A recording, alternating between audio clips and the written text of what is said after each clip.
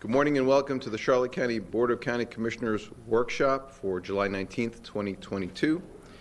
Please let the record reflect that Commissioners Deutsch, Tiseo, Doherty, and Constance are present. Commissioner Truex is present, and he is joining us by Teams. If you'll all please join me and rise for the Pledge of Allegiance. I pledge allegiance to the flag of the United States of America and to the republic for which it stands, one nation, under God, indivisible, with liberty and justice for all.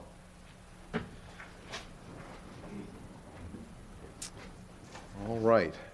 Mr. Flores, any comments before we get right into it? Just a few. Thank you, Mr. Chair. So we have a wide variety of topics today. As I look through, all important, touch on your strategic plan, your focus areas and goals, so all important to our organization and the community. So I think we're starting out with long-range fiscal planning, so I'll turn it over to Mr. Berger.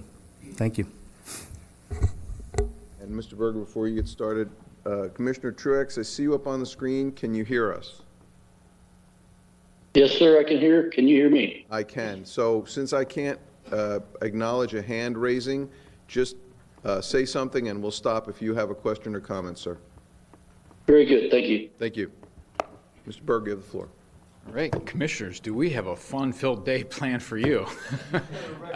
This is probably the most intense workshop I've seen since I've been here. So you have a workshop this morning, of course, and then we would do the tentative budget this afternoon. I want to apologize. I know we've changed the slides multiple times over the past week. Of course, with the valuation coming in, the 1st of July, but then the 10-day extension, we were scrambling because that, of course, impacts all of the projections that we're putting out also.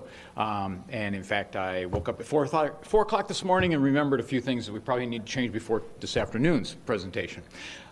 So I just wanted to apologize for that up front and explain why there was such a number of changes to the slides. And Mr. Berger, I will speak for the board and thank you for keeping the slides in the double digits. Well, I'm glad you're just counting mine and you're not adding everybody's together.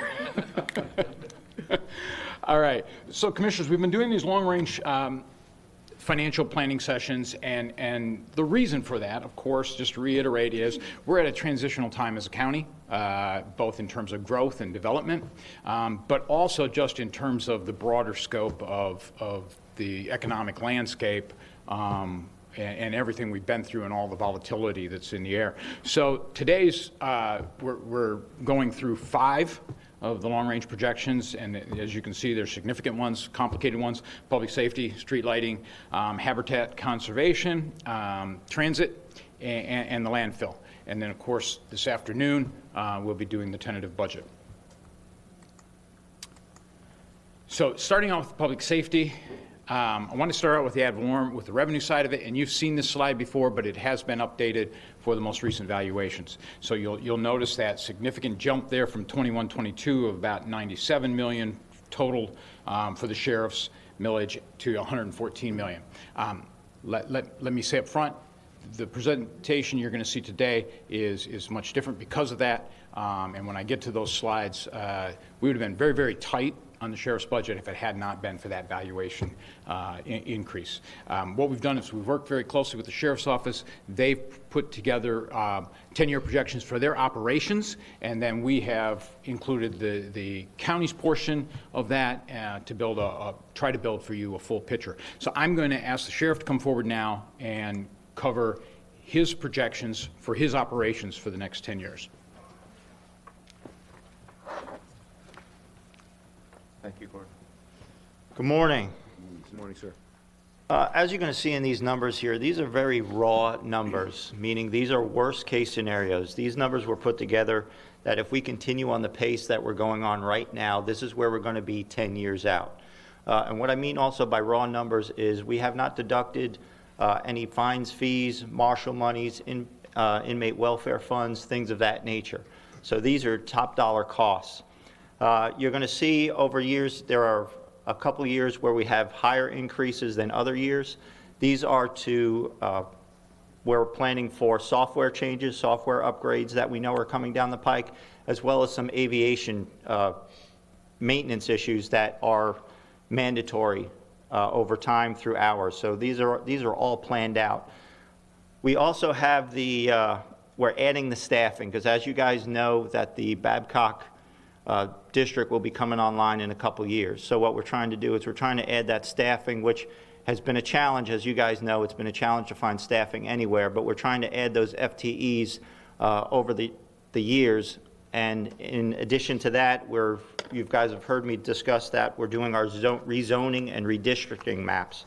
And what I've done here is I've supplied you guys with what we currently have with 16 zones, and it's going to be going up to 24 zones. This is due to the population increase throughout the county. And that's the inclusion of the District 5 in Babcock. Now, some other things that I want you to keep in mind as we look forward is Burnt Store Road, we have not planned for any type of expansion into a district there, and I don't think we need to within this 10-year plan. But I know how you guys don't like storefronts, and I don't like storefronts either, but I think it's getting time that we have some sort of a presence down in the Burnt Store area.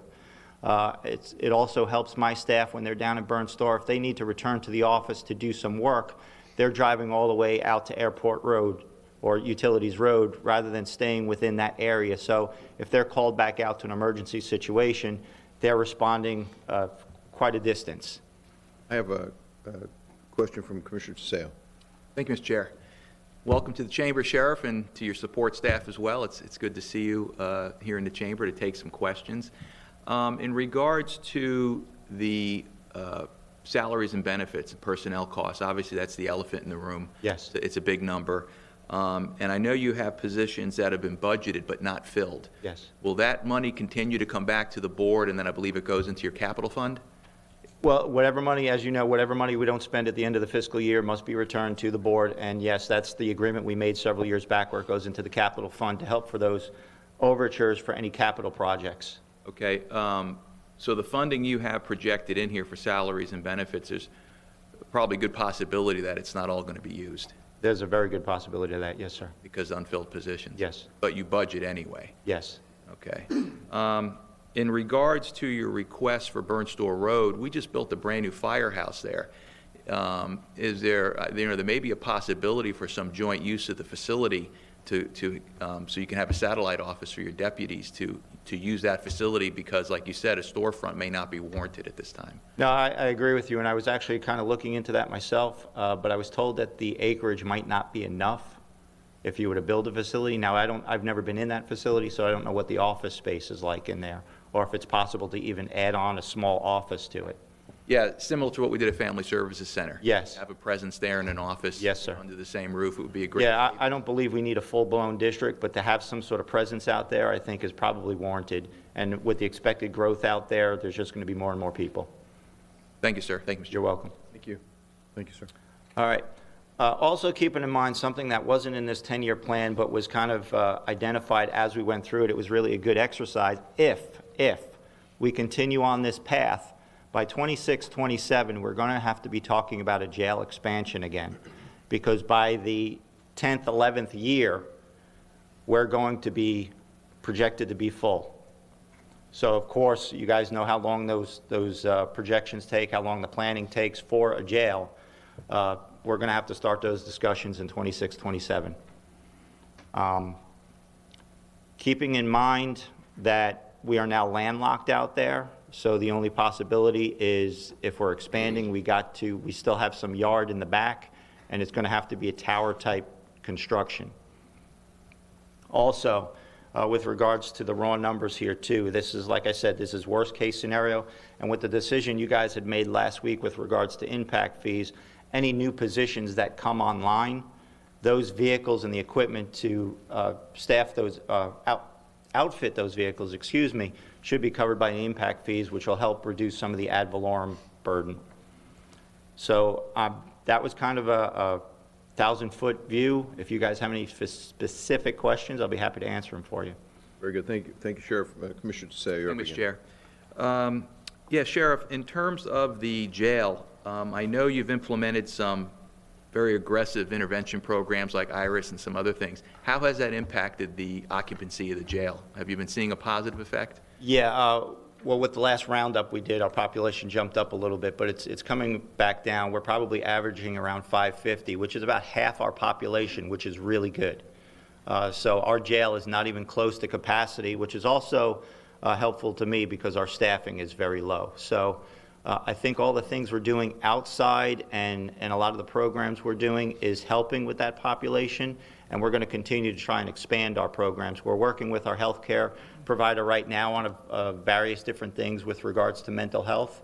And as you guys know, we partner with Charlotte Behavioral on a regular basis doing all kinds of different things. So I think a lot of our programs are helping with keeping that population down. And when we talk about IRIS later, you'll see some of those numbers, and you guys have received a report on that. Thank you, sir. Thank you, Mr. Chair. Thank you. Thank you, Sheriff. Appreciate your presentation. Absolutely. My pleasure. Keep up the good work.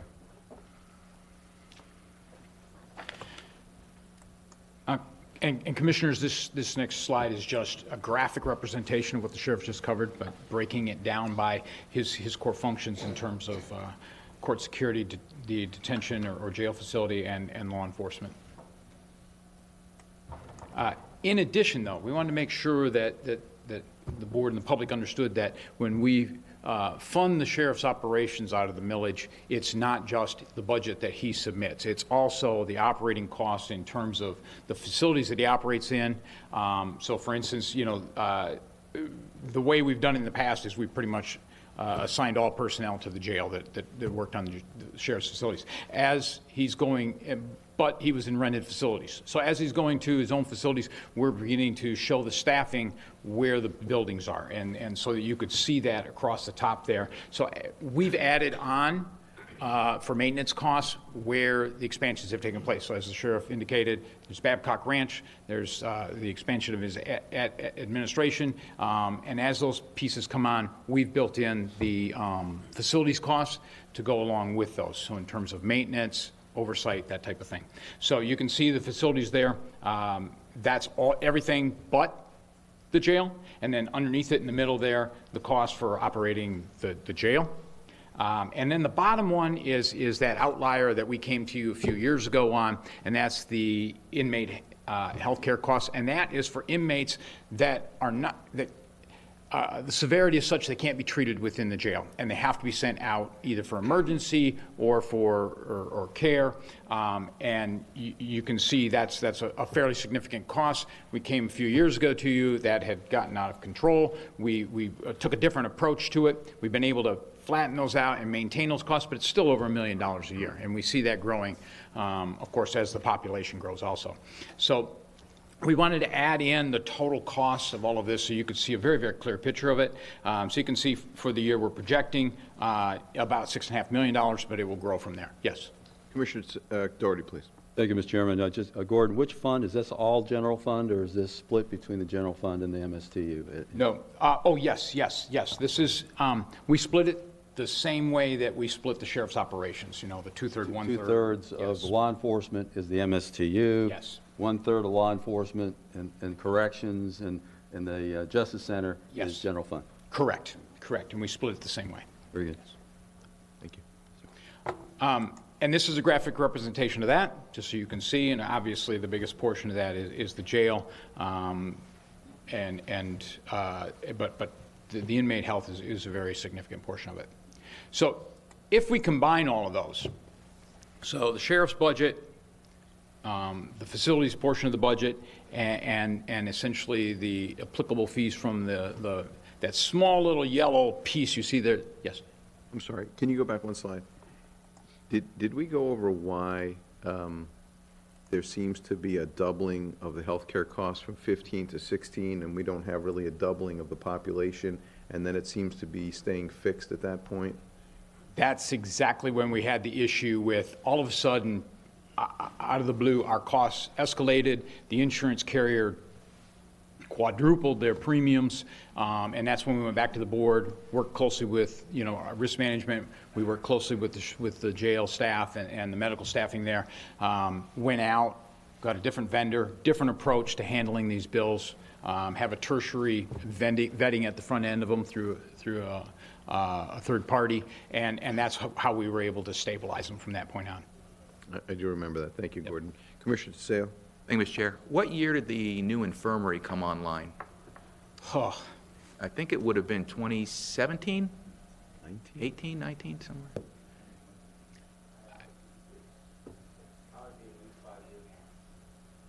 Because I was just trying to pinpoint with these costs, because one of the reasons I remember, and I believe it was part of the justification, was to, if there were any health issues out there, to get to them before they became very problematic, to help curb the cost, much like the clinic model we have for the county employees. And I was just trying to see what impact the cost of the infirmary had to reducing healthcare costs at the jail. It did some, and I believe you're right. I believe it was 2019, because if you look at that gray bar, the peak of it was 2018, and that's where we've been able to flatten it out since then. And there were some things that were able to be treated, but, many of the people that end up going to the hospital, it's an emergency call, and they get there and they're rerouted to somebody. Once they leave the jail, they're out of the contractor at the jail, they're out of their jurisdiction. And so whatever the doctor prescribes in the ER is where that inmate's going to be funneled. So that's why it does help, but it's not like cut it in half. And I would say that, when COVID hit in 2020, that may have exposed other comorbidities with inmates at the jail.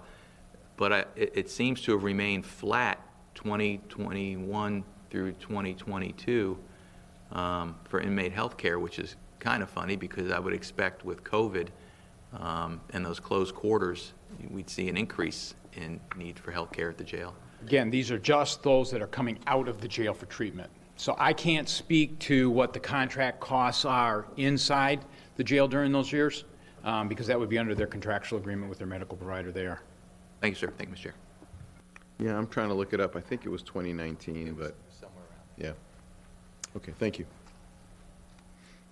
So if we put all those pieces together, so the blue being the projections you saw from the sheriff, his combined operations, the green being the facilities costs, and then that small yellow piece is the property appraiser and tax collector in terms of the fees that are applied for the millage costs. You can kind of see the pattern there. And then the line being the ad valorem revenue. So the combination, if I showed you on that first slide of the county general.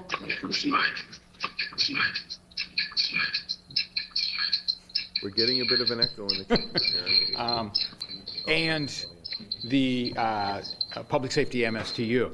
So the combination of those is that blue line. And you can see we've been very, very, very, very close up through the past 10 years.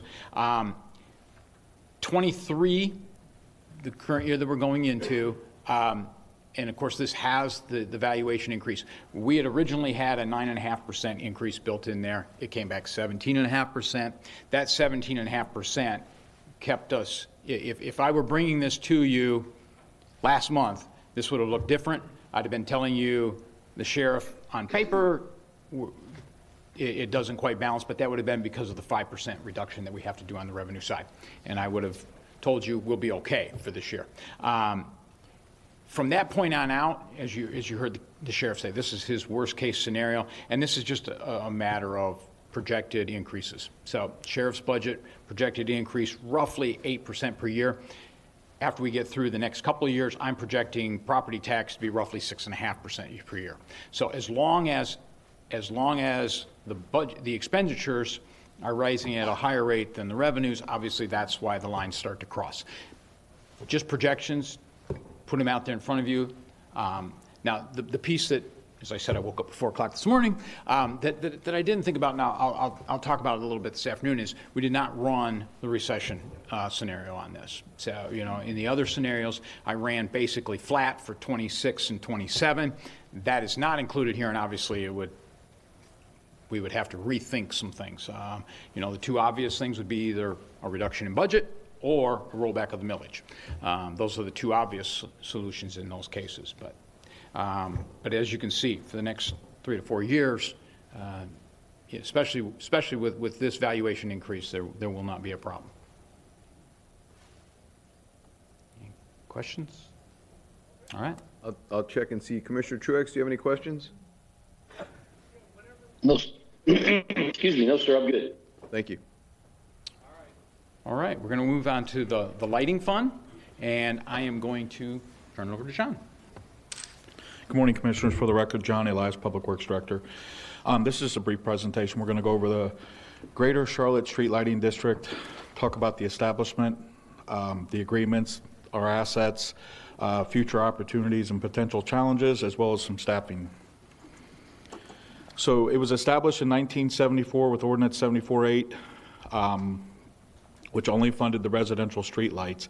In 1985, 8525 was amended, which added budgeting and maintenance of all street lighting, traffic signal devices, and any auxiliary structures and equipment.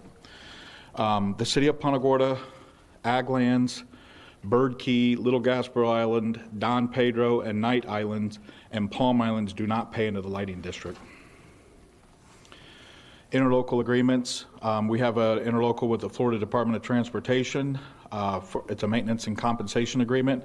This agreement provides the funding for the county services on FDOT-owned traffic signals, and it just kind of goes through some of the revenues and the total costs that we've spent per those years and the difference. We also have an interlocal with the City of Punta Gorda. This agreement provides for the funding for the county services on traffic signals and/or school warning beacons owned by the City of Punta Gorda. If the yearly funds are not adequate, which there has been a couple years, they simply directly reimburse us for those costs. This is just a map showing the traffic signals. 48 are county-owned, 52 are FDOT, 19 are within the City of Punta Gorda, and they all have an annual average electricity cost of $103,000. Which I confirmed that with my team. I thought that was low considering, but that is the amount. Roadway lights, we maintain 2,281 currently. We do some on FDOT roads, but primarily those are on our roads. And we do have an LED conversion under design as we speak, and the average yearly electrical cost of these roadway lights are $310,000. Not to say, in the scheme of things, $310,000 is $310,000. We would anticipate that goes down with LED, but in the scheme of things, even if it cut it by 2/3, it would still be $100,000 annually for the electrical cost for roadway lights. Residential street lights, approximately 11,000 of those. We've had conversations with FPL and will continue to about potentially LED conversions. The county leases the street lights from FPL, and the average yearly cost for the lease is $1.3 million. Beacons, this is a kind of like a sector that's starting to expand a little bit more with some of the other devices that we can use for traffic calming and different things, but they include school warnings, rectangular and rapid flash beacons. There's 105 of these county-owned, 5 owned by FDOT, excuse me, 5 owned by the City of Punta Gorda, and the average yearly electrical cost is $5,000 for these. Most of them are solar powered. And in the future, we try to make all of them they're almost like a plug and play. We also oversee the fiber optic network, the super important critical infrastructure, 100 miles of fiber maintained, approximately 500 locate tickets per month. So this means that anytime a right-of-way permit is pulled and someone calls in locates, we have to have people go out and actually confirm, well, first off, review it and see if it's in our area, but 150 to 200 per month are actually located. So and as development increases, that'll only go up, as well as our network expands. This includes traffic management network, IT department, 911 voice, and data throughout the county. John, can I stop you? Yep. For a second? Going back to roadway lights, slide 17. Yeah. So these are the ones, when you say LED conversion under design, that's something that, since FPL owns the lights, they're doing that, right? This is different, sir. Thank you for asking. To clarify, years ago, we put in capital projects, Piper, Edgewater, Midway. Any of these typically have roadway lighting along it. These are typically funded, designed, and installed by the county, and this conversion is something that the board gave us direction on several years ago to start a conversion process.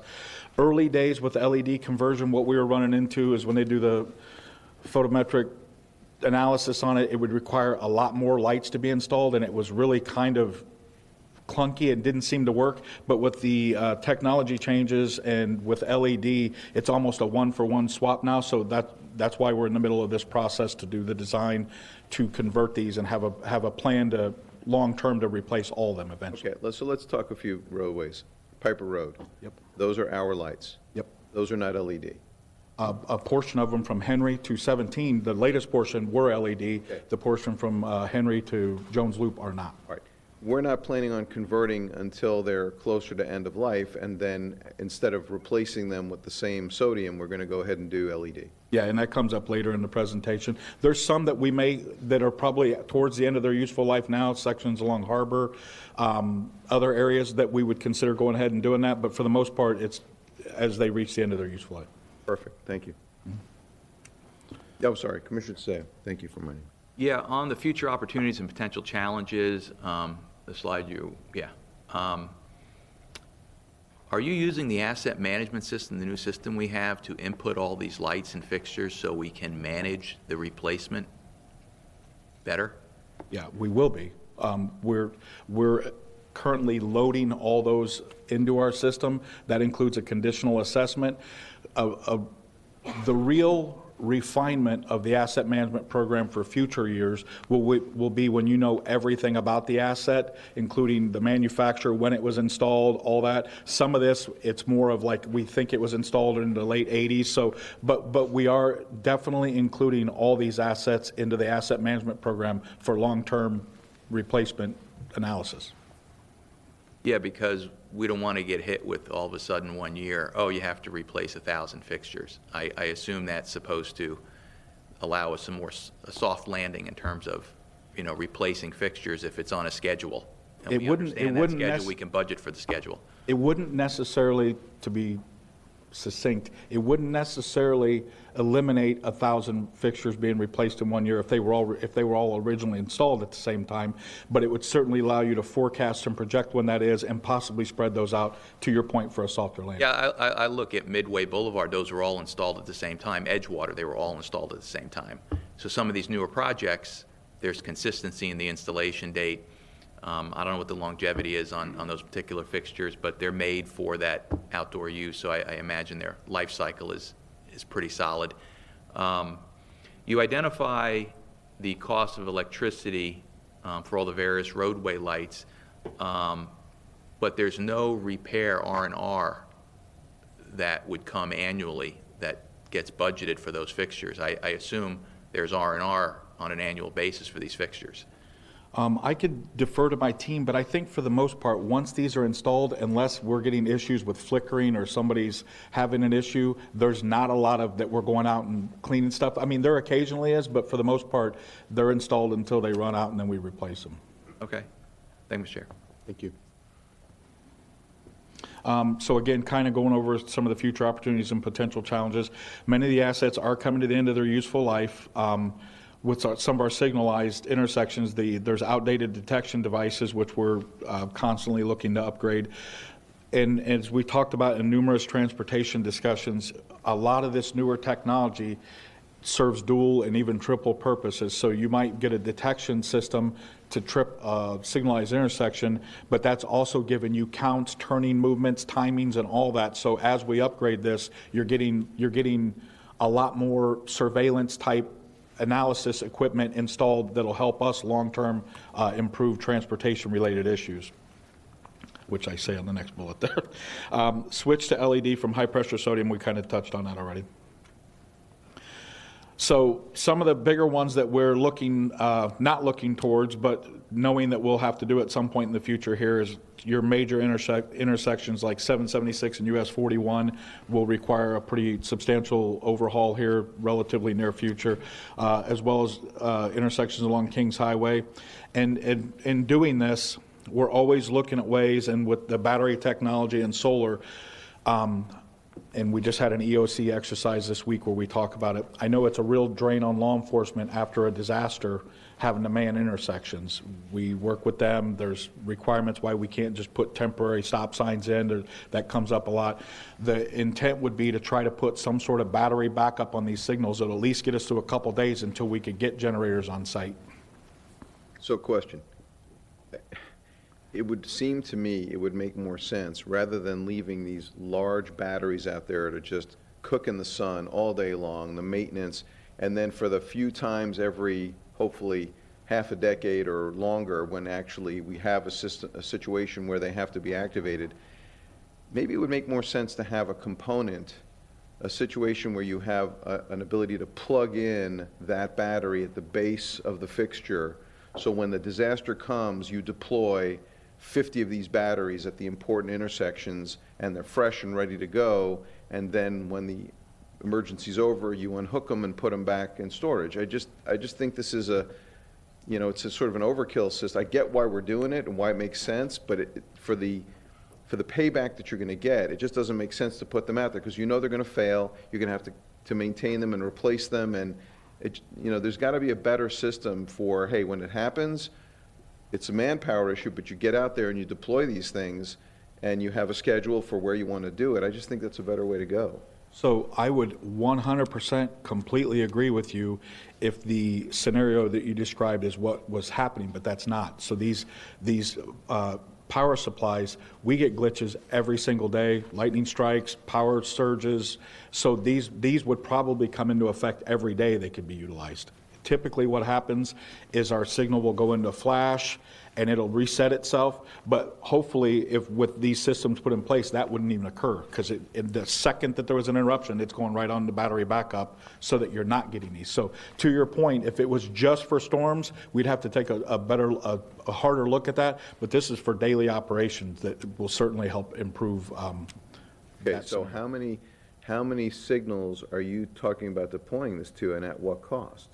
I don't know the cost off the top of my head, and I think the signal amounts that we have in there were 48 owned by the county, 52 by FDOT, 19 by the city. Okay, you do need buy-in from those other entities, or are you just talking about doing the county ones? Well, I think right now we would concentrate on doing county ones, but I would also say that the priority for us really should be the 41 corridor, because when that's interrupted, and we work with FDOT all the time for those type of scenarios. The other thing I would say, respectfully, Commissioner, is that with the technology, even in my personal life, like you have a boat, the technology for battery tenders and things like that with the solar ability, it's not as put it in and it dies very quickly, like a year or two. A lot of these things, it literally has mechanisms in place and computerization that allows the perfect amount of recharge, the perfect amount of drain to extend that potential battery life, as well as having the ability to have solar do that as well. Well, I'm not saying not to explore this. My personal opinion would be pilot study. Do a couple pilots, maybe at 76 and 41. A few of the major intersections, try it out for a year or two, see how it works, and then get a cost and a maintenance cost for it, and then decide what can we afford and how would we roll it out, and cost benefit kind of thing. We agree 100% with that. Commissioner DeSaio. Mr. Chair, has this technology, battery technology, been deployed in other communities that you know of? I think, yeah, I'm certain it has. I don't have those off the top of my head, but I know that we utilize it on like all of our school flashers. Right. Those are all solar battery operated. Yeah, and I was going to say that, but the requirements for those signs are very limited in nature, and the power requirements. But the easy solution would be to reach out to communities that have adopted this technology and talk to your peers and see what the feedback is on that as well. That would be a way to go. Of course. No sense in reinventing the wheel. If somebody has negative and positive comments on it, we could take that into consideration. I would also add that just with the technology and the improvements we also get the what can happen with technology if it doesn't have a constant power supply, because there's a lot of people don't realize there's a lot of computerization in those signal cabinets, heating, cooling, there's a lot of stuff going on in there. So having that uninterrupted will certainly help with longevity there as well. And to your point about battery technology, and just in the last several years, it's improved so much. I transitioned to all electric at home for my home tools, and they're smart batteries now. They've got a computer chip in there. To your point, it knows when to charge. It'll stop the charging at the right time, and the batteries can last so much longer than the old technology. And so I do agree that, I understand your point, but also the battery technologies reach a certain level. that, it would probably work, with this application. Thank you, Mr. Plus, the other scenario is that with the LED technologies coming online, the power usage is so much less, so that it makes the option for battery backup a lot more attainable. Again, we talked about this already, and that, Commissioner, right there would be an example of like those type of roadway lights on county roads are the ones that we design, own, and maintain. So we also have the Florida Department of Transportation Advanced Traffic Management System Master Plan. That's working with FDOT. The ATMS system integrates technology to improve the flow of vehicle traffic and improve safety. Required to qualify Charlotte County to receive state and federal funding. There's a 2-year design currently ongoing and funded by FDOT with a five-year construction build. For those that follow the MPO, and even yesterday, there's a lot of discussion about this. This is the FDOT's long-term plan to have corridor access management throughout all their systems, and this ATMS system certainly works towards that end. So staffing. The one thing that whenever I speak to anybody in the public, public outreach, Citizens Academy, any of those, people are typically blown away by the amount of staff that we're talking about. So with all that roadway lighting and all those signalized intersections, we're basically doing that with 9 people.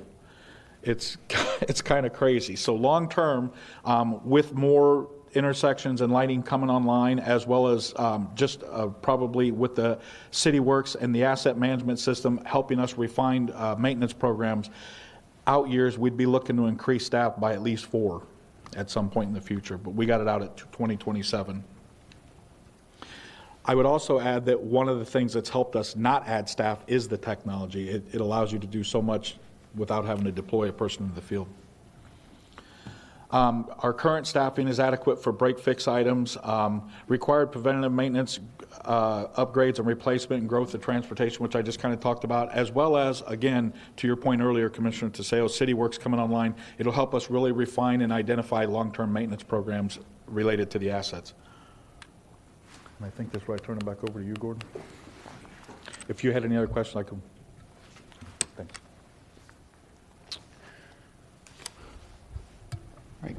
Commissioners, we wanted you to see just kind of the history of the millage. This is, of course, funded by a millage. It's an MSTU, as John indicated, in the areas that are left out of it.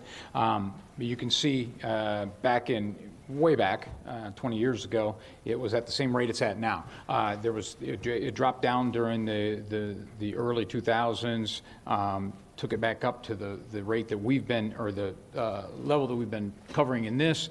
And then you'll notice in 2016, the board took it back up to the original amount. I'll cover the reason for that in just a second. This is just the numbers behind the long-range projections. Again, funded primarily through ad valorem coming into that MSTU, but also the maintenance agreement, as John spoke of, reimbursements where they work on things for the city, that sort of thing, and then the expenditures. We built the new positions in 2024, so I think you'll see that that's doable, and would be bringing those back to you. And then you'll notice the capital piece. The capital piece is primarily, there's some equipment in there, but it's primarily the conversion to the LED. Commissioner DeSalle. And Mr. Chair, what is the target fund balance for the street lighting account? Because I see there you've got over $8 million in 2022, and it goes up going forward. Yeah, the target is, as any of the ad valorem is the 5%, 5 to 10% for cash carry forward, 5 to 10% for fiscal stabilization, or for contingency, and then the fiscal stabilization. Okay, and this amount meets that criteria? At this point, yes. Yeah.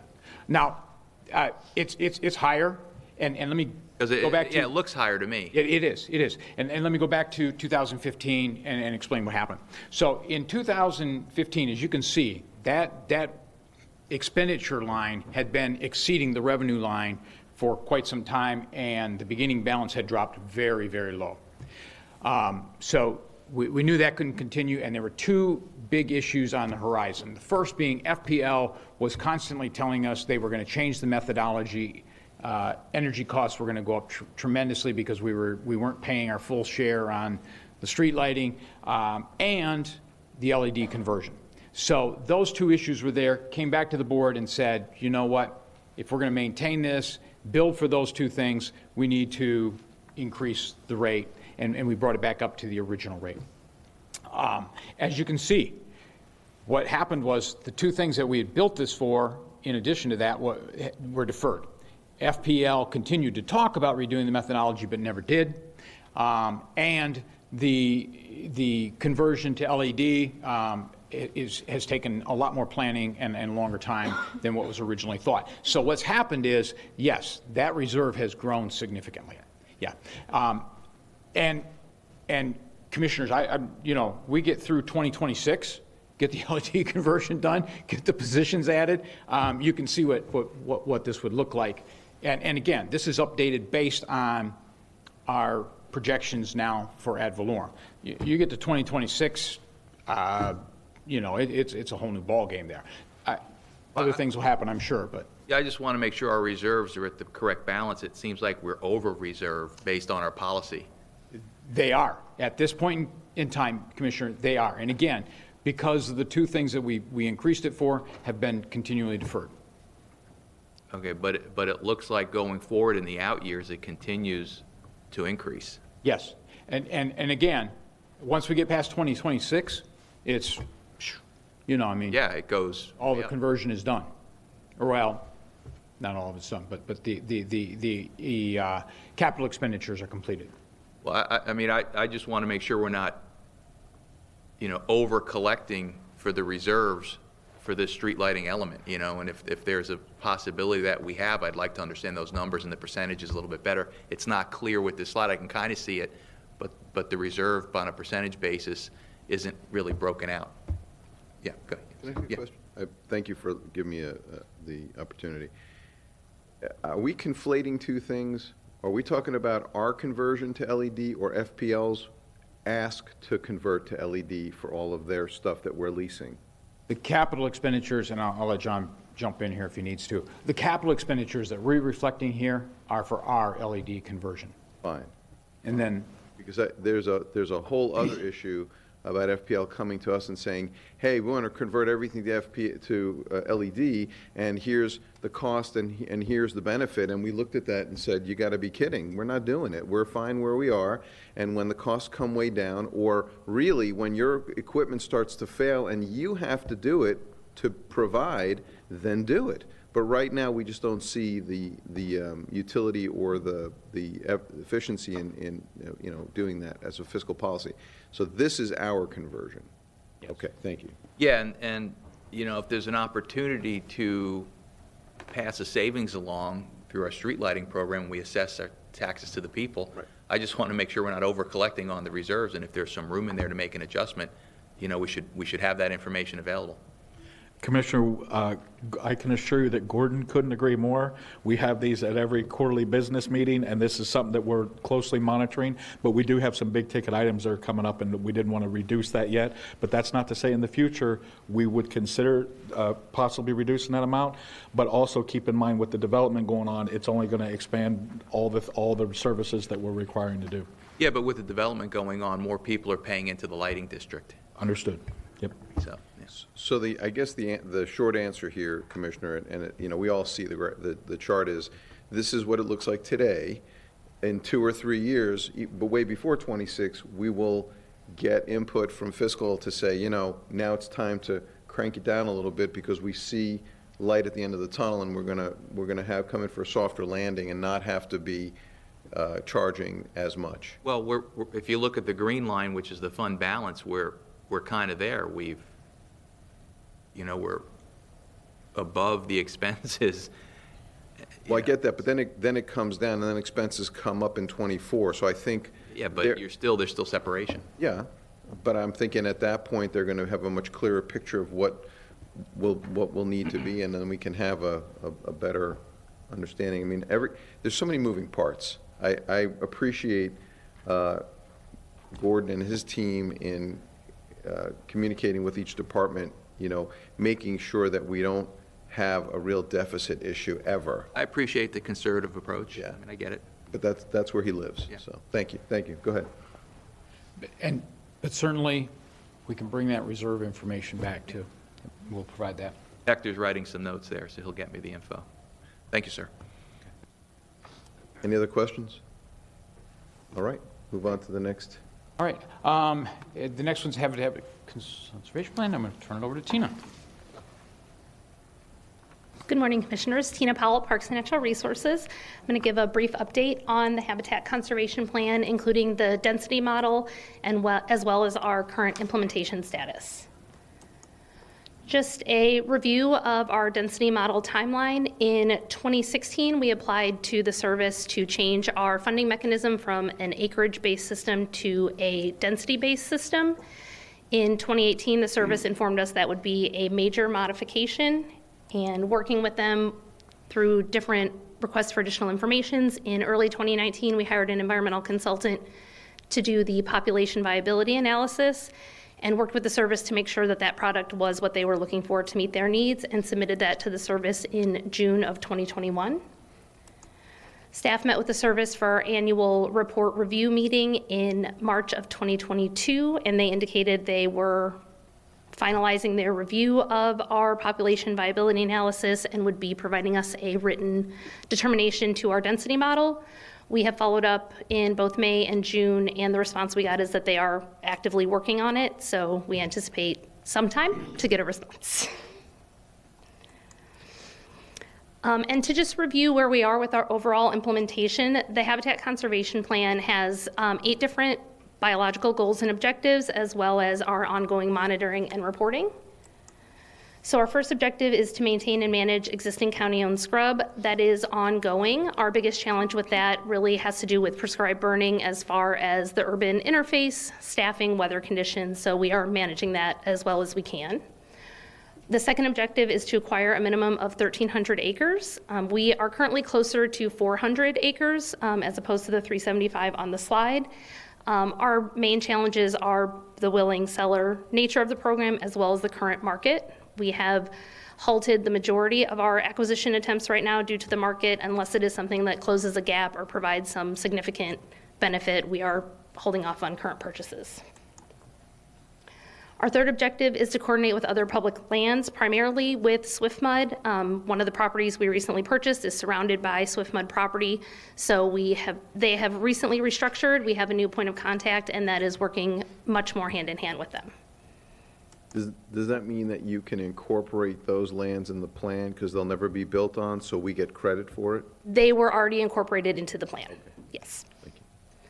Our fourth objective is to increase the baseline population of scrub jays. The 2022 surveys are currently ongoing, so our most recent numbers are the 2021 data, and we do have 30 family groups in the reserve design, which meets our 2029 15-year goal.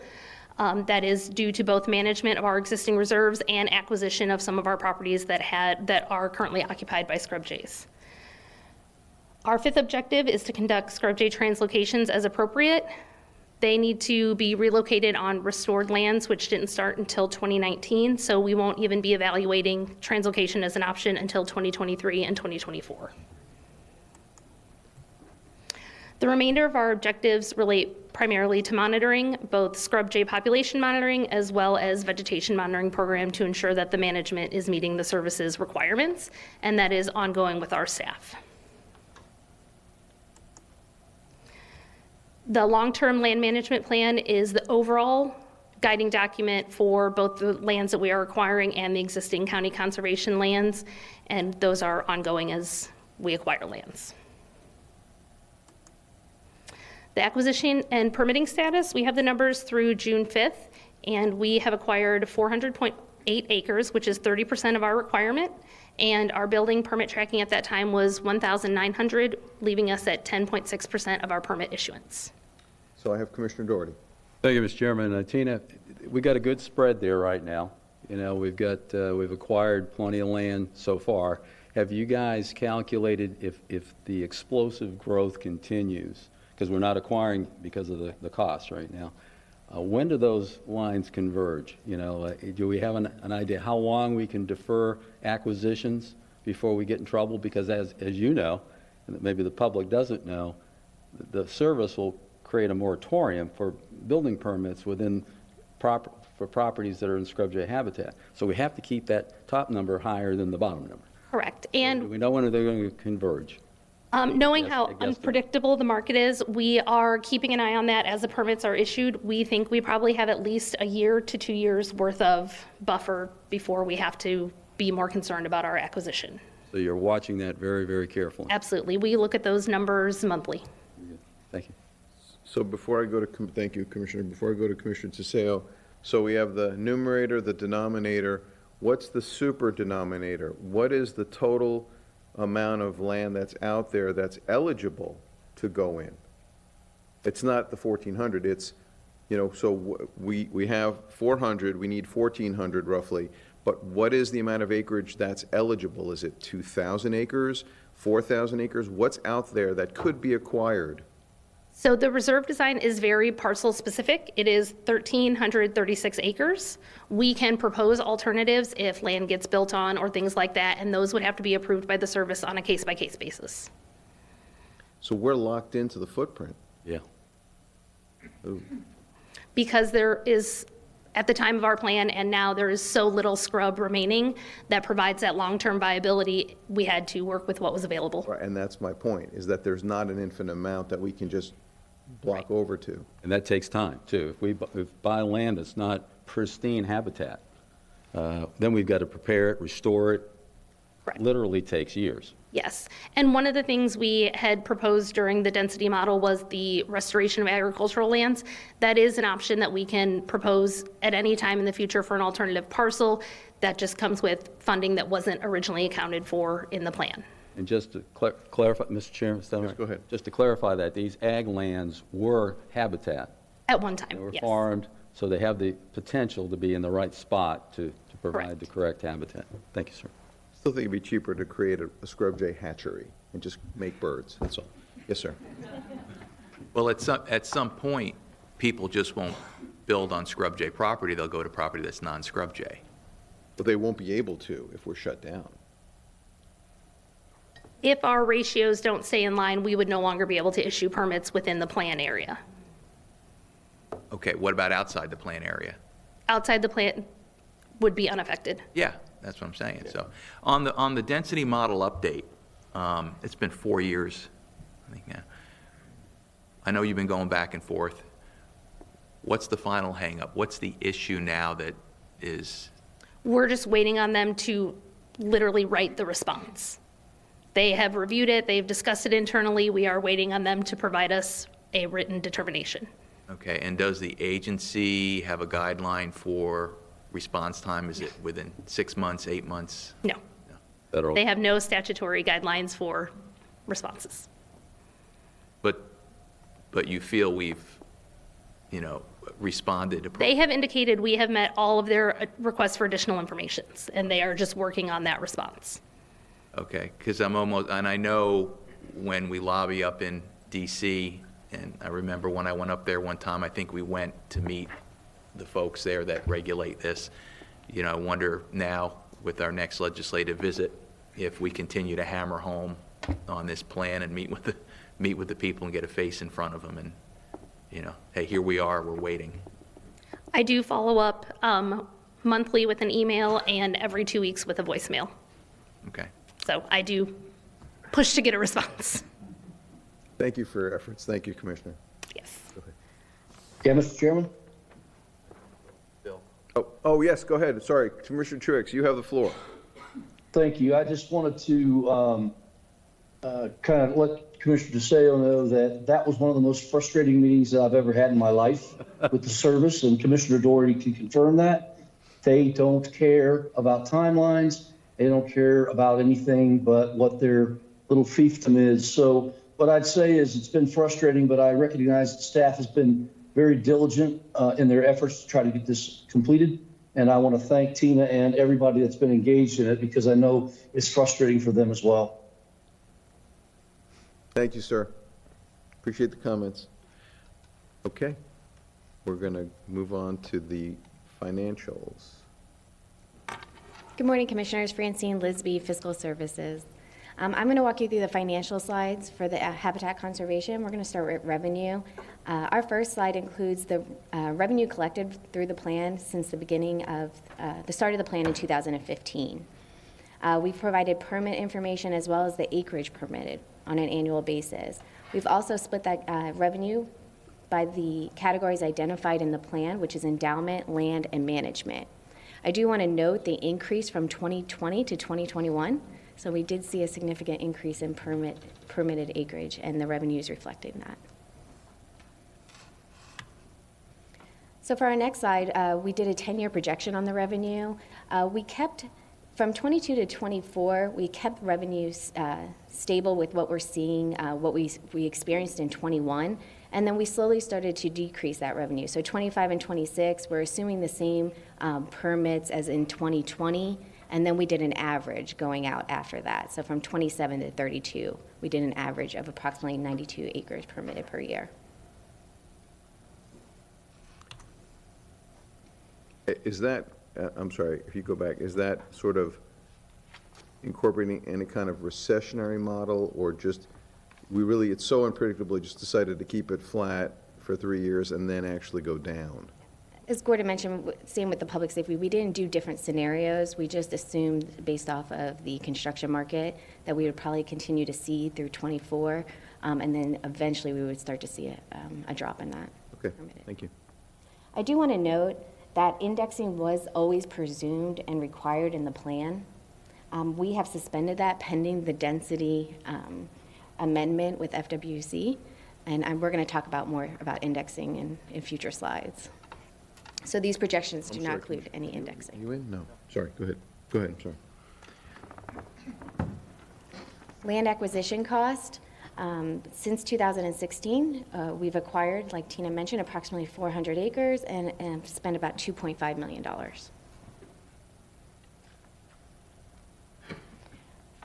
For our projections for land acquisition costs,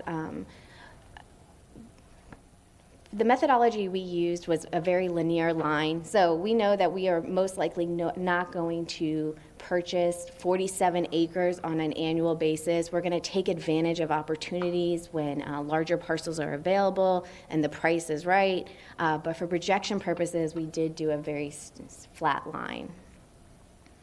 We did do an increase in purchase price at a 3% increase year over year. So this is our long-range projection on the maintenance or management portion of the plan. The revenues is what was previously provided in our previous slides, so from 2022 to 2032. And then we've broken expenditures by the maintenance, salaries and benefits, and capital. I do want to point out that the salary and benefits do have the 4% increase built in year over year, and the capital line includes some items that the departments have identified. For 22 and 23, that would be additional fencing needed, and then in 2031, you're seeing the replacement of the equipment that was purchased in 2021, which is on a 10-year replacement schedule.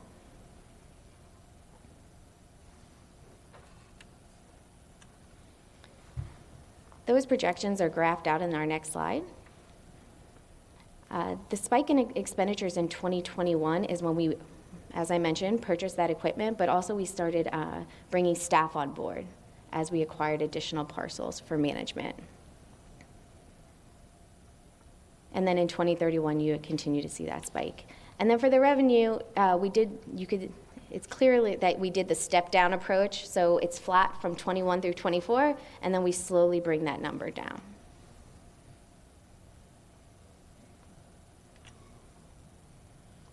So the projection on the land acquisition portion of the plan, revenues, followed the same methodology as we did for the maintenance portion, and then the expenditures is the acquisition of the potentially 47 acres each year.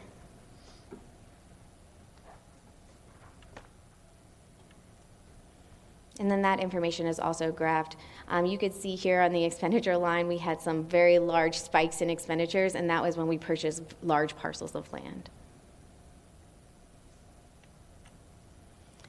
When we combine both the maintenance and land, this is giving you a snapshot of the total fund for habitat conservation. So we see that the revenues we've watched the revenues go up. We're anticipating they will slowly come back down, and that the expenditures are really capital in nature when we see those spikes. So anytime that we're bringing capital on, we'll see that number go up.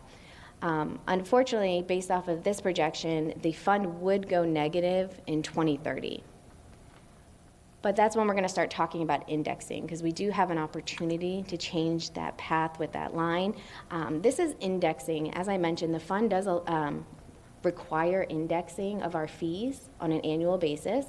What we've done here is we've assumed as if we would have indexed from the start of the plan in 2015.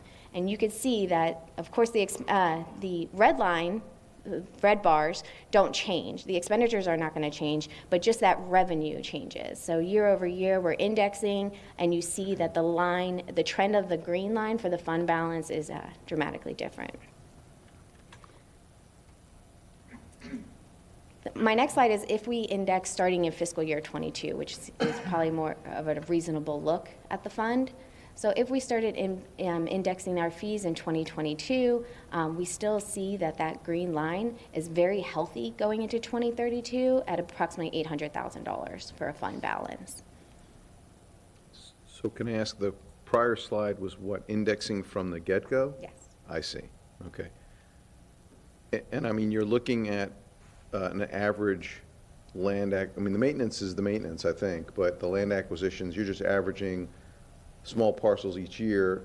I think we're all knowing full well that you may have a couple of years with no purchases and then a very large purchase, so you're just averaging it all under the curve, kind of. Okay. Is this what's projected to be in the budget, the indexing, starting in 22? No, we have not projected in the budget for the indexing. So, but this slide here is what it sounds as though this would be the healthy approach to doing it. Absolutely. Okay, do you need consensus from the board to kind of bring that in right now? Yeah. I believe so. Because I think we need to. That prior slide 3 or 4 slides ago where we fall off the cliff is just not a good scenario. Morning, Yes. Commissioners. Emily Lewis, Deputy County Administrator for the record. Yes, we do need board direction for that. Our board direction currently is to hold on indexing until such time that U.S. Fish and Wildlife makes a determination on the density model or our alternative density model that we've proposed. A couple of things have changed since we made that proposal. The willing seller, the alternative parcel that we were identifying for acquisition is no longer a willing seller. And we've seen the study results really showing that the density model does not work without that acquisition. We feel pretty strongly that the results of U.S. Fish and Wildlife is going to be that they would allow the density model with the alternative acquisition, which is not realistic at this time. So it is our recommendation to move forward with indexing. Okay. Do we just need consensus, head nods? Okay, is everybody in agreement with that? I've got 3 here. Commissioner Truex, you all right with that? Yes. Yes? Yes, sir. Okay, Commissioner DeSalle? Yeah, Mr. Chair. Emily, real quick. She thought she got away. Yeah. You said something about them probably allowing a density model and something else. As long as we move forward with the acquisition of that alternative parcel, the whole density model was predicated upon us acquiring a large parcel of farmland that is no longer, the seller is no longer willing. And refresh my memory, I seem to remember there was a debate over whether an individual could not pursue the conservation plan and on their own go through the old methodology of getting their own environmental engineer to do a study. Is that still on the table? Or I believe there was a debate with the agency about that. So from our perspective, our permit was always voluntary participation so that our residents had either option to go through us or to go through the service. It gave them a little bit more regulatory certainty going through our plan. However, that has never been off the table from our perspective. Now, I can't speak for U.S. Fish and Wildlife. Okay, I thought Fish and Wildlife is holding that you have to go through the HCP plan. You cannot no longer, as an individual, go your own route. Jeanette. Fish and Wildlife sent us a letter to that effect, and we responded in kind saying that's not the way it was adopted. It's spelled out in our ordinance that it's a voluntary program. They were here in the audience, and they even spoke at your board meeting. So it's still a matter of contention, I'd say, but we're clear what our position is. Did they respond to that letter? No? They don't have any timeline to respond. That was pretty slick. Thank you, Mr. Chair. Yeah, are you sensing a theme here? Yeah. Okay, good. All right, so I believe we have consensus. All 5 commissioners agree. Thank you. Okay, moving on to the endowment portion of the plan. The endowment was intended to be utilized once we've collected all fees through the plan and used for long-term management. So we have projected the revenues, same methodology is used for the maintenance and land. And of course, we show no expenditures because we will not start using these monies until all other fees have been collected. And so we are carrying a fund balance for the endowment, and we're projecting about a $2.9 million fund balance in 2032. This is that information graphed out. And same as the previous slide with the maintenance and the land, what we've done is with the assumption that we would have started indexing in 2015, you could see that the fund balance would be trending higher, but with a more reasonable approach is starting indexing in 2022.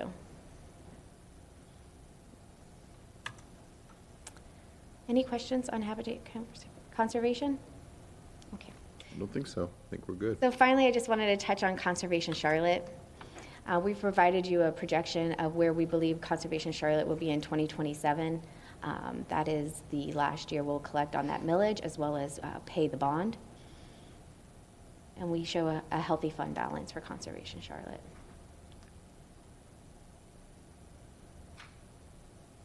Any questions?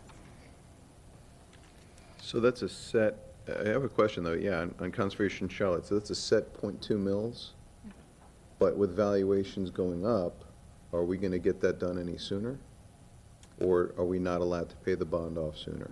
So I did speak with the comptroller's office, and there could be a potential prepayment penalty. They are looking at that for us, exactly what that would cost. So what will happen then is that, help me through this, because we'll be paying what we need to, but there's going to be additional money from the .2 mils that are going to build up. So what's that fund, are we seeing that here? What's that fund balance when we're done? $10.9 million projected right now. Higher than the need to pay that off? Correct. Okay. And staff is working on potential uses of those funds.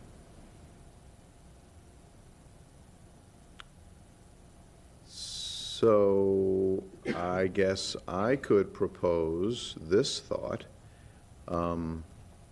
If we know that .2 mils is going to get us where we need to be 5 years earlier, couldn't we just turn off that millage and then not charge it to the taxpayers and then hold on to the money and pay it off as we're supposed to?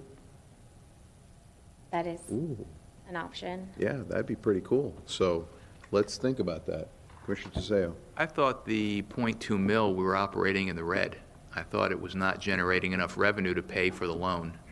So we've seen, we do have a loan that we are paying off, and that we're anticipating to pay off by the end of fiscal year '23. Okay. So I'm sorry, point of information. So we had to take out an additional loan to make up the difference because the .2 mils was deficient, but now there's plenty of money coming in on the .2 mils to not only pay what's needed on the bond, but repay the loan. It was an internal loan. Okay. We can borrow additional. For the general fund, got it, yes. So any excess funds would pay off the internal loan first? Yes, and we have that budgeted in 2023 to pay off that additional amount owed to capital projects. Okay, and obviously the prepayment penalty, it's in writing, so you could calculate that out. Yes. So we can understand what it is and then do the math and see if it's worth it or not. Yes, we're looking at that. The clerk of the court's working on that now.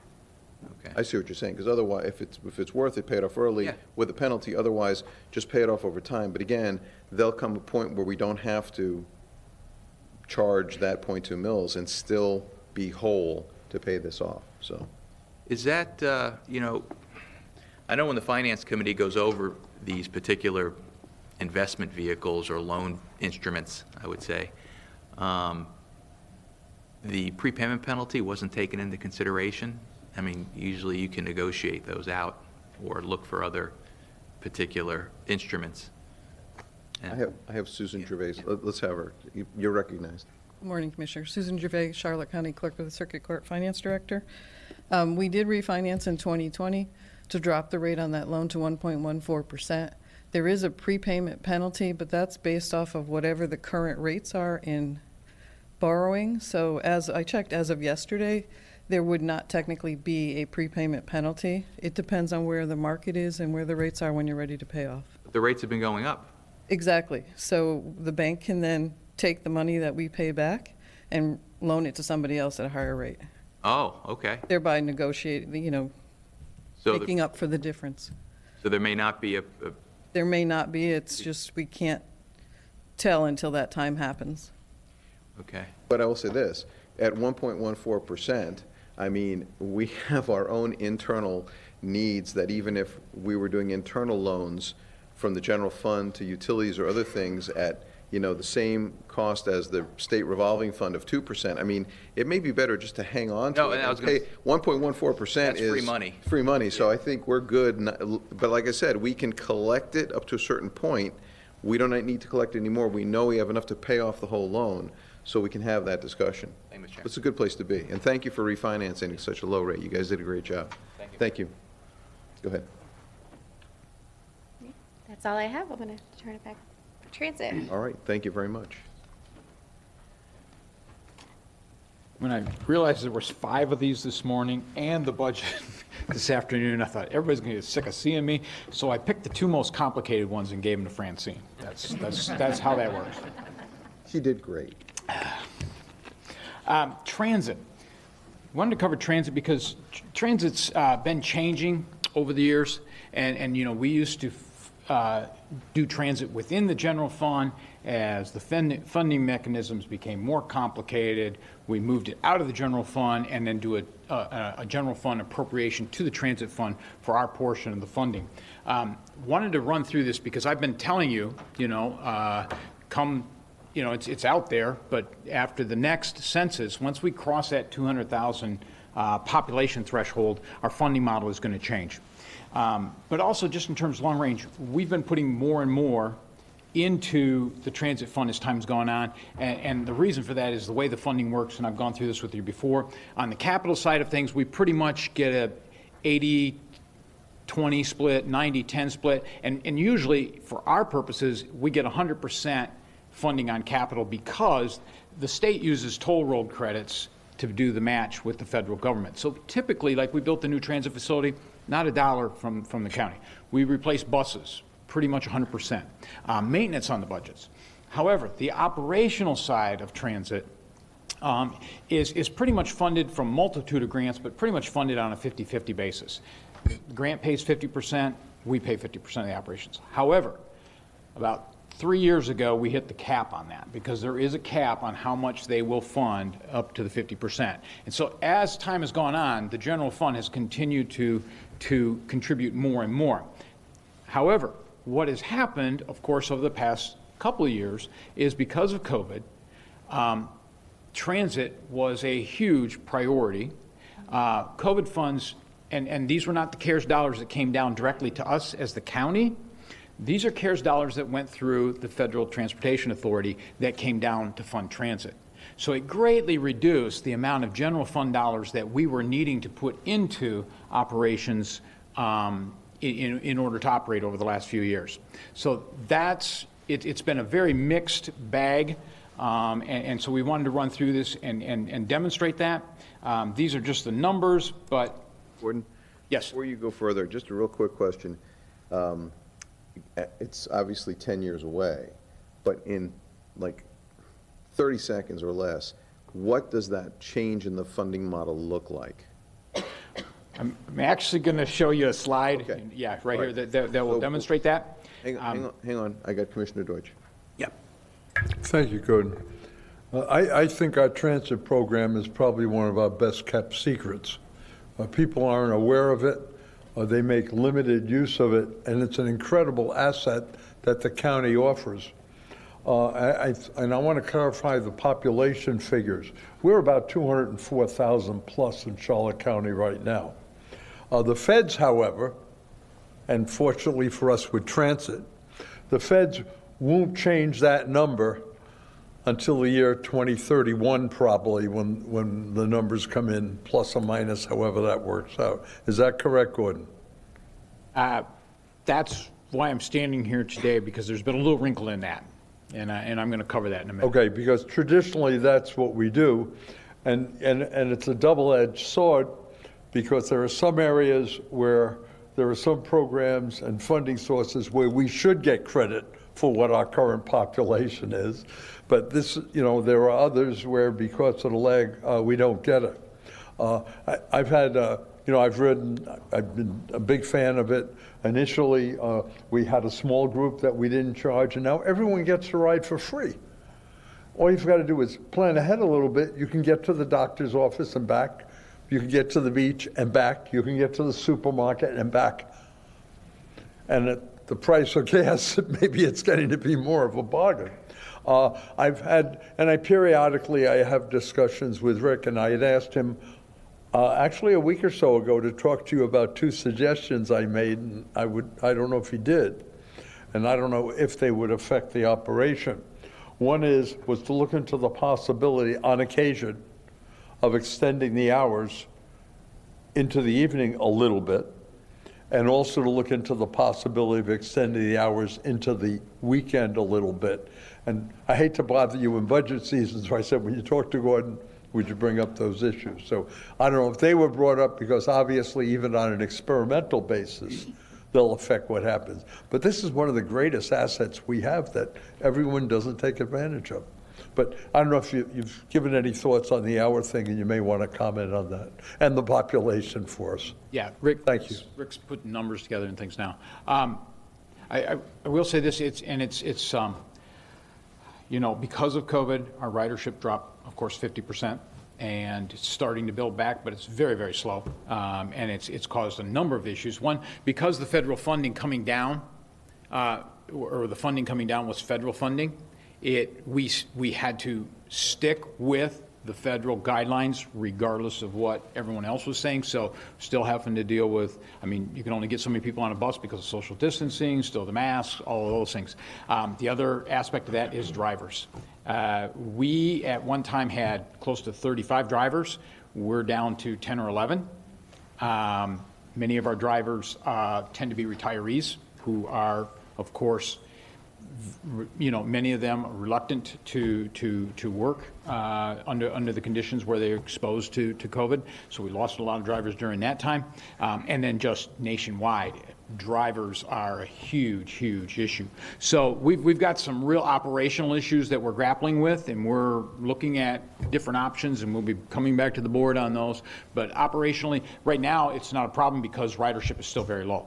But, we want to see that rise up again. And I can also tell you this, operationally, the biggest shift we've seen is far greater percentage of our rides are now job-related. People actually getting back and forth to work because those who are more vulnerable health-wise aren't using it as much. So we've reinstituted some of the congregational meals and those types of things, but it's been a slow process. This is what you were talking about, Commissioner. This is what I did was here is this is the total projected expenditures for transit over the next 10 years. You'll notice that big bump there in 2021. That was the new facility coming online. Now, what I've done is because we don't maintain a fund balance there or a reserve, it's just basically whatever comes through the grants from the feds and the state and what we match it with. So the blue is the grant funding that comes in, and the green is what the general fund has been putting forward. And you can see, as I was talking about, back in 2018, some of this is a timing difference, the amount of general fund dollars that came into transit was pretty significant. And then it tapered down, and then COVID hit, and that amount decreased dramatically because of the CARES dollars coming through the federal government. back on course. You can see that growing over time. And then when we hit the next census in 2031, that's when the new model, funding model kicks in. And you can see it's an increase of about 50% of what we would be putting into it under the current model because the model changed. I've been telling you that over and over and over, assuring you of that. And then we were thrown a little wrinkle. So late spring, Rick went to the regional FTA meeting, and the way the federal funding works is the FTA uses the census as a funding model to determine what the funding is going to be and how that's going to work for the next 10 years. And again, there's this distinction between urbanized areas that are under $200,000 or 200,000 in population and those that are over.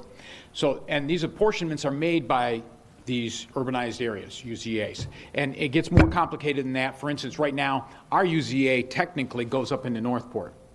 And Sarasota's UZA technically comes down into the Inglewood and the west side of our county. We have an agreement with Sarasota that they will handle their county, we will handle our county, and we do a transfer back and forth to be equitable on the funding. So we already cross boundaries. What the federal government has said is that as part of the 2020 census, they're rethinking going to a regionalized model.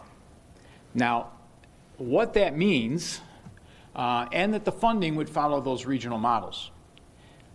What that means is we would more than likely, since we're already in a combined UZA with Sarasota County, and Sarasota County is in another combined model with Manatee County, is more than likely that regional section would be Manatee, Sarasota, Charlotte. That would push us into that large jurisdiction funding model immediately. Now, here's the timeline on this. It's not definite. They're just giving us a heads up. They are supposedly formally announce what they're going to do by the end of the summer. Again, they don't always operate on a timeline that they stick to, with their final decision being the October of this year. If they decide to go in this way, the funding changes would happen October 24. So we could see this new model kicking in as early as 2024, the beginning of next year's budget process. Now, they make that decision, but then we have to sort it out. So it would probably call for agreements between the MPOs, between the various agencies, the state, fed, local, and then probably between our boards. So I'm giving you a heads up. I'm hoping they're not going to move in this direction, but if they do, we're probably going to have to react faster than what we'd anticipated. Commissioner Deutsch. Yeah, I want to jump in. You may not know the answer for this, and it's particularly could be impactful when we're looking at regionalization. Sarasota made major changes in their model because they were wasting tons of money by having their fixed route. So they made some critical adjustments 2-3 years ago, I believe, which my guess is resulted in some substantial overall expenditures. Now, if that's into play and you're familiar with, you may or may not be, I would assume to some degree, familiar with those numbers, we might get a little bit of a positive impact in that if they do go to regionalization, which means that if we can maintain or increase the level of service and not have it cost us any additional funds, that would be great for Charlotte County. Can you comment on that or add anything to that, Gordon? Yes. We've been in conversations with Sarasota. We're looking at all of our options and plan to bring some of those scenarios back to the board. I can tell you this, their model did reduce costs pretty dramatically on the ridership. However, what they did was they moved from fixed route in certain areas to more of a circulator and direct route, much more like we do. However, their prices are based on their circulator routes. So, it's very different doing a circulator route around Venice and Northport than for, it's going to be a different model for us to put a circulator together. Punta Gorda is one thing, 41, we tend to be still, even though we're growing, we still tend to be much more sprawled out. So it can't apply as broadly as what they did, but I think there's some real potential there, and we are looking at different options. And as I said, we plan to do when we get to the point where we want to move forward on some of these, we'll come back to the board. Gordon, I got to say though, when our pond is being funded directly, that's great. When we're the smallest fish in the biggest pond, it's the same thing that happens with our HUD dollars. We just don't see them because they go to the bigger area. So unfortunately, I think looks like that's where we're headed. Yeah, fortunately, we have a very good relationship with Sarasota County in this area. As I said, we've had an agreement with them for revenue sharing for many years now because of the UZAs crossing each other. This is a lot more complicated. I plan to bring this back in a workshop somewhere down the line once we hear from the feds. So I think we've got a relationship there that we can build on in terms of the cost cutting going back and forth. However, it does throw us into that model of large jurisdiction funding. And so graphically, what we're doing is we're saying instead of 2030 or 2031, we're looking at 2024. If the feds move forward on this, we're looking at 2024 is when this would kick in. But I have to tell you, we do want to come back to the board with a workshop because we are looking at different options. We are looking at different ways of doing this. But I have to tell you, COVID has just dramatically impacted our operations, and it's not done yet. I don't. It's hard to say, we want to do marketing. It's hard to do at this point because I don't know when we'll be out of the woods. Every new variant that comes along puts a new scare into the people who are our biggest, have been our biggest riders in the past. Gotcha. Okay, thank you. Oh, Commissioner Doherty.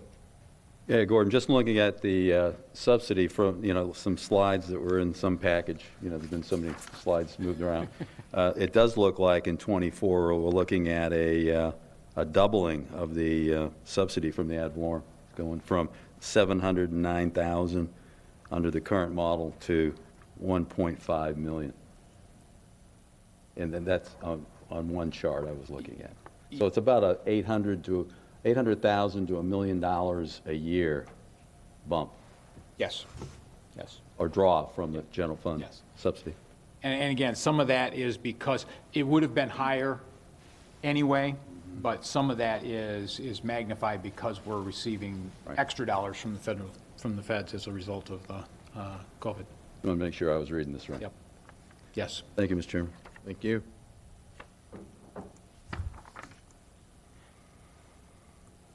Okay, we're going to move on to landfill, and I'm going to turn it over to John. And this is one of those complicated ones, so Francine will be following John.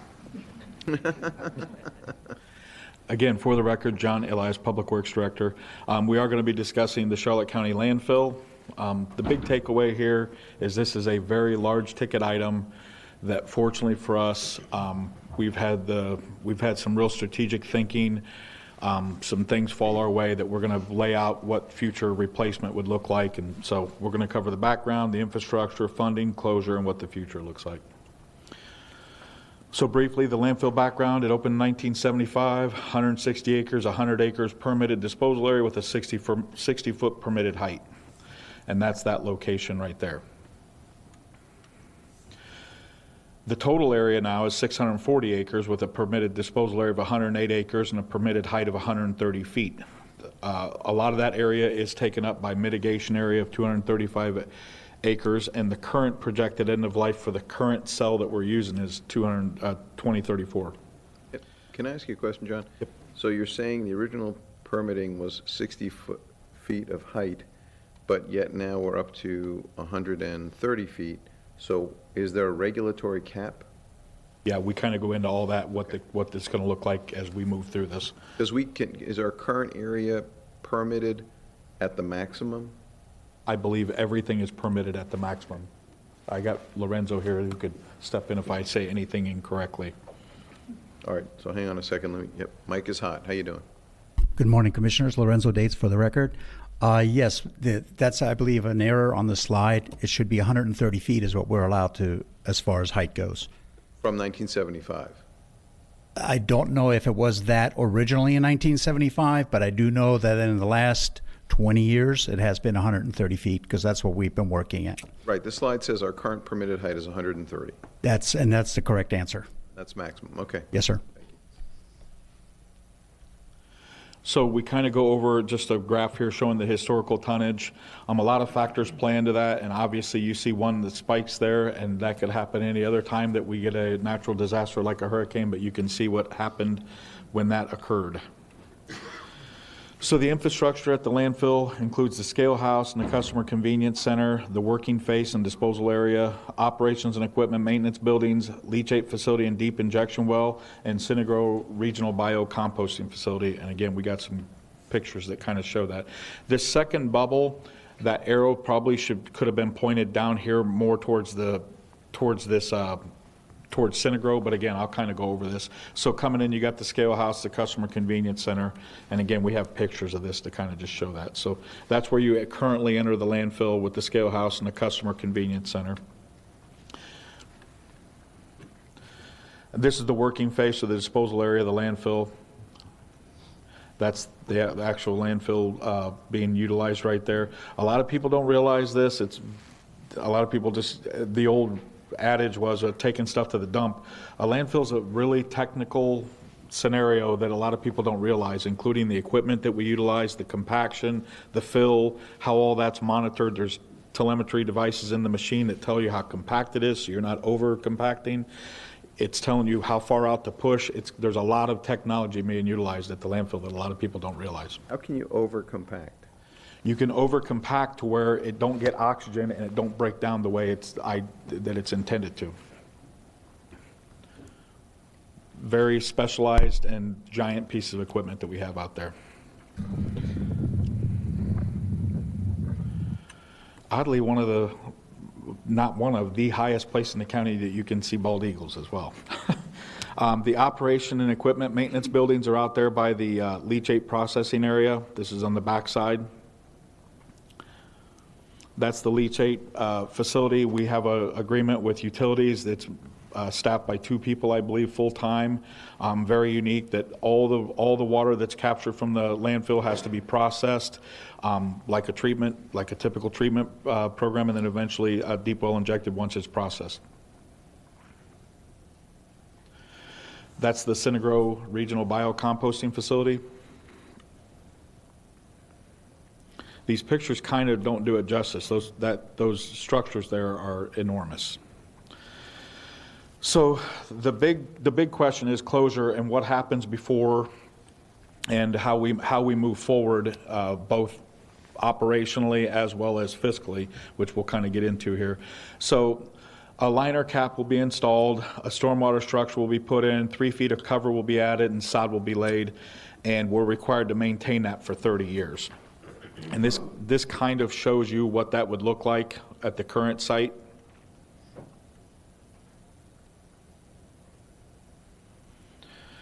So currently we have a project ongoing with facilities right now where we're redoing the scale house and the customer convenience center to put it in a location that's more advantageous for the future landfill location as we expand.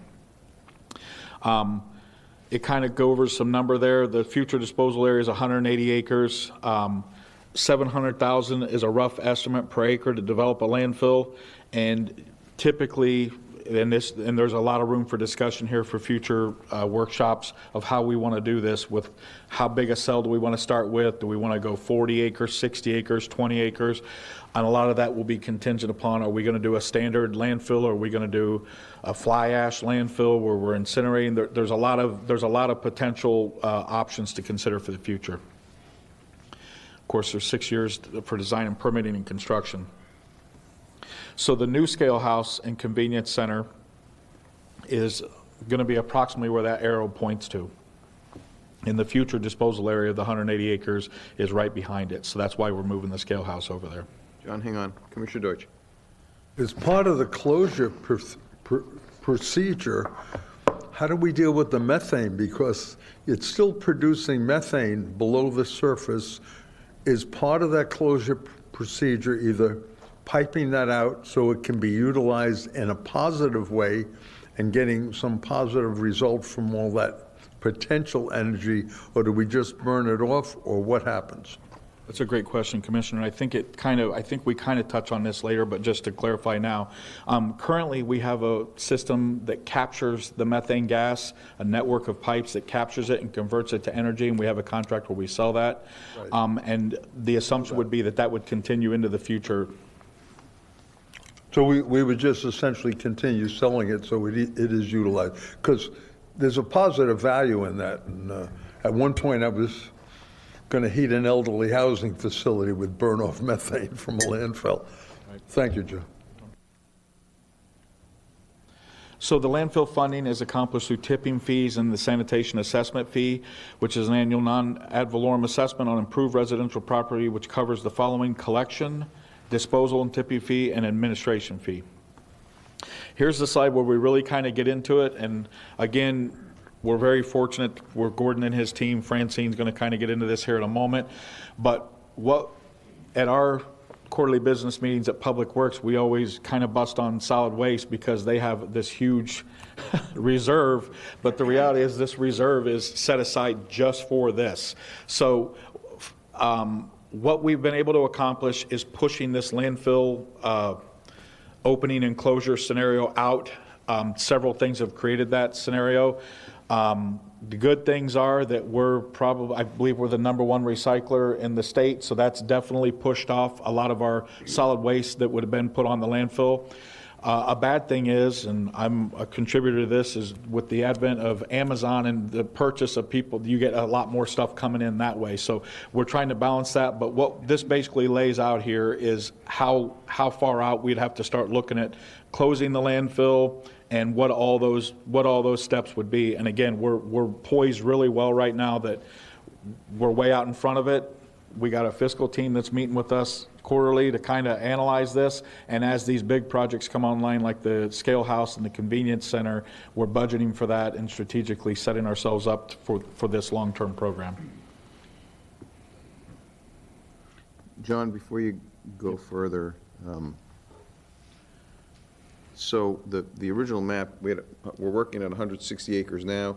We have 180 acres to work, but part of that is where Synagro is, so I don't know how that affects it, but it doesn't look like we can use all of that land. And then talk to me about the mitigation zone, because it seems like there's even more, a third phase we could do, but explain that. So keeping in mind that the current size of the landfill, we have that over here that we can utilize. There is a small portion down there of the Synagro area that may be off right now that we couldn't utilize, but we're literally 50, 60 years before we'd have to concern ourselves with that. Because again, depending on what board direction gives us, we're probably going to start out with 20-acre cells, and that'll get us for numerous years. Again, and it's contingent upon what type of landfill we have. If we have the typical sanitary landfill like we have now, that's one scenario. You have the fly ash scenario where you're only putting ash into the landfill. That's a different scenario with different rates of burn, for lack of a better term.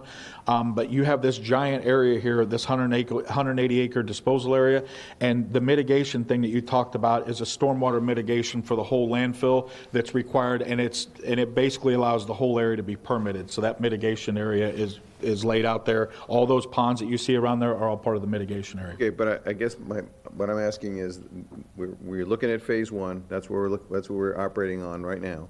Phase 2 is what we're proposing. Is there room for a phase 3? I don't believe there is room for phase 3. Right now, this would probably take us through 50 to 100 years, probably. It would probably take us 100 years. And just to clarify, the 180 acres are what we have available in the future. It does not have any impact on where the other facility is currently for Synagro. So the land where you see Synagro, and even off to the left, on my left, I should say, where you can see that green area there, that can actually also be leased to Synagro, and there is talk that possibly they're going to need to lease additional land because of the amount of materials that are bringing in. But bottom line is that the 180 acres is not affected at all by Synagro or any of those operations. And to your point, Commissioner, so there wouldn't be a phase 3. We'd be looking at another location for future landfill after this is taken care of. Okay. And I don't know, this is probably way, way early, but I don't know, I guess I'd like to understand more about the ash concept, but it just seems like you're going to be utilizing or consuming a lot more energy, and it's going to be very expensive to do that. You'll economize on land, but I don't know that land is our issue here. So, I've seen it in other places, and they'll even do a garbage to energy. I think West Palm Beach has one. And so I'm like, well, great, what's the payback? And they just kind of gave me a look, and it's like, no, there's no payback. The facility's $20 million. That's a sunk cost. You eat it, and then you're just able to produce energy with the garbage. And, it's a small amount of money, but you're getting something out of it. And I'm like, well, then what's the whole purpose? The purpose is we have no more land. We have to do this because we just have no other way to get rid of this waste. So I don't know that we're ever going to get there. And I guess part of activating phase 2 here is citing where is phase 3 going to be, and let's just get that locked down because, none of us in this room are ever going to have to worry about it, but let's just be good stewards. Agreed 100%, sir. And further, Richard and Lorenzo and I in discussion, you start talking out that far, there's probably more of a regional approach as Lee County comes this way. All that would be a consideration. Sharing facilities, there's a bunch of discussion that could take place in the future surrounding it. Thank you. Commissioner Doherty, were you in? No. Commissioner Doherty. Yeah, just to clarify some of that acreage and so forth. So the current landfill is 108 acres, I believe, is on one of your slides. I think the whole area is 160, but the actual working is 106 or 108. 108. Yeah. So and we have 180 in this next piece of property. Correct. It's taken us, by the time this part will be, I think, 2034 will be filled up. That took 60 years. So I can see what you're saying. I think you're correct. With everything else that will happen technology-wise and so forth, we'll probably get at least another 100 years on that westerly portion of the property, at least. So I think we're in good shape. I'm not going to worry about it. I agree. Well, I'm going to worry about it, but it's not going to be. Don't lose any sleep. Kind of got over that. And again, this is just an overall showing the facilities. And with that, I think I turn it back over to Francine, who will save me from this. Okay, Commissioners, Francine Lisby, Fiscal Services for the record. So unfortunately, I have no pictures, but I do have the last handful of slides for this presentation, so we'll go through the financial slides now. We wanted to start off by showing you who the customers were for the volume of waste that solid waste processes each year. So as you can see, Waste Management makes up our largest customer. We've split that by residential and commercial, but also we do have other customers. And it's a significant amount of waste that is processed for those other customers. 75,000 tons in fiscal year 21 alone. Those other customers include the City of Punta Gorda, Lee County, any private landscape companies, things of that nature. What we did here is we provided a 10-year projection of the volume of waste that solid waste facilities will process each year. So based off of our population growth and the amount of tons per person that we're anticipating on having to dispose of, we've provided the updated projections. So by 2032, we're looking at 285,000 tons each year.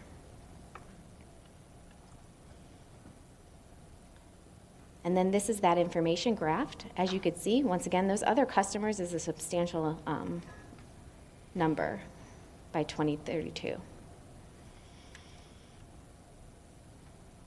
For the landfill projection, We based our revenue projection with the anticipation that we're going to see a 4% increase year over year, which correlates with the population that we're expecting based off some studies that we've worked with Bieber and things like that. For our expenditures, we've broken them out by salaries and operations as well as capital.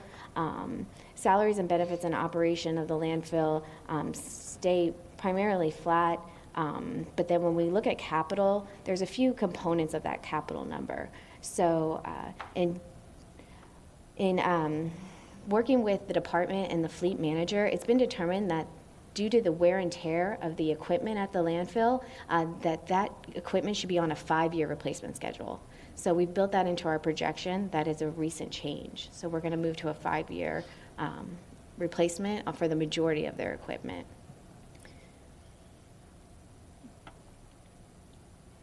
I also want to point out, as we look at the later years of the projection that John spoke of, we're going to start incurring costs to not only we're going to start the closing process of our current landfill, but our expansion process. So we have built into capital for 2030 and on that expansion portion. So you see those high dollar capital items in 2031, about $5.7 million, and in 2032, $8 million. So I also wanted to give you an explanation of how we're expensing the closure of the landfill. So each year, based off of what we're utilizing in space for the landfill, we do an accounting entry and we expense the costs associated with closing the landfill. So it's divvied out year over year based off of what we're utilizing in space. So when you look at our reserves, as John previously mentioned, it looks like we have a significant, very healthy reserve, but a lot of that is restricted. So we're expensing it off year over year, but we're holding that in reserves for when we know those closure expenses are going to start to incur.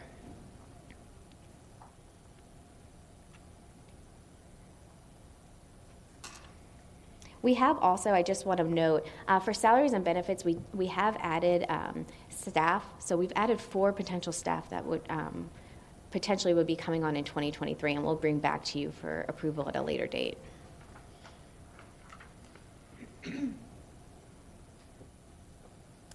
So we've taken that information off the projection and we've graphed it as well.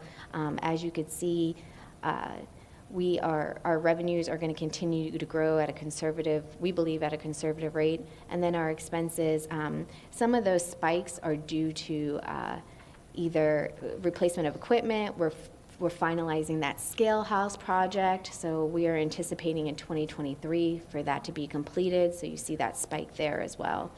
And then in 2031 and 32 as we start the expansion process. For our reserves, the restricted reserves, which is what I spoke of in the closure reserves, those are going to continue to grow until we utilize the remaining space available in our current landfill, and then they'll start to drop down as we start the closure process that John mentioned. For the total reserves, we start to see a dip in 2030 or a downward trend in that line, that green line, and that's because we're going to start the expansion. Any questions on the landfill? Great job. Thank you. Thank you.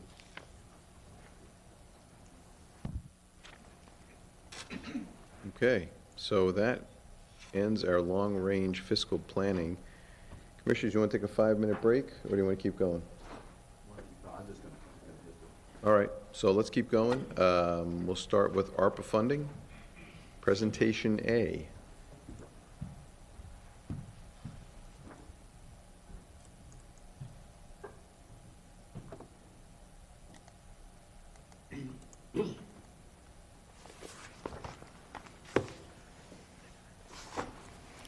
Good morning again, Commissioners. For the record, Emily Lewis, Deputy County Administrator. We're here to talk a little bit more about the American Rescue Plan funding for Charlotte County. Before I get started with the presentation, I do have a couple of people I'd like to acknowledge in the audience. First, from Gordon's team, Zinnia Vargas. She is our fiscal wizard who's been working on the American Rescue Plan and also on the CARES Act prior to American Rescue Plan. She kind of keeps all of our ducks in a row. And then Carrie Parsons is here with us from Neighbors Giblin Nickerson. Carrie is our legal counsel who has been guiding our recommendations and kind of vetting them for integrity with the Treasury rules under the American Rescue Plan. And Carrie will be here to answer any questions that we have as we get into discussions in terms of audit. So just to give you an overview, the American Rescue Plan was signed into law on March 11, 2021. Charlotte County was allocated $36.6 million, and our funds and expenses encumbered between March 3rd of 2021 through December 31st of 2024 are eligible under ARPA. The interim final rule was released by the Department of Treasury on May 10th of 2021, and then the final rule was then subsequently released by Treasury on January 6th of 2022. Just to give you some history on our spending plan, the board reviewed and looked at our original Phase 1 spending plan on November 23rd. It addressed the first 2 years of funding for FY21 and 22, and that was governed by the interim final rule. Our objective today is really to revise that Phase 1 spending plan, to review the draft Phase 2 spending plan, which is governed by the final rule, and adjust actual expenditures from Phase 1 as well as planned expenditures in Phase 2, and then give us some discussion and direction on potential general fund reallocation. Just for a reminder and for the public, eligible expenses under ARPA include those expenses to respond to the public health emergency or its negative economic impacts, to respond to workers performing essential work during the COVID-19 public health emergency by providing premium pay to eligible workers, for the provision of government services to the extent of the reduction in revenues due to COVID-19 public health emergency relative to revenues collected in the most recent full fiscal year. We'll talk a little bit about that because the final rule came out with some additional guidance on how we calculate that. And then to make necessary investments in water, sewer, or broadband infrastructure. And the final rule again added stormwater into that mix.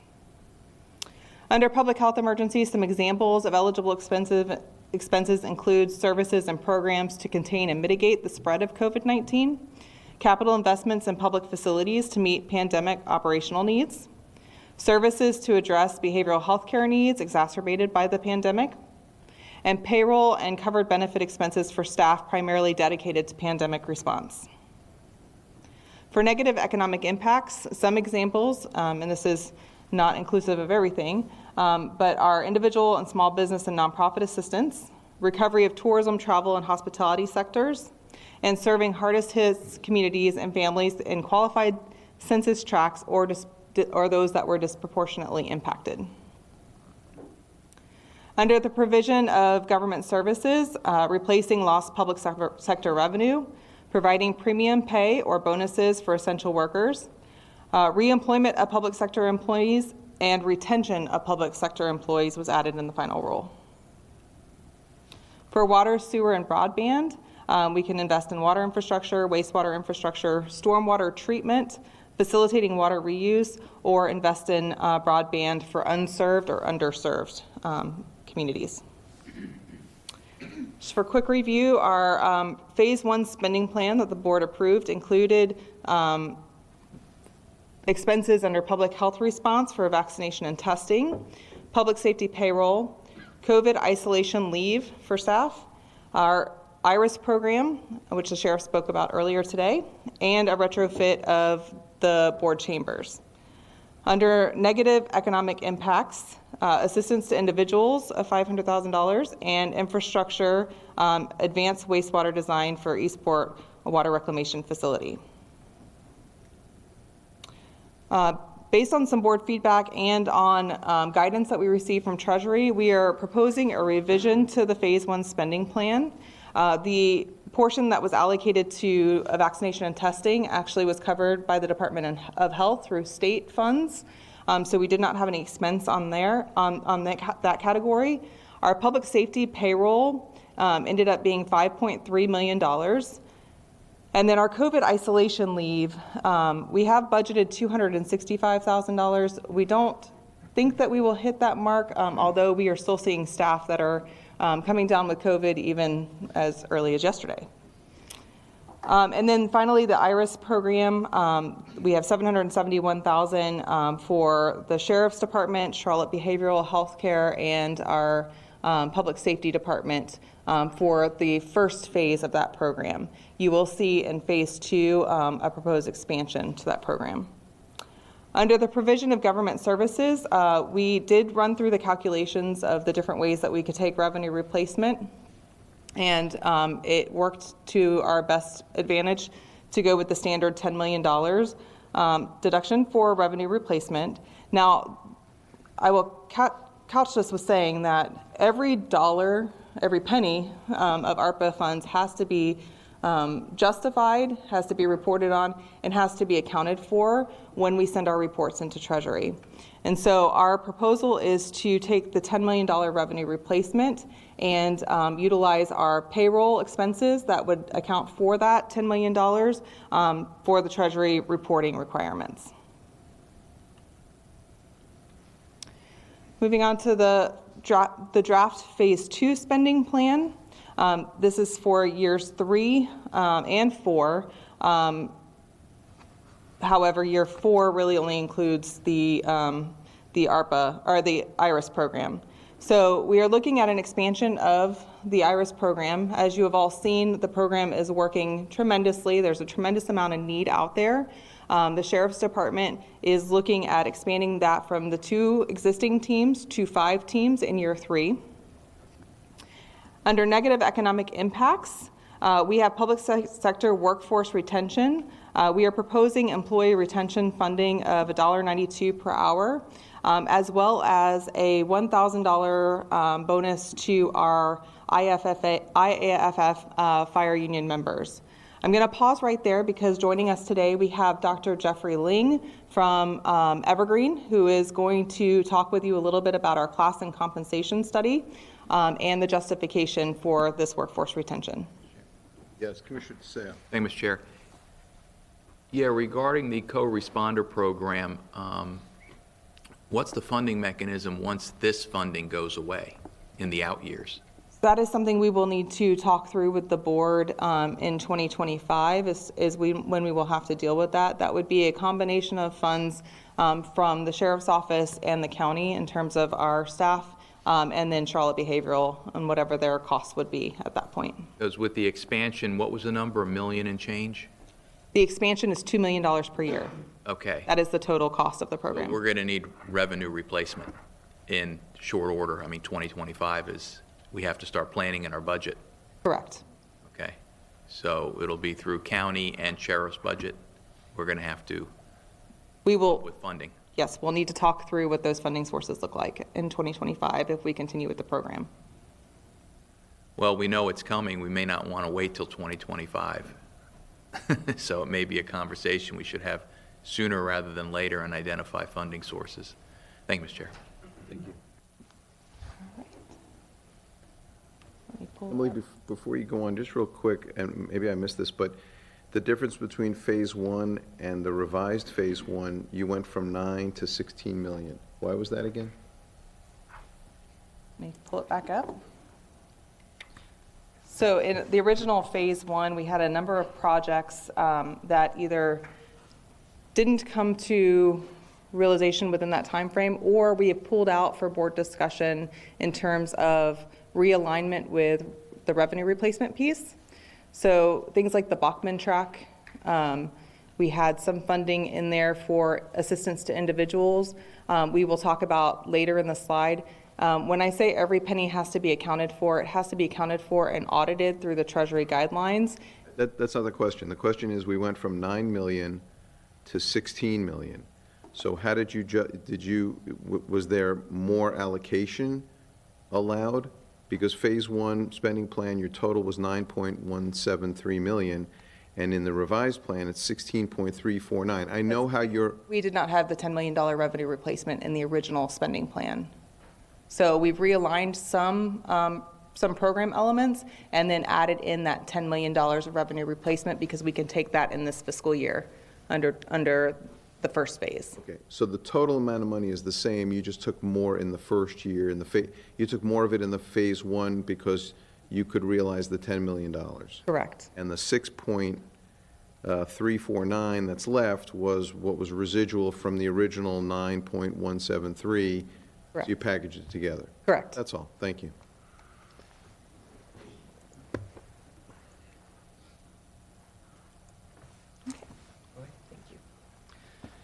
Good morning, Jeff Ling, President of Evergreen Solutions. I appreciate the invitation to be with you this morning. I'd like to talk briefly with you about the compensation classification study. I do. That we worked on since November of last year, and provide an overview of the study process. Talk a little bit about what we heard from your employees. There's a perceptual as well as an analytical component that goes into the work that we do. Talk about your current structure, as well as the recommendations that we would make to change that structure going forward to be more market responsive. Talk a little bit about implementation, or how a rollout would occur, and that's been highlighted by Emily's previous comments, as well as talk about some of the findings and recommendations. The study process started off with interviewing your department heads, your leadership team, and then conducting a series of focus groups with employees, and giving them the chance to identify what they feel like are some of the challenges as well as opportunities presented to the county. We did look at your current pay plan, your current system, to compare against best practices as well as common practices among your peers within your relevant market.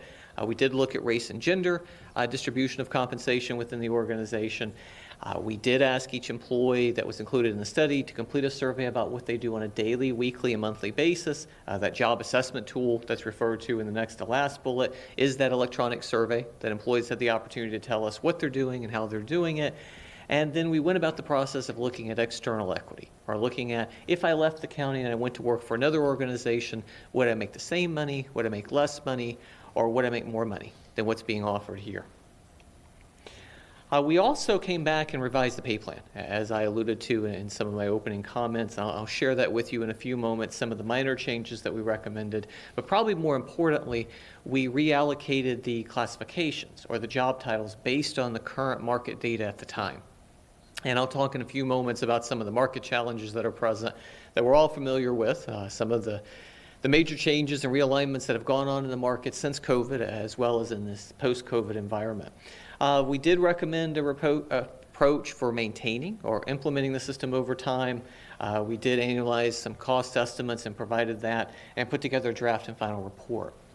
The tasks that are remaining is working with your HR staff on training on how to maintain the system going forward and to do that knowledge transfer. That's part of this process, as well as providing the revised draft job descriptions. That's based on the information that your employees provided to us through that survey process. We heard a variety of things from your employees, and we heard many positive things about employment here within the county. Strong appreciation for the employee benefits that are being provided, many positive comments about the on-site clinic, as well as the breadth and generosity of the benefits that are being offered by the county. There was a strong sense of community, an environment of strong engagement, one in which there's good work-life balance, but also strong relationships between individuals I work with, not just my supervisor, but individuals within the workplace. A strong commitment to this community in the broader sense as well, not just the community in the sense of county employment, but the community within your region, and also a recognition of the value of the work that's being provided to your citizens and to the visitors that come into this community. Strong appreciation of the work culture or work environment, strong support for leadership, which we do this type of work in 41 states. Although we're a Florida corporation, I can tell you not every jurisdiction has a strong support for leadership when we go through this process, and so your employees did have an appreciation for the leadership that's being provided by the leaders that are in place. There was a concern with salaries not progressing. You do have a high concentration of employees that make below the midpoint within their ranges. That was a perceptual as well as factual a piece of information that your employees shared with us as we went through this process with them. Salaries are viewed as not being competitive, that they could make more money if they left and went to other jurisdictions or organizations. Again, we look at that as part of this analysis, so perceptually your employees feel strongly that that's the case, as well as a concern with inflation. And as you can imagine, employees in any sector and in any industry in any part of the country today, inflation is one of the first things on their minds about the value of the dollar as that changes over time. And then the last piece being career opportunities or opportunities for advancement. There are some demographic as well as workforce changes occurring currently that predated COVID, that COVID in essence accelerated.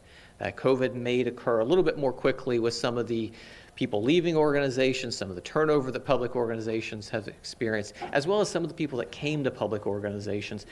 But pretty universally, regardless of when I arrived within public employment, whether it be in this pre-COVID period or after COVID came about, the career path is of great importance to those employees. And that was something that your employees at all levels indicated to us as part of our interaction with them.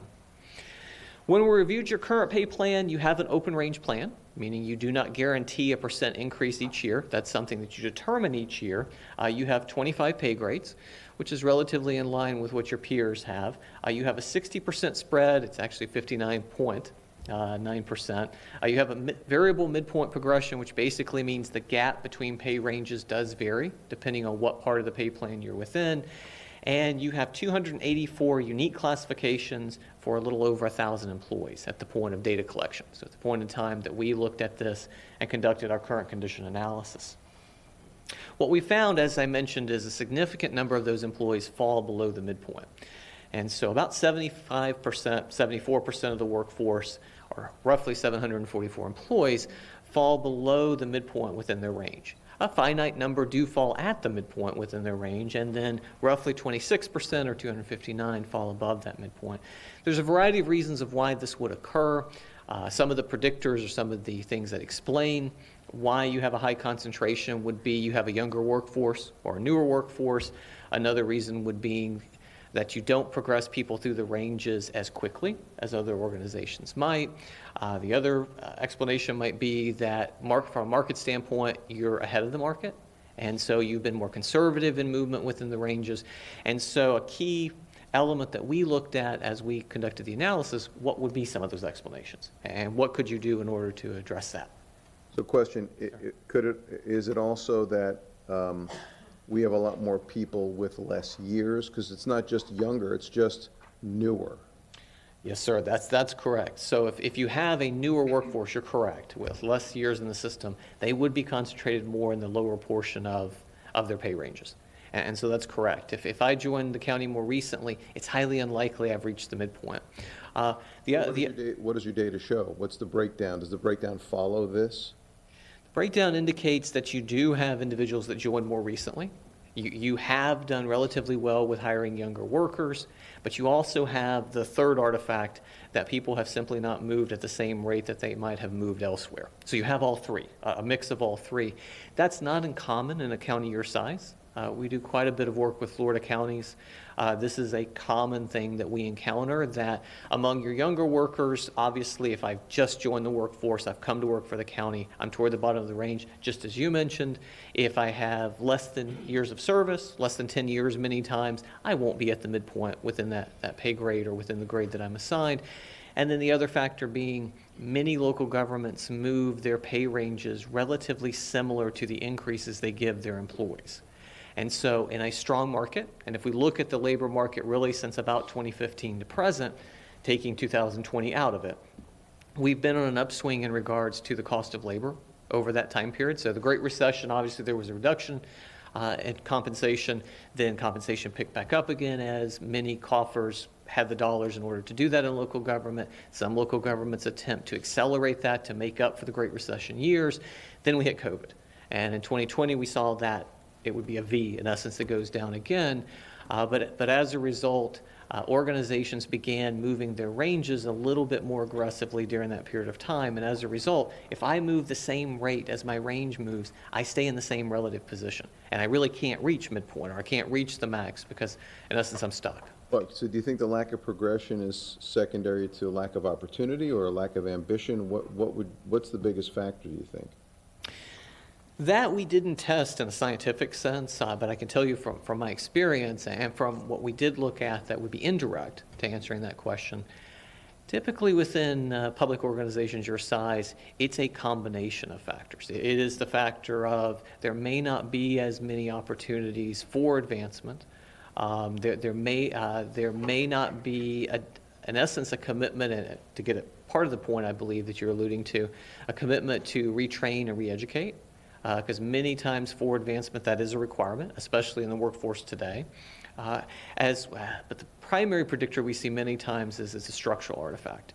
It's an artifact that in an upswinging market, I have to be very aggressive in hiring new people. When I'm more aggressive in hiring new people, that comes at the cost of distributing people through the range.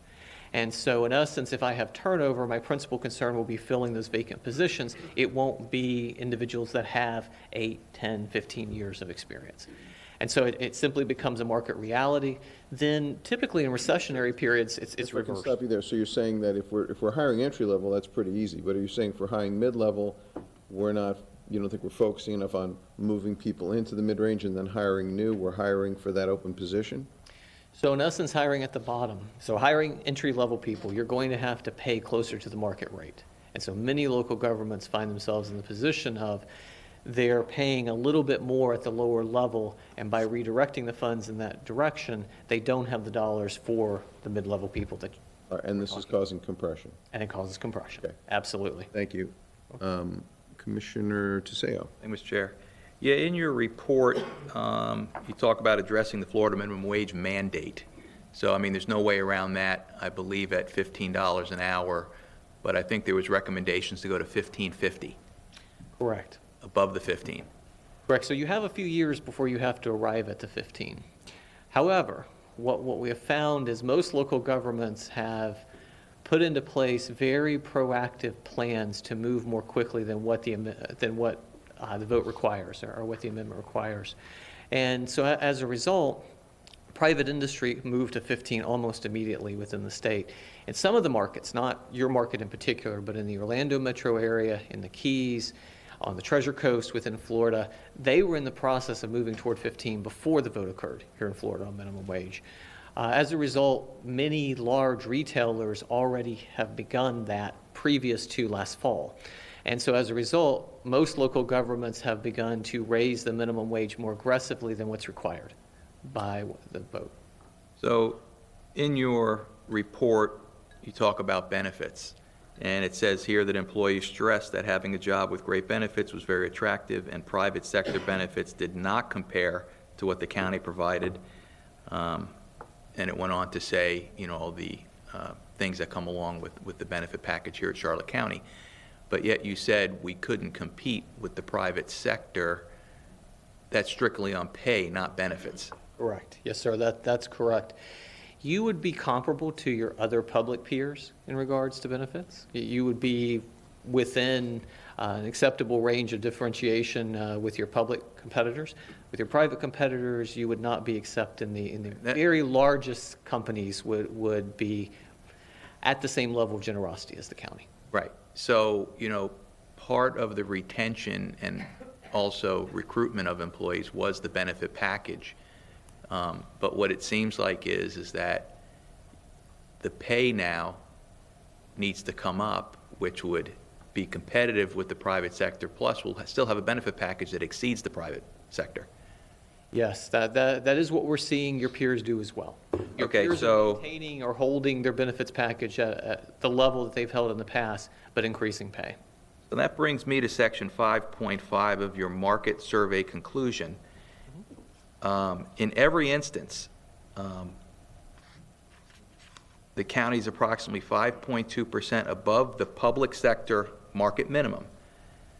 We're 6.1% above the public sector market midpoint, and we're also 6.6% above the public sector market maximum. Yes, sir, on average. Yeah. Well, it's not every position, but on average from the positions we examined, yes. Your ranges or your structure is ahead on average of the market by roughly 5 to 6%. Okay. So as I'm reading through this report, it seems like we're above market averages. Our benefit packages outweigh anything you can find in the private sector, for the most part, in Charlotte County, for sure. But then in 6.2 of your compensation recommendations, you say the county is currently lagging the market with respect to pay ranges when we're above the minimum, midpoint, and maximum average. And I couldn't figure out how you can make that statement and then say in the compensation recommendations, we're lagging. So in the compensation recommendations, you would be lagging in regards to compensation of the individual incumbents. So your structure would be slightly ahead of market at 5% or 6% at the point in time we collected the data. Many of your peers have done interim changes. They're heading into very large changes in October. But principally what we were concerned about in 6.2, if that's the section that you're referring to where the comments made, it's the high concentration you have of employees that are present within the first and second quartile, that although the range structure would be higher than what the market would be by a slight percentage, the actual take-home pay, if we were to break out employees on my take-home base pay in comparison to my peers, I would be making less than what I would be compensated there, given the high concentration you have of employees within the first and second quartile. So that compression that we were talking about before would end up resulting that I don't make the same equivalent take-home pay, although my structure is competitive. One important thing to keep in mind there as well is you're correct. We're referring to averages there being 5% ahead. If you take a look in the report in the exhibits that are present in Chapter 5, and I believe it's Exhibit 5A, 5C? B, and C, Yep. You'll see some of your classifications are not 5% ahead. Some are placed within ranges that actually fall below the market. Some are better than 5%. Right. So it's a mix. It's a mixed bag. It is a mix, correct. It's a mixed bag, but I still don't understand how we can be above the minimum, midpoint, and maximum in your market survey conclusion, but in your recommendations, you're saying we're lagging behind. We can improve the word choice, make it a little bit more clear of what we're referring to there. But yes, your point is correct. Your average market placement is roughly 5 to 6% above the market with your structure. That's not what people make. That's the structure that you have. Not everyone is at 5% or 6% ahead, as indicated in the exhibit. Some are considerably further behind, and some are more ahead. So it is a mixed bag. But our principal concern was that with that high concentration of employees that you have toward the bottom of the range, of those ranges, of those market responsive ranges on average, those individuals would not be making the equivalent that they would be making in other jurisdictions. And this is probably a question for staff. I remember a few years ago, didn't we do one of these market survey reports? We get these done every couple of years. And the previous market report had a host of recommendations to take care of or alleviate wage compression and some of the other things that are cited in this report. Did we do all the recommendations in the previous report, implement those recommendations?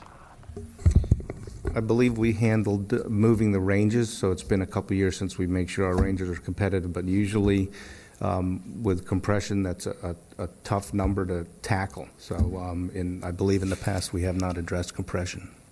That is correct. For the record, Heather Backus, Director of Human Resources. We try to do a market survey every 3 to 5 years, and we have not, if you remember back to the last survey or the study that we did, I think the price was $13 million to completely fix compression. I mean, it's always a big figure to do that, and that was not a recommendation that we implemented. Yeah, but this market survey conclusion, we must have done something right because we're above the market minimum, midpoints, and maximums in our ranges on average. Again, to Dr. Ling's point, I mean, that is the structure, but when we talk about pay that they're taking home, we lag. That's what the study showed. Well, then others must be lagging more than we are because we're above the midpoints. Anyway, I just want to bring clarification to the recommendations as opposed to, what the market survey showed. It just seemed inconsistent to me. And it's probably something I won't be able to resolve here, during the workshop, but I'll probably be getting with staff through the one-on-one process to understand, the classification study a little bit better. Thank you, Mr. Chair. Thank you. Commissioner Deutsch. Thank you. Traditionally, the concept was you can go work for the government, the salary is going to be a little bit less, but you have job security and you're going to have great benefits. Historically, that's traditionally where we were, and I respect your efforts and what you did, and traditionally it would have made a lot of sense.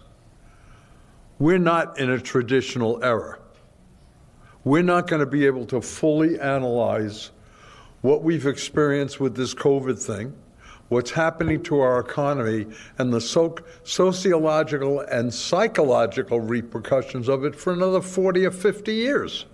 We're not going to know. You know, the White House talks about, oh, our great unemployment numbers. Yeah, they're good.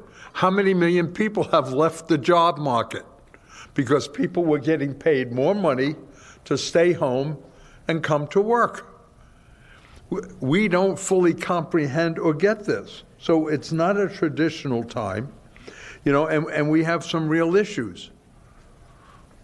Part of the reason people come to Charlotte County is because we're probably, if not the safest, one of the 2 or 3 safest, best places to live, and we used to be a secret in the state of Florida.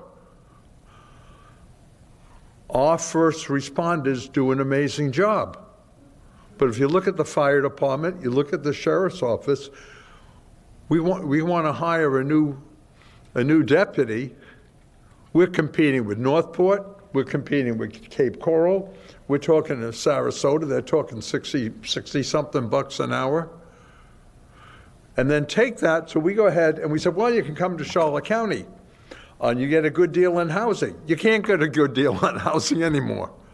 The real estate market is absolutely, definitively bizarre. There are no first-time buyers. Prices are going through the roof.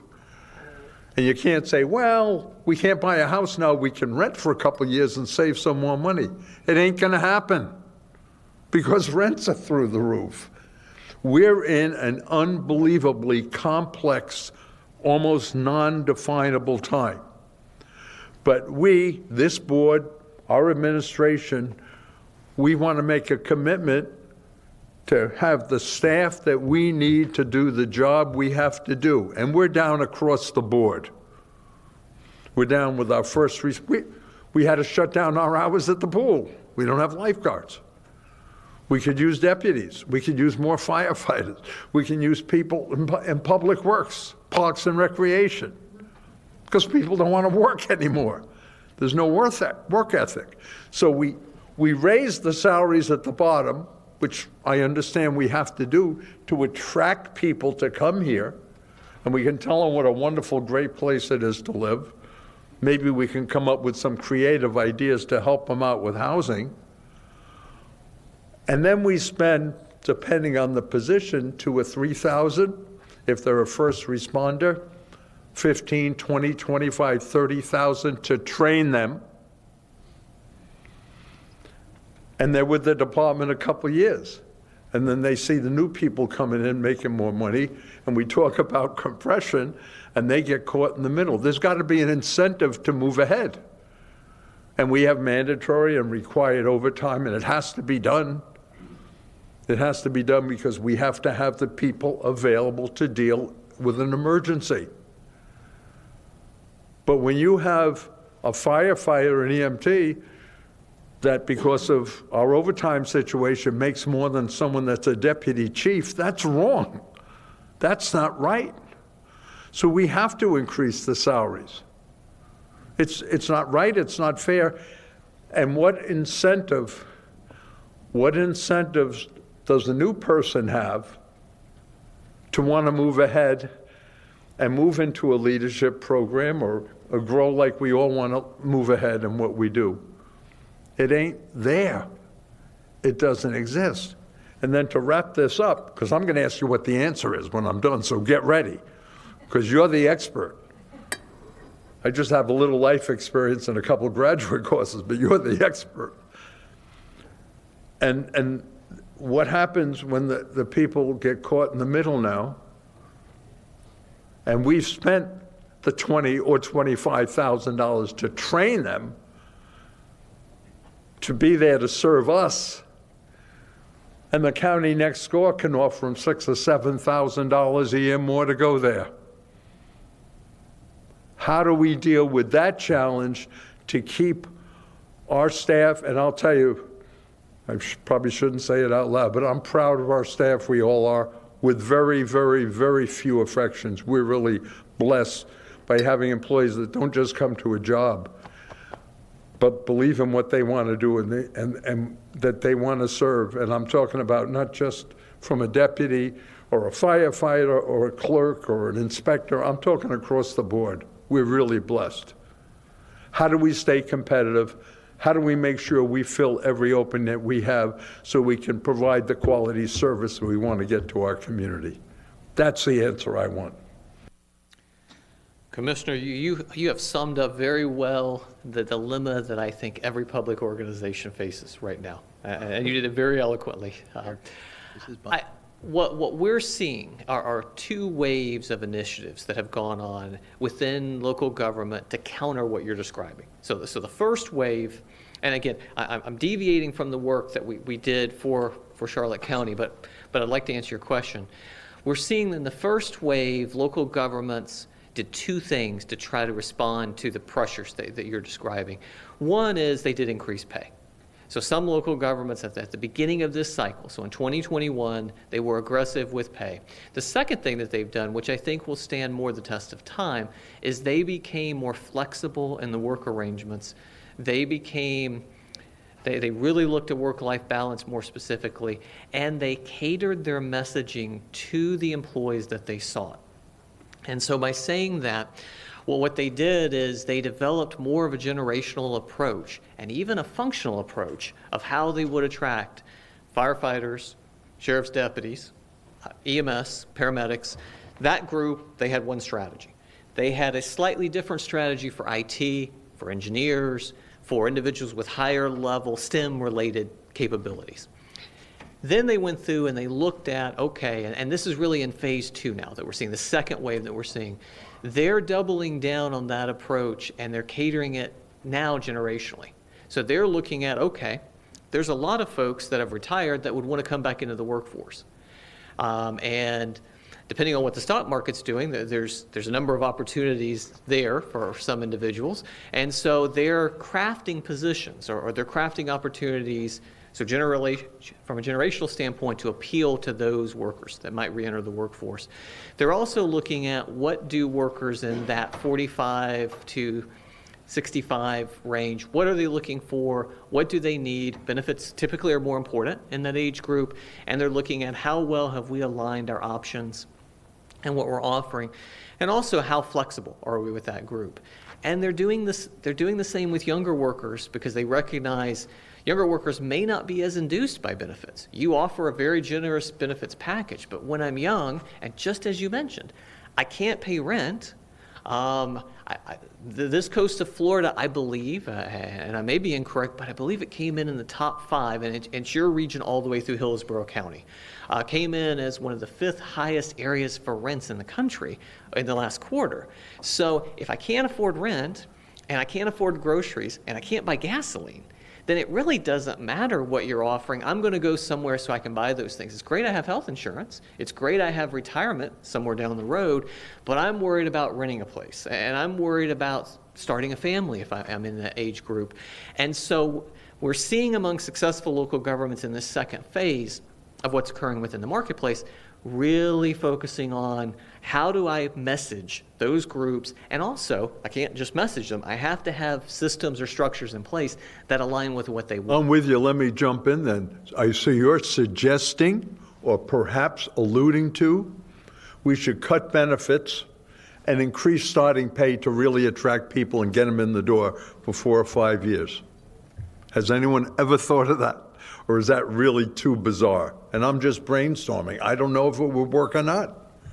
There are some jurisdictions that are doing that. They're actually doing that. They're doing that. They're giving the newcomers lower benefits and a bigger salary. And is it working? Does it help? So on the northeast side of... Or give them a choice. They're giving them a choice. That's what they're doing. And so if you look at the region from Volusia County north to Duval, you have a number of jurisdictions that started this years ago. They did when they looked at what the millennials were looking for. They said, we'll have 2 tracks or 2 tiers that we offer, and they can select the track that they want. I don't know if the experience has translated per se into I've made significantly more in one track than the other in base compensation, but it gave me the opportunity, in essence, to make the decision about where those dollars went. What gave me the idea is a 25-year-old starting a job isn't worrying about joining the retirement plan, particularly if he's still Signal. Right. He would like to go out once a week maybe and meet some friends, but he's not. And if that money, and I don't even know if it could be done, can be put into a starting wage and let him phase in or let him change, maybe it's a little too creative, maybe it won't work. There's probably a downside to it that I don't know that you may, but maybe we have to get that creative so we can be competitive and be successful and get the quality people we want to keep, want to get, and retain. Because I don't want to lose somebody that's here 4 or 5 years too and is doing the job, we're paying them well, and they're attracted with a carrot from some other community. Can I ask a question? No, I wanted his response to that. Can that work? I want to ask a question related to this, to staff. I mean, we're dealing with IUPAT, so can we do that? Is this possible?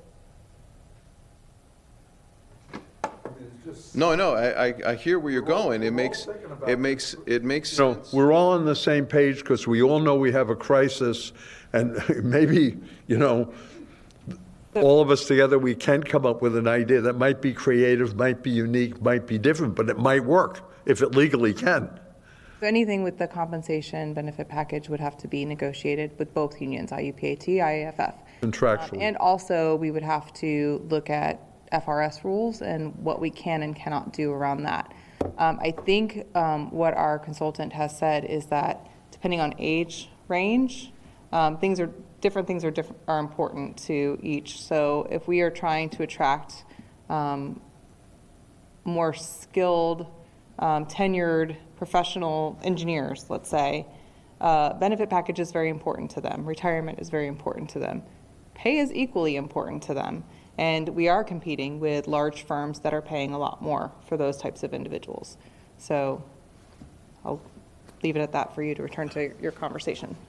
Thank you for that. I just wanted to find out. No, and it's something we're all wrestling with, and not just this county, not just this commission, everywhere. And the answer is somewhere in the future, or gee, maybe between us we can come up with it today. That's why we pay you the big bucks, to give us the answer. I can tell you a common approach that's being utilized among your peers, not just in Florida but elsewhere, is, and the jargon term for it is indexing against midpoint. But basically what it means is, for the same level of performance, I receive a bigger increase the further I am from midpoint. So in essence, let's suppose I'm just hired and I score similar to someone that's been here 5 years. I'm probably closer to the minimum because I've just been hired. The person with 5 years is closer to the midpoint than I would be. And so the percent I would receive for that level of performance would be greater than that person that's been here longer, because the goal being to accelerate me toward midpoint. And so that's a compensatory means that's been used. Some of that funding, among other public organizations, has come from just as you're describing. They've looked at the benefits packages. They've looked at what people are using and are not using. They've looked at, what people really want, and they've done some redirection. And this is not just pre-COVID or post-COVID. This is pre-COVID as well. This is coming out of the Great Recession.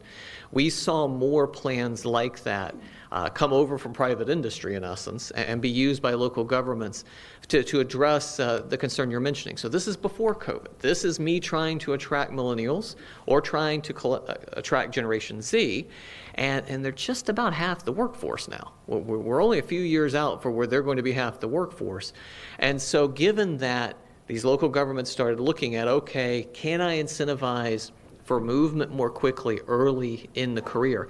We see public safety doing that. Even public safety systems that have step plans. My steps are bigger earlier in my career. Why? Because I'm incentivizing these younger people to come in and stay, in essence, especially with some of the turnover in law enforcement, some of the turnover in fire rescue that occurred during COVID.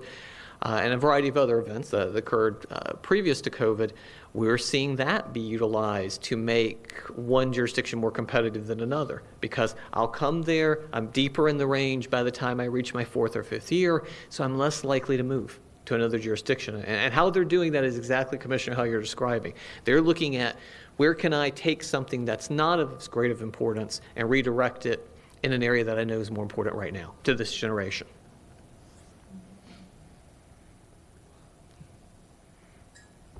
We don't have the answer, but we got to try. And I'll just... Thank you very much. Thank you, Chris. And I'll just point out in the report, oh my goodness, on page... let's see if I have it here. Just looking at how we match up with regard to cost of living at page 5.2, I guess. Exhibit 5A, cost of living in Charlotte County, Punta Gorda is 99.9%. Everybody else is up to 10% more costly to live. So I think that has to be factored in as well. That's all. Thank you. Commissioner, that's a good point, and all of our final calculations. So we typically report to your HR department the raw data, and then we do make those adjustments. And you're correct, the cost of living is less than the majority of the peers, I believe all the peers that we compared you to, but that's changing. Your cost of living is definitely accelerating, and that's absolutely important to be mindful of. But that's happening everywhere. Correct. All boats are moving up. That's correct. I will put forth this theory that we'll still be 10% less than everybody else, because everybody's costs are going up. Everyone's costs are going up. That's correct. If we take a look at what folks told us on classification, so I'm going to switch hats a little bit and move, and I'll come back to compensation in a few moments, and we'll actually look at those cost of living numbers in a few moments. If we look at classification, this is where we ask your employees to describe what they do. So what are they doing actually? So this is not copy your job description for us. This is tell us what you do on a daily, weekly, and monthly basis. We asked your employees to complete that information as well as their supervisors to make comment. Supervisor couldn't change the answers or couldn't alter anything the employees told us, but they could indicate, I feel this is different than what the employee indicated. And we followed up on those in the cases where there are differentials. It was less than 1% of your total employees where there were differentials. So typically, again, we're asking questions about what they do. The supervisor has the same perception as the employee of what they're being assigned to do. What we're looking for there is, though, internal equity. We're looking for, have you compensated people relatively similar that perform similar work, even if they don't have the same title? So again, not if I make $15 an hour, someone else has to make $15 an hour, but is my earning potential similar? And we used 5 factors, leadership, working conditions, complexity, decision-making, and relationships. And then we also had the county's leadership team review this as well to see where you're going, a number of the presentations this morning or what you're doing over the next 10 years or even more. So we wanted to make sure we were factoring in what will work look like in the county in the future. And so that was part of the dialogue and discussion as well. And then as mentioned, we went out to 12 of your public peers for comparison purposes. You do come in right at, based on COLI, the national average in regards to cost of living at 99.9. But as you can see here, Collier County is considerably more expensive to live in on average. And this is based on a combination or basket of goods and services. There's 88 goods and services it includes for comparison purposes, a pound of ground beef, a gallon of milk, a gallon of gasoline, 1,000 square foot rental. So it standardizes what a 1,000 square foot rental would cost. It has health care, what an average doctor visit would cost. And it looks at the cost differential between your region and the other areas that we compared you to. And then we translate it into Charlotte County dollars. So we're comparing apples to apples. And so 72 positions were made as part of that comparison. We had almost 6 matches on average apiece, although that varies. Some we had as many as 10 or 11 matches. Not all peers have all the same job structure that you do. So organizationally, we recognize some of the cities may be structured slightly differently. We're looking for a 75% overlap in task. So we're looking at the tasks that you're asking your employees to do. At least 75% of those tasks would be the same. And the numbers that we presented are adjusted for cost of living, including the 5% and 6% that we reported that I was asked about previously. And so the overall differential at minimum is roughly 4.6% in your structure. Again, this is the differential in the average structure that you possess, about 5.5 and about 6.1. For many years within the state of Florida, the error rate, or the roughly one rotational rate, which would be the equivalent of the error rate, is just about less than 5%. So typically plus or minus 4.8, 4.7 would be a good indication that you're roughly within average market position. But in this case, again, too, keep in mind you have some positions that are more outside of that market range based on where they're assigned, and those that are within, that are actually better off than what the market range would be. Again, these are adjusted for the cost of living differential versus the actuals that the peers provided in regards to their ranges. So we are recommending that you make some minor adjustments to your plan. In many ways, it is a minor change outside of raising your minimum wage to $15.50 per hour. So we are recommending you maintain your open range plan, that continues, that you utilize 30 pay grades for slotting positions or slotting classifications, that you implement a standard 65% differential between, range spread is the difference between minimum and maximum within each of the ranges, and that you utilize 5 to 6% as the midpoint progression.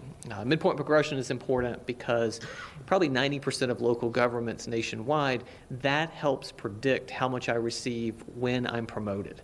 So the midpoint progression is the increment usually, or the multiple, that's used to dictate if I move from one level position to a higher level position.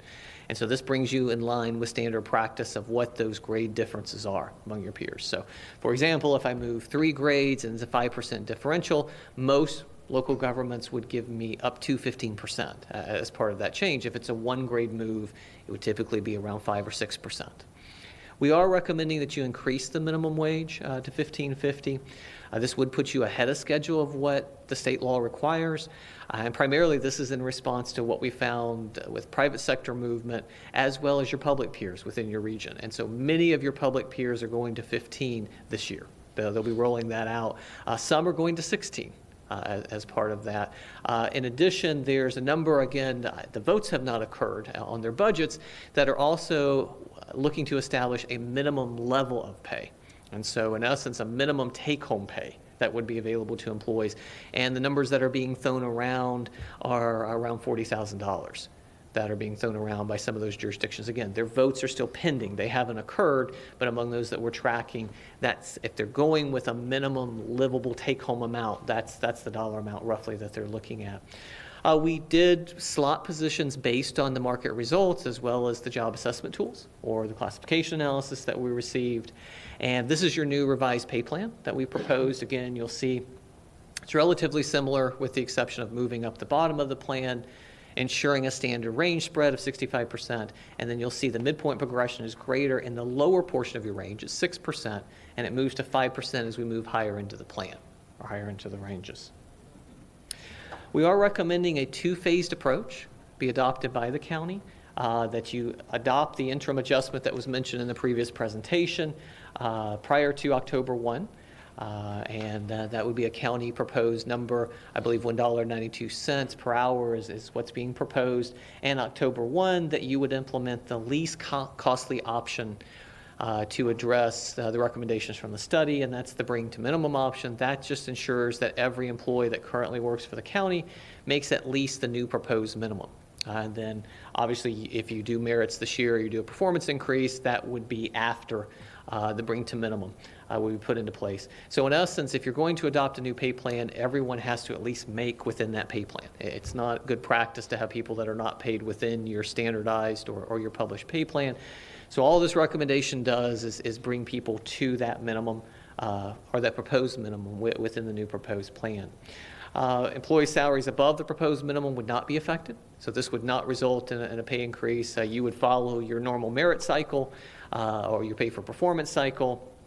And so it allows you to put the new plan in place, but it also allows you to address some very strong inflationary pressures that you're experiencing. I didn't touch a lot on that in some of my other comments, but some of the other things that we're seeing other local governments within Florida and outside of Florida do is some are giving cash inflation offsets. So there's a fair number that are prorating now a dollar distribution that they're giving depending on my rank or level within the organization to help offset the cost of gas or the cost of food. And that's varying between $1,000 and $5,000 among some of your peers that they're giving to offset those costs. Among those markets where many employees, and I believe the commissioner mentioned this as well, that eventually as the housing market prices people out of a jurisdiction or out of the lines of that jurisdiction, you end up with more commuters. So think of on the Treasure Coast, think of Fort Lauderdale, Palm Beach, Dade. Many people commute from outside of those counties to work for those counties. So Martin County is a bedroom community that supports a lot of the government that's present within Palm Beach, because I commute each day on the Interstate 95 down to work there. As that occurs within markets, it creates more pressure on those employees, and it changes the dynamic of your labor pool. So that's something to be mindful of as well as costs go up. And so the fact that you're responding to those increasing costs by doing something that before October 1 counteracts not only the large increases that are being given by some of your peers, but also some of these creative things your peers are doing to offset the cost of fuel, the cost of food, and other items. Yes, Commissioner DeSalle. Thank you, Mr. Chair. Have you calculated with staff the dollar amount of these recommendations? Staff have calculated we calculated some initial numbers based on an earlier database. I believe staff have calculated more recent numbers. Because I'd like to know those numbers in relationship to what we've budgeted for next fiscal year. I believe Gordon's sharing that maybe after. Yeah. Commissioner, all of these recommendations have been incorporated into the numbers you'll see this afternoon for our October 1 budget. Can you stay up there, Emily? Are you done? Yeah, that's good. Thank you, Mr. Chair. So have we looked at, rather than increasing salaries, instead doing a bonus as an offset? Because, this is, we've got negotiations, and I definitely think it's we're in the right place to be offering increases, but bonusing means that we're giving it one time, and then we can reevaluate, we can see what's happening with inflation and so forth. If we start adding, then we're compounding. And I want to make sure that we're keeping that in mind. And I also need to understand, because it's not here, what is the breakdown if this is only applying to the lower range? Is that all going to be shown to us this afternoon? We could talk through that a little bit more this afternoon, yes. We looked at both options, Commissioner, bonus structure versus the compounding effect of doing across-the-board increases. When we got our cost and compensation study back, there were recommendations in there around moving the entire, everyone doing across-the-board increases just to bring us into market alignment. Because both are eligible through ARPA, our recommendation is to go ahead and strategically bite the bullet there on the across-the-board increases. You're able to fund that for 2 years through ARPA funding, and then we would be realizing the impact of that in 25. The impact of the general fund, even though the total amount is about $4.7 million, $4.5 million, the impact of the general fund is about 1.8. So in a payroll of $70+ million, 1.8 is very manageable when we get to 25. Okay, I got to understand that math, because how'd you go from 4.7 to 1.8? Because there's other funds that come into play. So our enterprise funds, Got it. It's et cetera. still being paid, but not by the general fund. Correct. Okay, thank you. Thank you for that, appreciate it.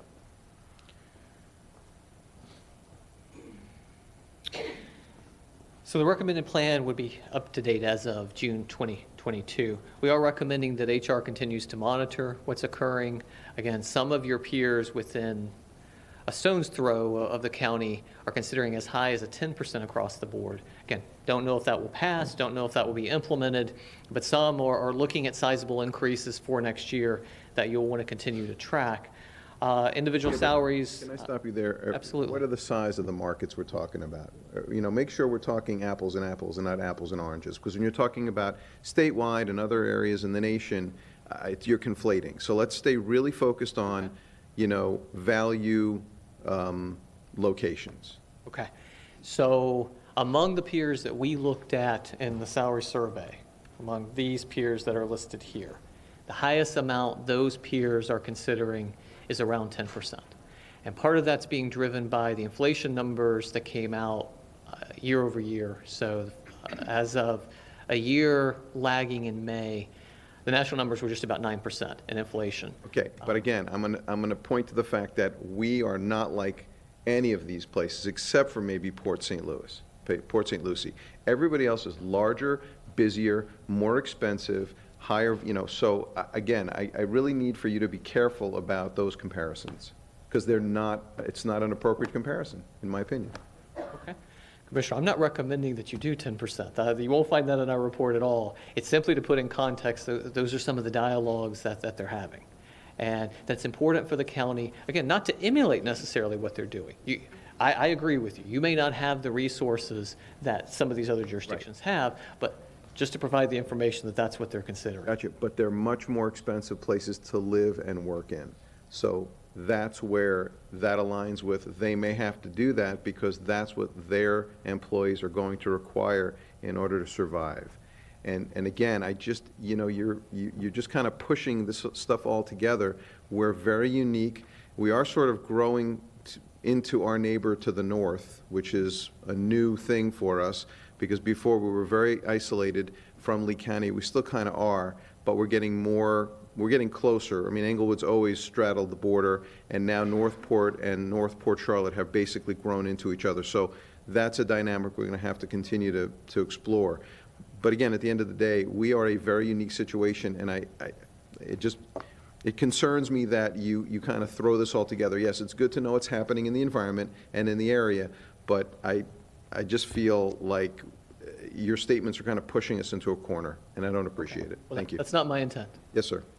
Commissioner DeSeo. Mr. Chair, yeah, that did cross my mind because I'm looking at these market peers. Their economic dynamics are so much different than Charlotte County. It's like David and Goliath. It's like we're David, they're Goliath. You have Hillsborough County in here as a market peer. Their budgets are, way higher, billions of dollars of budget. We're under $1 billion right now, currently $850 million net. But so how do you do this market peer? How did you determine that they were a market peer? Just that they're from Southwest Florida, some of them, well, Port St. Lucie's from the other coast, but how did you actually determine that they were our peer? What was the basis for that? Just that they have a government? No, sir. So there's two factors that went into whether they're a peer. One would be they're within your commuting distance. So they're within an area that typically would be considered people would commute to work within the area, or the labor Hillsborough County is within commuting distance? It is at the bare edge of your commuting distance. I believe in the past you actually had a head of your risk management function that did commute. Okay, maybe you get one. It may only be one. I mean, an out. But it would be at the edge of your commuting distance. And then the others would be those that are more similar in size, similar in budget. So just as the commissioner mentioned, when we go over to the other coast, we are attempting to maximize based on more similar resources or similar structure. Okay, that's not true. These market peers, there may be 3 out of this that I would consider more on size, more of a peer. It's not Collier County, it's not Hillsborough, it's not Lee, Manatee, Sarasota, Port St. Lucie. I think Cape Coral, perhaps, Punta Gorda, well, in the city of Sarasota. I mean, their budgets are way more, populations are double and triple Charlotte County. So, I mean, it's not apples and apples when I look at the market peers. We're trying to keep up with the big boys. That's not Charlotte County. We are who we are. You can't change that. This is our dynamic economically with our tax base. We don't have the same economic tax base as these other counties with huge commercial expansion and tax revenues that dwarf what we have here in Charlotte County. So it may be more palatable for them to make adjustments in pay, and that may be a much smaller incremental percentage of their overall budget as opposed to us when we make moves in our expenses. Not debating that point at all, but keep in mind, as we talked about before, your ranges have been aligned, at least over time, with these organizations. As we talked about, you're roughly 5 to 6% in comparison to these organizations, the one on the list. You've adopted structures that are similar because those are the market pressures that you've been feeling. Because I think what we have to keep in mind, gentlemen, is that while we are getting help through federal stimulus money, ARPA, with some bonuses and things like that, that's not reoccurring. Yep. That all goes away, and what we're left with is, and what we're left with now is the reoccurring funding in a few years that compounds, to your point, Commissioner Constance. And that's what we're left with. So on paper, it may all look palatable now for several years. We need to be keenly aware that when it's all gone, you don't go backwards, you don't take it away. Once we make the moves, it's there in perpetuity, and that's it. So, I appreciate the presentation, but I think upon really a deeper dive, I think we really have to understand, who our peers are and what we're being asked to do in the long term and how it's going to impact our budget going forward. Because there's going to be a lot of pressure on the budget, especially in light of, we've done our negotiations with our local workforce, with their representatives, and, this, I guess, is almost like a reopener, in a way. And I think Emily's coming up here. Commissioner, if I may, one point I want to make is, while not all of these, most of these are comparables where we are trying to recruit staff or competing for staff for the same pool of staff. When it comes to the unions, we are closed with IAFF. There is no reopener. This does not apply to IAFF. We are currently in negotiations with IUPAT. Okay, so I don't disagree we're trying to recruit, but I think we need to be, aware of the fact that, we're recruiting against the big boys.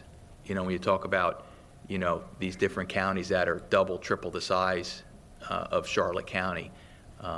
So I get it, that's who we're recruiting against, but at some point, when does it end? When do you say, we're just going to open up the floodgates and start throwing numbers at the problem? And I've learned, even from the private sector, sometimes money's not the answer. You've got a whole host of other things, quality of life, again, the benefit package. I know, talking to private sector individuals, and myself included, you can raise the rate of pay. You don't get any more applicants knocking on the door. It's not always the final answer. Thank you, Mr. Chair. Thank you, sir. Mr. Flores. A couple extra things for the board to consider. As you said, we are competing with some of those counties that are listed there. They have bigger budgets. Some have come out and done things in advance, done things more than what we're proposing. We feel that it's right in line where we need to be. This two-step process of what we're calling the COLA, the $1.92, and then implementing the $15.50 coming out in October 1, and that is just to remain competitive where we need to be. So, thank you. Appreciate that. However, if we're going to be a bedroom community to Hillsborough County, at $4 a gallon, they better be paying them a whole lot more. Okay? Let's just be clear. Thank you. Mr. Chairman. Oh, Bill. Hey, yes, sir. Commissioner Truix, you are recognized. Thank you. Thank you. Appreciate it. I've been trying to listen patiently and gather all this information in.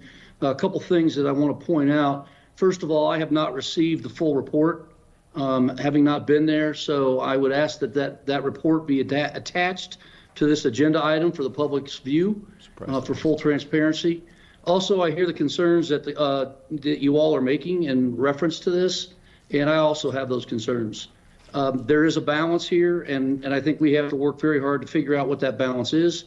I understand why we look at Sarasota County, Lee County, Manatee County, some of the areas close in proximity to us.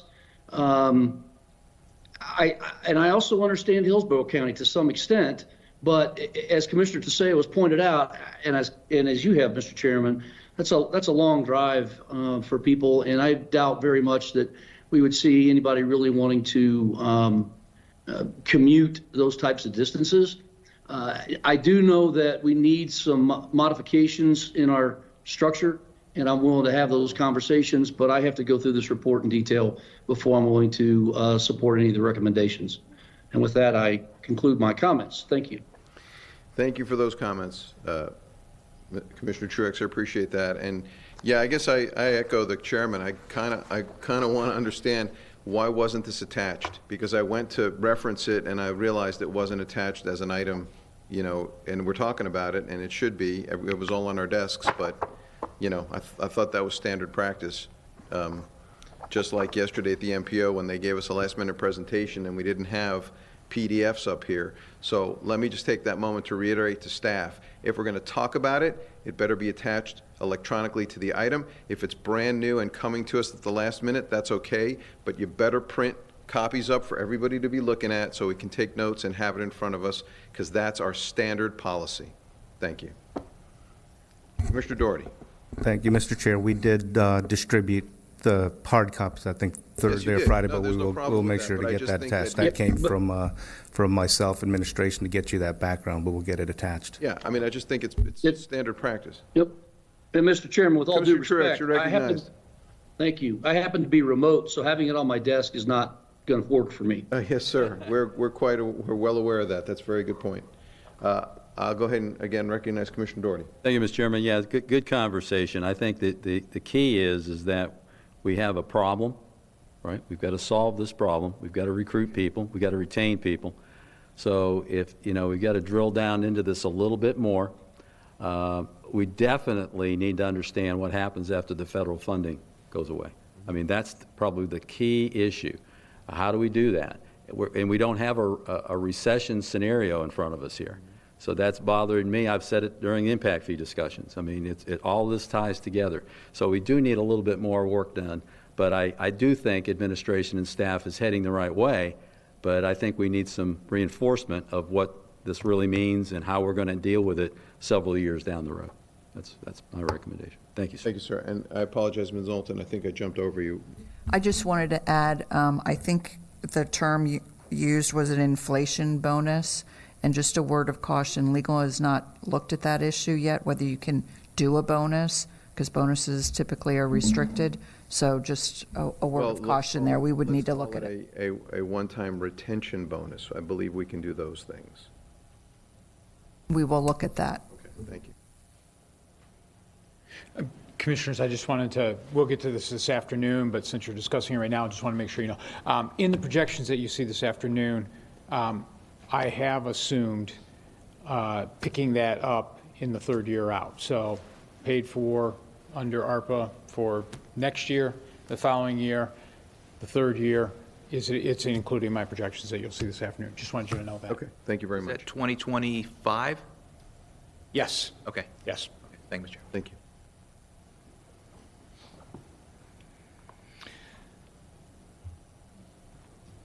Gentlemen, that actually concludes the information I had to share with you today. I appreciate the opportunity to speak today, and I'd be happy to answer any other questions you might have. I think you've answered them all, and you've done quite well under fire. We appreciate your time and your resiliency. Thank you. Thank you. Back to your presentation.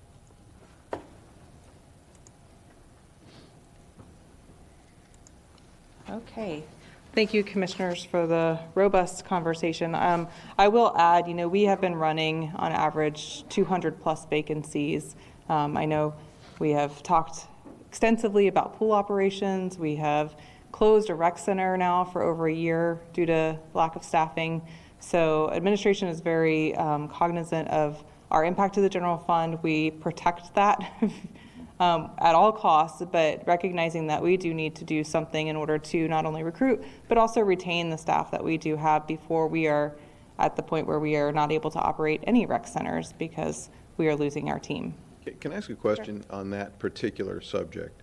Have we looked at the possibilities of outreach to the community and trying to enlist volunteers? So if you have limited staff, instead of putting them all at 3 facilities, parse them up and put them at all 6 facilities and have volunteer staff manning the door and doing other things. I mean, there's got, you know, at some point the community, we have a lot of retirees, they're pretty vocal, they're pretty active, and I believe if they realize that they would have an important part in the mission of keeping rec centers open, I think actually we could reach out and do that, and maybe even do it through some of our churches and other groups. I mean, you know, this is a community that helps itself. So maybe we're just not trying to enlist those folks enough. I will say yes. I think Tommy and his team are very, very creative in how they look at things. Volunteers are wonderful. They do require staff to manage the volunteer pool. And volunteers typically want to, I want to work today. I may not want to work tomorrow. And so when you have an operational model that requires you to be open, requires background screenings, requires a lot of extensive training, sometimes that doesn't gel well with someone who's looking for a flexible opportunity to volunteer. So we need some certainty in terms of staffing at minimal levels. We'll talk a little bit more this afternoon about the staffing model in community services particularly, and some of the things that we are finding we need to make some recommendations around how we're staffing those facilities just to get them back open. Gotcha. Commissioner DeSalle. So speaking of certainty, are you certain if we adopt these recommendations, we're going to fill all the positions? We are certainly going to try as hard as we can. I can't guarantee you 100%, but I can tell you that what we're doing right now is not working. And we don't know, though, if money is the answer. We do know with some of our recreation specialists, definitely those positions, and even in public works, some of those positions that are at the lower tier of our pay grade, they are extremely difficult to recruit for. When you are competing against McDonald's that's indoor, air conditioned, you can fill orders and flip burgers for $15 an hour. It's very difficult for me to ask someone to go out and spend 8 hours a day mowing the right of way for $2 less an hour. Mr. Chair. Thank you. Okay, so moving forward, the draft Phase 2 spending plan still considers funding IRIS for year 4, the co-responder program through the Sheriff's Office. And I neglected to say the Sheriff, Charlotte Behavioral, and our public safety staff are here to answer any questions you might have about that program today. We did build in the retention component. Now, I've made a couple of assumptions here. The proposal to do the one-time $1,000 bonus for public safety, because they are not included in class and compensation, that is only for year 1. We have included the same funding level for year 2, knowing that we will have different staffing levels. We'll have to reconcile this along the way because, again, every penny has to match up for the American Rescue Plan and for our audit. Oh, and we're not moving forward. Oh, I never put it in slideshow. Sorry about that. So looking forward, when we took that $10 million of standard revenue replacement, essentially what that did was allow us to shift what was being spent in payroll from the general fund to the American Rescue Plan, leaving $10 million unallocated at this point. What you will see this afternoon, and Gordon will make adjustments based on your discussion today, we've already put that $10 million into our projections for reserves. However, there are a number of strategic projects, initiatives that this board has talked about over the last 6 months to a year that we wanted to put forward for discussion today. And I'm really just looking for feedback from the board. This is not I'm asking you to adopt this full list. It's really, let's talk project by project, and I'd like to get your feedback because it's the first time we've had the ability to talk as a board collectively. So Little Farm Road was a subject of one of our workshops previously this spring. Our stormwater engineer's retirement gift to us was his ability to negotiate that project with our regulatory agencies and able to get that what the regulatory agency was requiring us to do there really parsed down. So that brought a project that was close to $1 million down to $250,000 respectively. It's not technically going to meet the requirements of the American Rescue Plan, and part of these recommendations are really around the procurement aspect and the audits of Treasury. Doing those projects with revenue, what we're freeing up in the general fund, eliminates the need to procure those with federal guidelines, which, as you know, jacks the cost of any project up. So again, Little Farm Road is $250,000. We have the facilities, room 119 retrofit. That was a project that you discussed in the original phase 1 plan. That budget was reduced to $500,000. There's not a lot that we can do in this room. The dais was constructed and customized to the wiring that currently exists. So if we want to change wiring or move any of our IT infrastructure, it would require a full dais remodel. That is not feasible with a $500,000 budget. So what we have done is you have brand new chairs that you're sitting in. And I'm glad they were here for today. Those chairs have been purchased under that retrofit. We have some improvements coming to the wall behind me, which is where we typically take congregate photos. We're doing some minor refreshing of the dais, but we do not think that we will expend that full $500,000 at this time. The Cultural Center, there have been a number of conversations about the Cultural Center, and I know that the Community Foundation is working very hard on getting their consultant in place and doing some workshops with the community this summer and this fall around future uses for the Cultural Center. In the interim, our facilities team have identified 2 projects that could help in getting that facility operational in the more immediate future. The first is a number of air quality HVAC improvements. And then the second is asbestos abatement that is necessary to make the building safe long term. The asbestos remediation is about $152,000. The air conditioner improvements is roughly $325,000. Travis Purdue from Facilities is here if you have any questions on the technical aspects of those projects. The Bachman track, that was a water and sewer line extension that was included in the first phase of our American Rescue Plan funding. That project, we're not sure what the timeline of that project is going to look like and whether or not it is going to actually be constructed within the timeframes of the American Rescue Plan. So we're asking you to consider that under this funding source. That is $935,098. That figure has not changed since the original time that you saw it last November. We did receive a recommendation from the Affordable Housing Advisory Committee to put as much as we could into an affordable housing trust fund. And so I have put that on here for discussion amongst the board. And the $3 million is just a placeholder. That's what we put in there for discussion. We did receive a request from the Virginia B. Andes for a mobile care clinic. That would be a vehicle that they would be purchasing, retrofitting, staffing with a physician and a pharmacist to do medical care to those neighborhoods that are underserved. And we have the wonderful team from Virginia B. Andes here today, Suzanne Roberts, and I see Noreen and Janice here.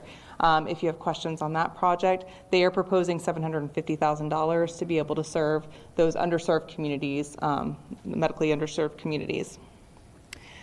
We also have the original assistance to individuals category was included in the phase 1 plan. That was $125,000 roughly annually for assistance to individuals. Human Services is still indicating that they do intend to expend those funds, but they have also identified the need for childcare as an emerging need in our community. And so they have increased that request to $500,000 to work in coordination with the Early Learning Coalition to create new childcare opportunities for those residents who are of greatest need. And yes, sir? Commissioner Deutsch. Emily. Yes, sir. The $1 million that was originally put in for the Bachman track, will that go into reserves, or what happens to that if we put it in here? In theory, you would just allocate it. We would bring any of these projects, if you allocate, we would have to bring back at a future board meeting to authorize the funds, because you're just really talking, you're at this point spending general funds. If we could use that, we use that, and we put another $900,000 into reserves here. Correct. Or you could direct us that would come from the Affordable Housing Trust Fund, whatever. My thought process around... I just want to make sure the county keeps it. Yes, sir. My thought process around, well, it is part of the negotiations that we've had with the Bachman track, or with the developer of the Bachman track as a part of the home program. So the board has already kind of in theory blessed that we move forward with that. With the Affordable Housing Trust Fund, I also... Hang on a second. Yes, sir. I've got Commissioner Sale in 1 second. Go ahead. But Yeah, I just wanted to make sure that we didn't lose the federal funds, that's all.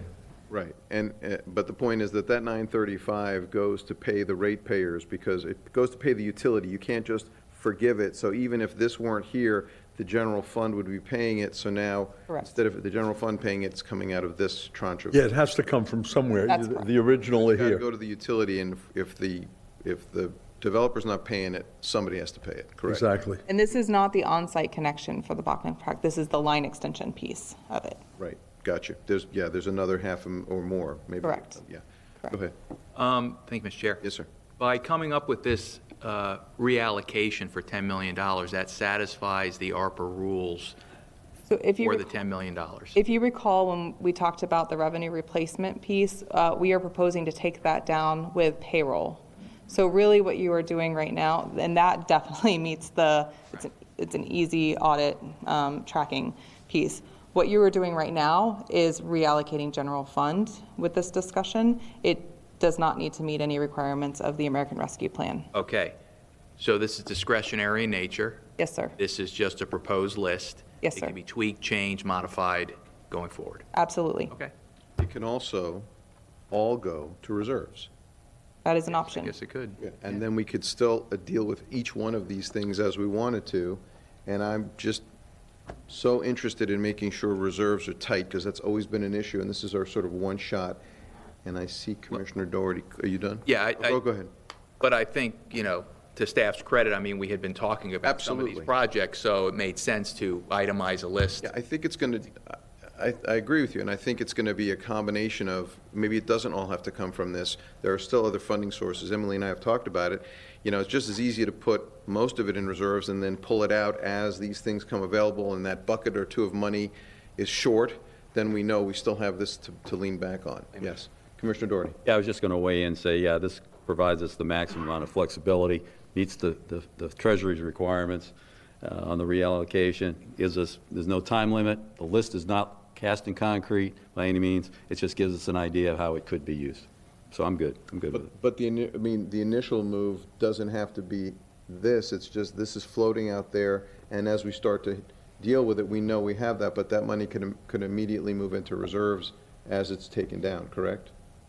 That's up for the five of you to determine. Yes, that's what I'm looking for feedback on.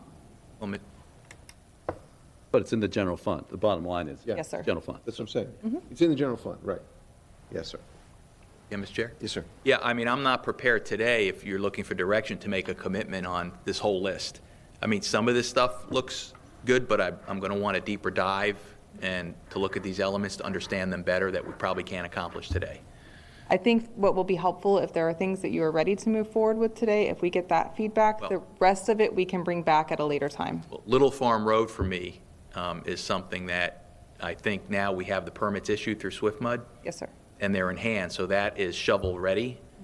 And we're going to do that internally through our Public Works Department. So that would be a reimbursement through to their budget. Correct. Yeah, I mean, that one for sure, I'm ready to put that one to bed. I agree. I mean, that's a low-hanging fruit for me. Obviously, the facilities, let's just do one at a time, then the retrofit here. Obviously, we got our new chairs. I'm happy with that. Unless I get a really comprehensive review of what can be done here, I mean, I don't want to commit $500,000, to that today, until I understand that a little bit better. Cultural Center, well, I don't know if each of my colleagues wants to comment as we go down the list. Mr. Chair, if that's okay. Sure. Yeah, I agree. On 119, let's just get in our one-on-ones, let's get a better understanding. I know we've had a little conversation, but again, she made the comment, we probably won't need the full 500,000. Let's get a better idea of what we think that will be, and then we can decide, And they'll know from administration. Cultural Center, you were there? Yeah, on the Cultural Center, until we get that report back, which should be by the end of this year, I'm going to be hard pressed to spend $450,000 when we may be doing demolition. I'm sorry. I think Commissioner Truex was on the line too. I'm sorry. Commissioner. No. I just said amen to your comment. Okay. I thought he was Yeah, I thought I heard him. probably agreeing with you on that. Yeah. So until we understand that, I don't want to spend money to possibly demo it later on down the road. On Bachman Track, yeah, I think Commissioner Constance just said, this would, I guess, supplant the funding back to the utility, which we made a commitment to that job. So, again, I would be supporting that particular expenditure. I'm good with that, too. Well, I'm not supporting that project, but I Right. understand the concept. Yeah. On the Affordable Housing Trust Fund, I mean, obviously, we're looking for a reoccurring funding source. This isn't reoccurring. Although I do support funding it, to what level, I don't know about $3 million. I think if it's in reserves, we know it's there, and if a project comes forward, we can always talk about that, and if it makes sense, pull that up. Maybe there's a lesser amount if we want to commit to the fund, but we know it's going to be put in reserves. We can always have that discussion when a project comes forward. The Virginia B. Andes Mobile Care Clinic. Commissioner? Yeah, I'm I sorry. guess just so that the staff has an understanding how we all fit into that. Yeah, I agree with you. At least what we're saying, we're go on creating the trust fund, right? The amount of it is, and how we put in there right now. We have money in there now. I Yeah, think but- about 800,000. Yes. But I guess we're not locking in the exact amount. Right, exactly. But we will boost it. Yep, I'll come back after this conversation and just confirm that there are at least 3 head nods on Okay. the projects that are on the list. On the Virginia B. Andes Mobile Care Clinic, I like the concept. I probably want to understand more about it. I like getting out to the underserved communities. Virginia B. Andes does a great job in helping the county overall meet the needs of the community that we can't as local government, and they do it at little to no cost to the recipient. So I like the fact of the concept. And perhaps, Commissioner, I don't know if you know more about it. No, this is the first time We have the seeing it, spokesman but here. They've got an excellent track record, and quite frankly, I would prefer to spend the $850,000 we give to the health department where we get no primary care, take that money and just give it to them to do this mobile care clinic, so actually somebody gets some care done.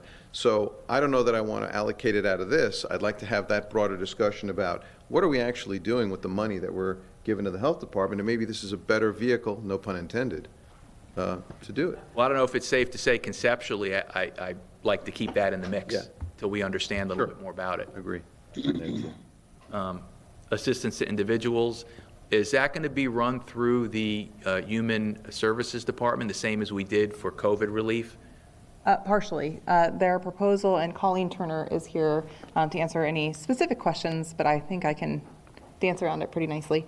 I think there will be a component that is direct assistance to individuals that are impacted, and then another portion would be contracted services through the Early Learning Coalition. So are we talking about the same ranges of assistance in terms of rental assistance, food assistance, utility assistance? Just so I understand what, Turn it over to Colleen. because Taking my assistance is pretty human broad. services hat off for quite a few years now. Good afternoon, Commissioners. For the record, Colleen Turner, Senior Manager, Human Services.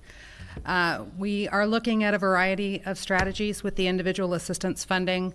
First, yes, is a contract with the Early Learning Coalition to support the training and peer mentoring and growth of the child care industry in Charlotte County, which is currently lacking from their perspective as well as ours, as we're attempting to serve folks to economically recover. We are not looking at the same structure of individual assistance as we did in the height of COVID, obviously. But we do have a number of families who continue to struggle to meet the rising rent costs, who are struggling having to relocate due to the sale of their rental property or the raising of rent. And we also are partnering on some rapid rehousing initiatives with the continuum of care. So a variety of strategies. We would continue to refine that program, that policy. And we also are looking at some other economic supports in terms of financial literacy, training, home buyer education, access to down payment assistance and gap funding through the SHIP program, things of that nature. Well, I don't have a problem with assistance to individuals as long as they understand later on how it's targeted, and we have that board discussion so we all understand it. But generally speaking, I don't have an issue with assistance to individuals because, this is all kind of born out of the funding we were getting from the federal government, and it was intended to get to the people. So this is one way to do it.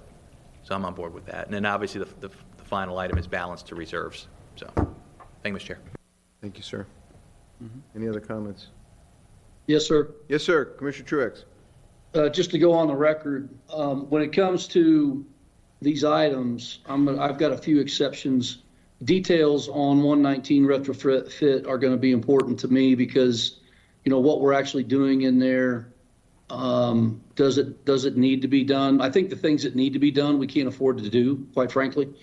So I'm very interested in details. That's not a no, it's just I need more information. And the Cultural Center, I stand with Commissioner Teseo. I have a very difficult time spending money on something that we don't know what we're doing with yet. The asbestos abatement, not recollecting my building code correctly right now, but if we have to do asbestos abatement, even with the demolition of that building, then that's something we could look at. But I'm not interested in putting in HVAC improvements unless it's specific to certain programs and where those programs go. I think there's 33 units in that building, and I don't see that as an efficient use of funding at this point until I have more details. I'm on board with Bachman. I'm on board with creating the trust fund.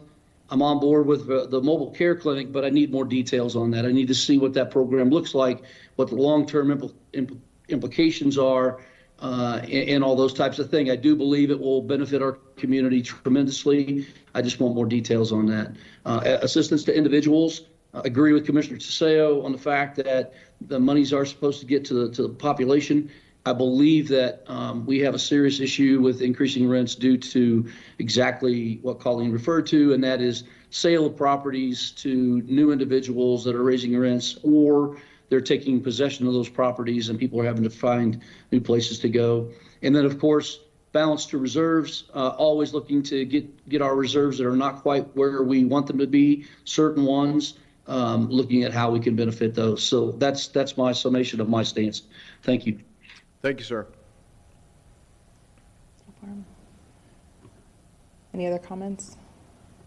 Were you going to take a poll? I am, actually. So I'm going to just run back through the ones that I heard consensus on. Little Farm Road. So we'll go ahead and bring back an item for the board to consider that. I heard Bachman, not a solid consensus, a 4-1 consensus on that.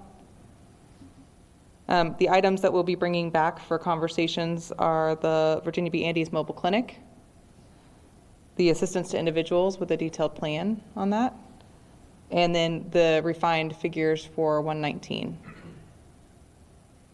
The rest we'll put in balance to reserves temporarily, and then come back for a conversation around the Affordable Housing Trust Fund.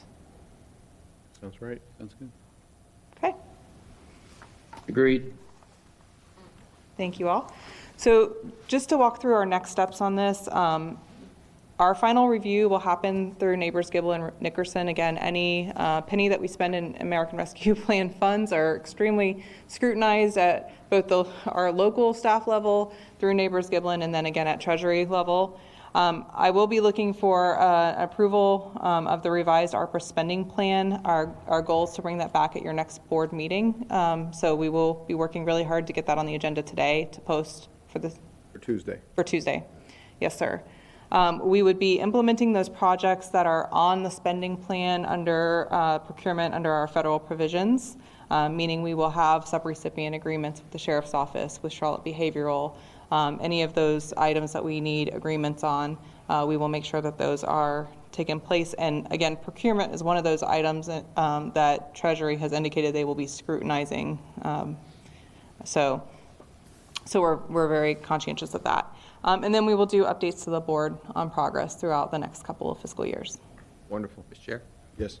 Thank you, Mr. Chair. Yeah, I just wanted to comment on the Little Farm Road project. So we had an engineer that worked for the county that retired. What was his name again? Phil Ayudo. Yeah, Phil. So I want to shout out to Phil because I think without his knowledge, depth of knowledge in the permitting process, I think we can credit him with actually working with SwiftMud and the regulatory agencies to get that permit in hand. I think he single-handedly literally saved us potentially hundreds of thousands of dollars, and he saved the project because had it been that price tag, we might have just punted again because of the funding sources. So Phil, if you're listening, I think he's officially retired now. He's officially retired. Thank you. It was a beautiful gift to Charlotte County. they were able to do that, and I just want to recognize that because I had a one-on-one. He came back with staff and explained the project, and we talked about how he navigated the agencies to get that done. But I can't say enough. This is one of those legacy issues that we can check the box once it's completed. So thank you, Mr. Chair. Thank you. Great comments. Commissioner Doherty. Thank you, Mr. Chairman. Yeah, I wanted, that's a great statement, Commissioner. Yeah, Phil is someone who really understood stormwater. He actually, that was the concept that I discussed with staff years ago. And then we came up with this other one that was amazingly expensive. The box culvert. Yes, it was incredible. Phil, I was very pleased to hear that Phil was on the project. Phil used to work for me. He actually was my design engineer on the Minnesota Twins spring training facility down in the late 80s down there in Fort Myers, Lee County Sports Complex. So yeah, he knew his stuff on stormwater. So it was a great design, good job, and thank you, Phil. Did a great job. If I may take the liberties, Phil, well-earned retirement. When we talk about recruitment and one of those tough positions to fill, a good stormwater engineer is very hard to find. We were lucky to find a candidate. Unfortunately, the private sector offered him a considerable amount more, and subsequently, he did not join our team. So we are looking for a good stormwater engineer. I'm going to put the shout out there if there's any looking. I think Phil said he'd be doing some consulting work. Call us. FRS will not allow that, unfortunately. All right, thank you, commissioners. Again, please be patient with us. We will we have to get this spending plan into written form. So as soon as we have that finalized, we will distribute it to you electronically, and we will get it posted to the public as soon as possible. Thank you. Thank you. All right, next up we've got Cameron Pennant, who is going to be giving us our 2023 legislative agenda items.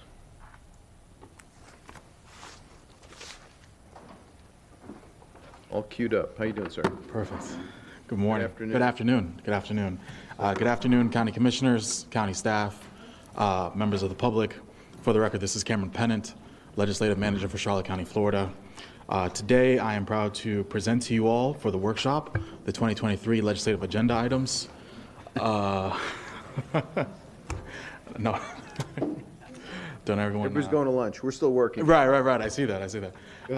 So these are, I just want to kind of give a quick brief on the successes that we've had and the progress that we've made on a number of different items these last years.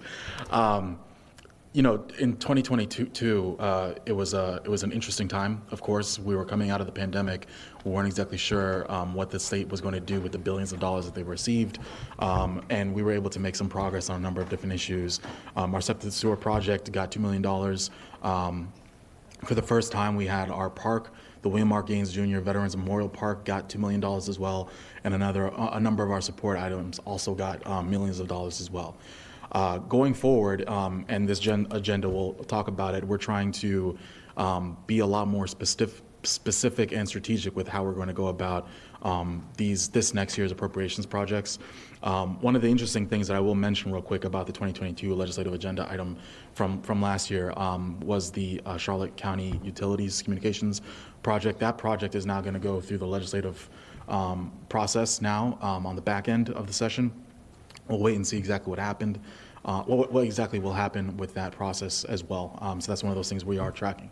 But on today's legislative agenda, just want to go over, these are some of the projects that we have that we would like to have approved by you, the county commissioners, at a meeting later on this year. So of course, these are our guiding principles that have stayed with us since every time we have these legislative agendas, especially the state legislative agenda. As well. So I'll start with the appropriations requests. So there's a bit of a theme with all these appropriations requests. They are all from county utilities.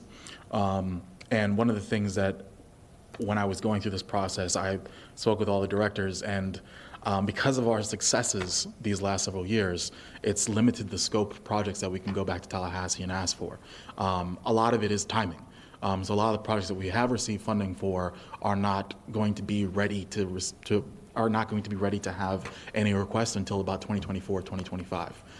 So that's something that when we were looking at the master plan, and also just talking to our county staff and directors, that's one of the things that they alluded to us. Thankfully, though, County Utilities has 5 projects that we're looking at today. There are 3 distinct projects. So the first one here is our fiber optic hardening project for Burnstore Road. This is support $300,000 request. The project itself is costs a total of about $666,000. Going to be working with them to add 1,000, so it's not so problematic. But the support funding request that we have is to improve the Charlotte County Utilities and Charlotte County Fire Station's communication network's ability to withstand regional and statewide natural disasters when other forms of communications are disrupted. Now, this is a multi-department project because not only is it a utilities project because it's going to be hardening the Burnstore plant, it's all the fiber optic line is going to be running through Fire Station number 5. So that's one of those issues that when we go up to Tallahassee and we're lobbying on this specific issue, it's going to be very advantageous to say, hey, this is going to be tackling 2 different departments. It's going to be solving one problem for 2 different entities within the county as well. So that is that project for $300,000 request. The next 2 projects, they're in 2 different locations. They are technically 2 different projects, but they do have the same funding request. But they both have the same. They're both in the same category group. So this is the Eastport WRF Hardened Control Room, and then I also have the Burnstore Plants Hardened Control Room as well. Both of these projects are same in terms of the projects themselves, but the requests themselves are $300,000 for Eastport and then $300,000 for Burnstore. Similarly, Burnstore and Eastport WRF Advanced Wastewater Treatment. These are also 2 different projects these are also 2 different distinct projects that are also under the same category, advanced wastewater treatment facilities. And I want to just make a note, the funding requests are different. For the Burnstore project, it's $1 million request because that project is about $2.6 million in total. The Eastport WRF is $2 million request because that project in total is about $6 million. So we wanted to at least keep things respectively close in terms of the requests that we make up in Tallahassee. As you all know, sometimes we get exactly what we ask for, sometimes we get half of what we ask for, but we at least want to give it some room between what the total project cost is for some of these projects and then what the overall is going to be.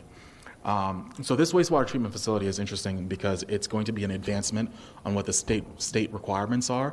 It's getting ahead of where we are. And I know it's something that we've, in this county, have had a deep passion in making sure that we're doing all the things that we can do to make sure we're removing chemicals and other items that are in the wastewater as well. And this is going to be one of those projects that will do such.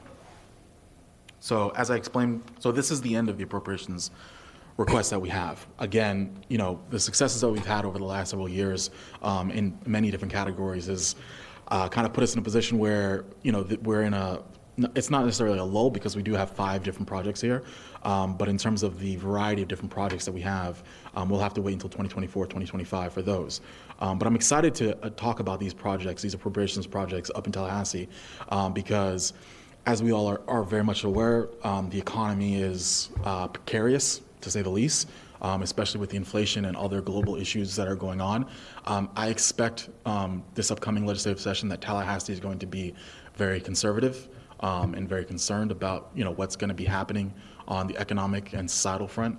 So I think coming to them with projects that are not only about utilities but are also proactive mitigation and hardening projects, I think the timing couldn't have been any better because that allows us to kind of make the case that, hey, these are critical projects that in the event of natural disasters, each one of these projects are going to be important, especially the advancement and wastewater treatment facility. That's kind of getting ahead of where the state is on that environmental economic issue to make sure that we're doing what we need to be doing ahead of the curve as well.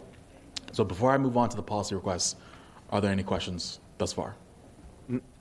1 second. No question, but we can offer ourselves up as a poster child for what they're trying to accomplish. So fund us. Let us show you how well it can be realized and rolled out, and then use us as your prime example, and we have a great track record on transportation projects.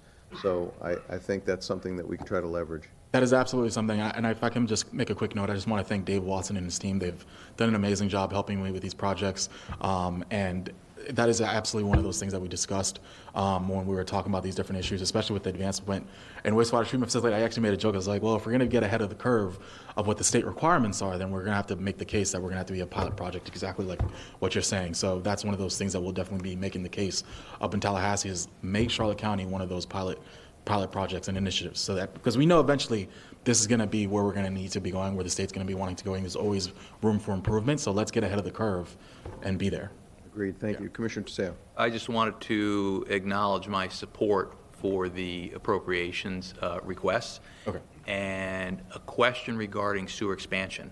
So are we going to, like we did last cycle, look at our sewer expansion program and see where we can ask for additional funding for more projects? Because we have a lot going on there. They're shovel ready, so we can use the funds immediately. Are you referring to the overall septic to sewer? Yeah, yes, Yeah. sewer, yeah. Yeah, I believe that is one of those issues that we're going to be tracking overall over the next year. I know that was something I talked to you. Well, I don't see it here in the appropriation request, like. Right. The reason why is that when I was talking with utilities, when we were having this conversation, and I think Dave might be able to explain it more, is that this next year we didn't have anything, but I believe it was 2024 or 2025 is when we would be able to go back up to Tallahassee for that. But I'll let the expert explain. You're all set. You're on. Okay. Yes, the septic to sewer, we just weren't ready based on the timeline for these appropriations. We do have a program in progress right now, the Lakeview Midway project. That's in design already, but we're not going to meet that requirement for the timing. So we'll probably be looking at that probably next year or the following year. Name for the record. Dave Watson, Director of Charlotte County Utilities. Yes, you are. Thank you. Yeah. Oh. No, I just wanted to make sure we weren't missing out on something. I know the wastewater expansion is very important, but obviously if the timing is not correct, it's not correct. But I don't want to. It's each fiscal year. Yeah, okay. Thank you. Commissioner Doherty. Yeah, I think, I'm trying to remember, the appropriations we got previously from the state went towards transmission and pumping, not the collection. MSBU funds, in other words, MSBUs take care of the actual collection system as far as the mains down the street and all that, and the pump station within the project, the vacuum station. However, you've got repump, you've got transmission to the plant, which I think is what we used the appropriations for last time, because it took care of more than just a particular MSBU, I believe. When I'm thinking about I believe that's correct. I don't have all the details on that. I do know that a lot of the funding was used for the lift station itself. Okay.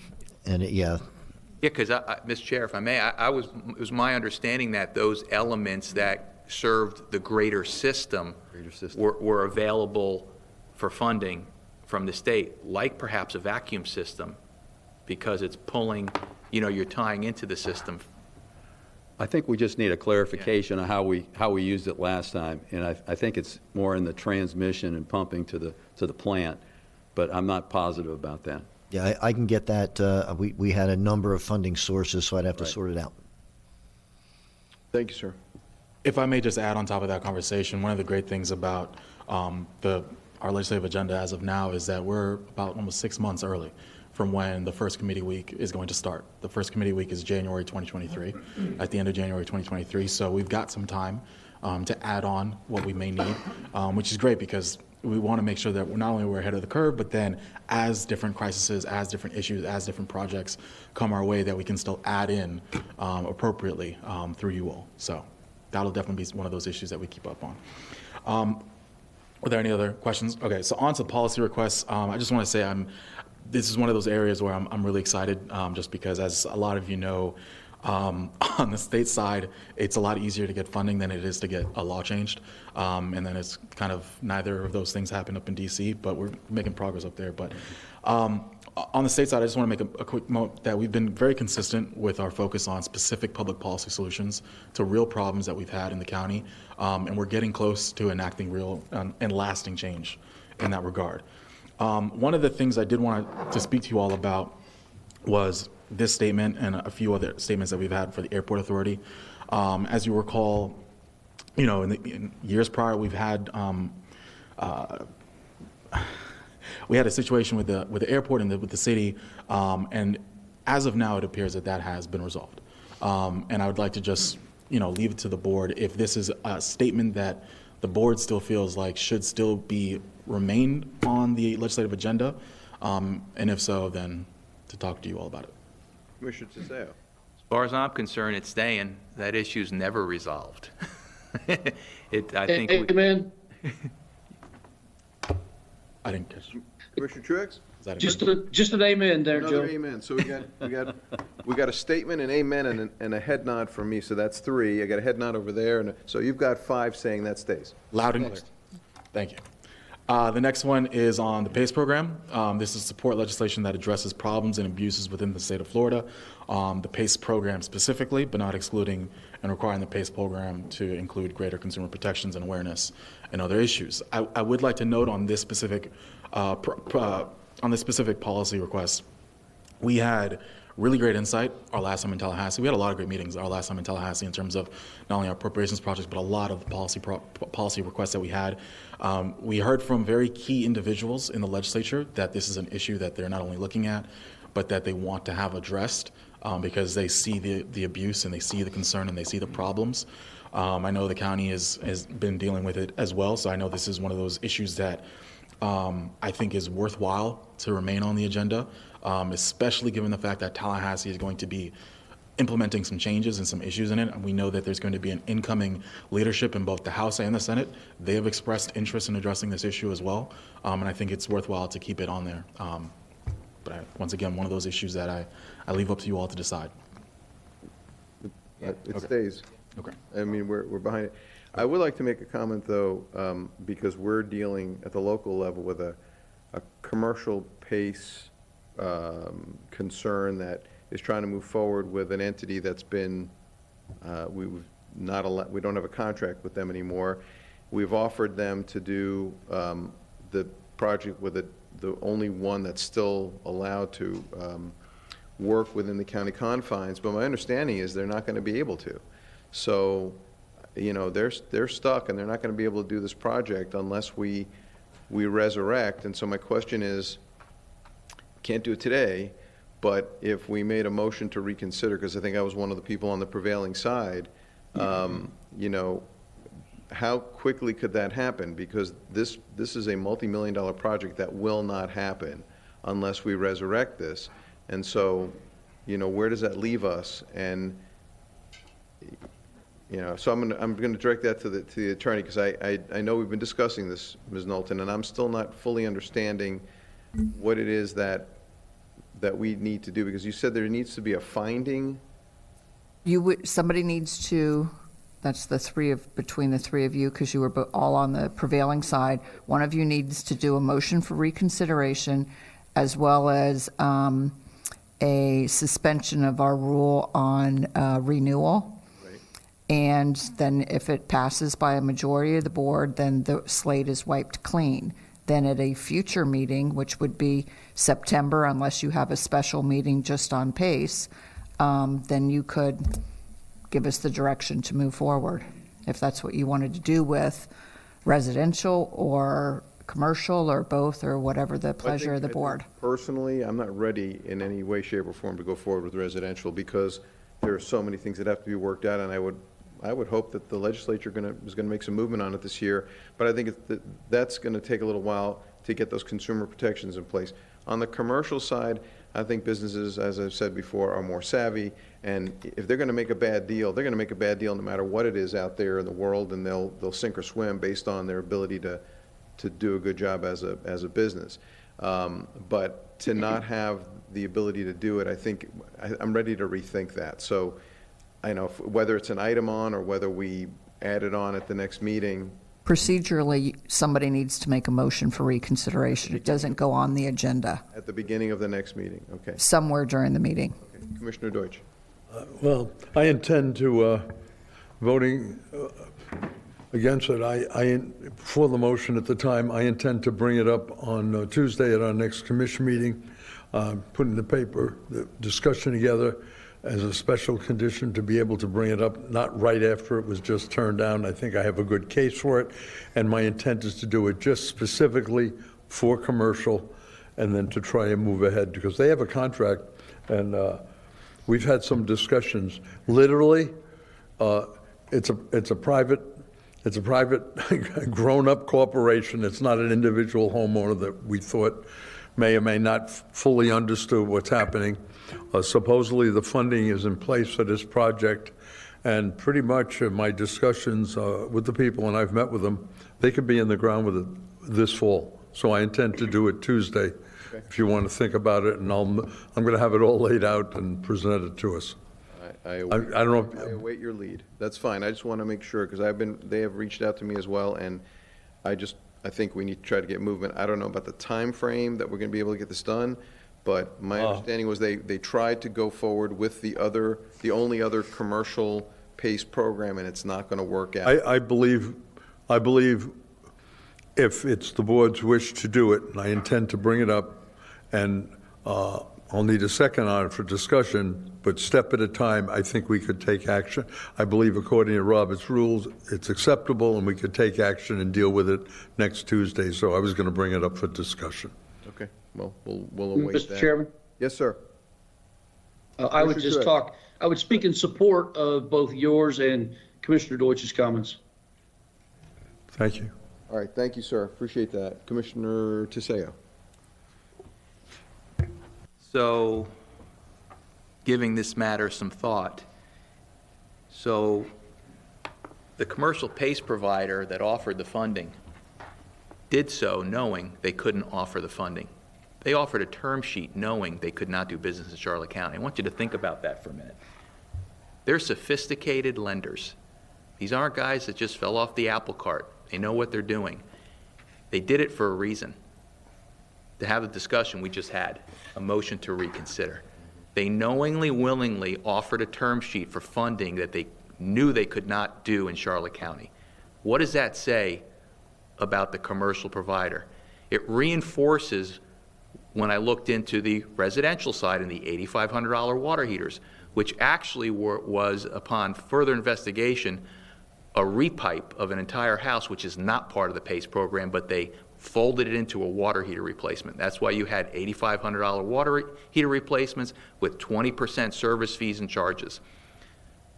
This is not right, what this commercial lender did. And if that's the way they're going to operate, they're already took 2 steps back. Think about that. They offered a term sheet for a Charlotte County project where they knew they couldn't offer it. There's already a commercial provider that has at least 2 more years left, I believe. They could have went to them. But no, they wrote the term sheet anyway, and magically we got a letter asking to reconsider that they have to have this project.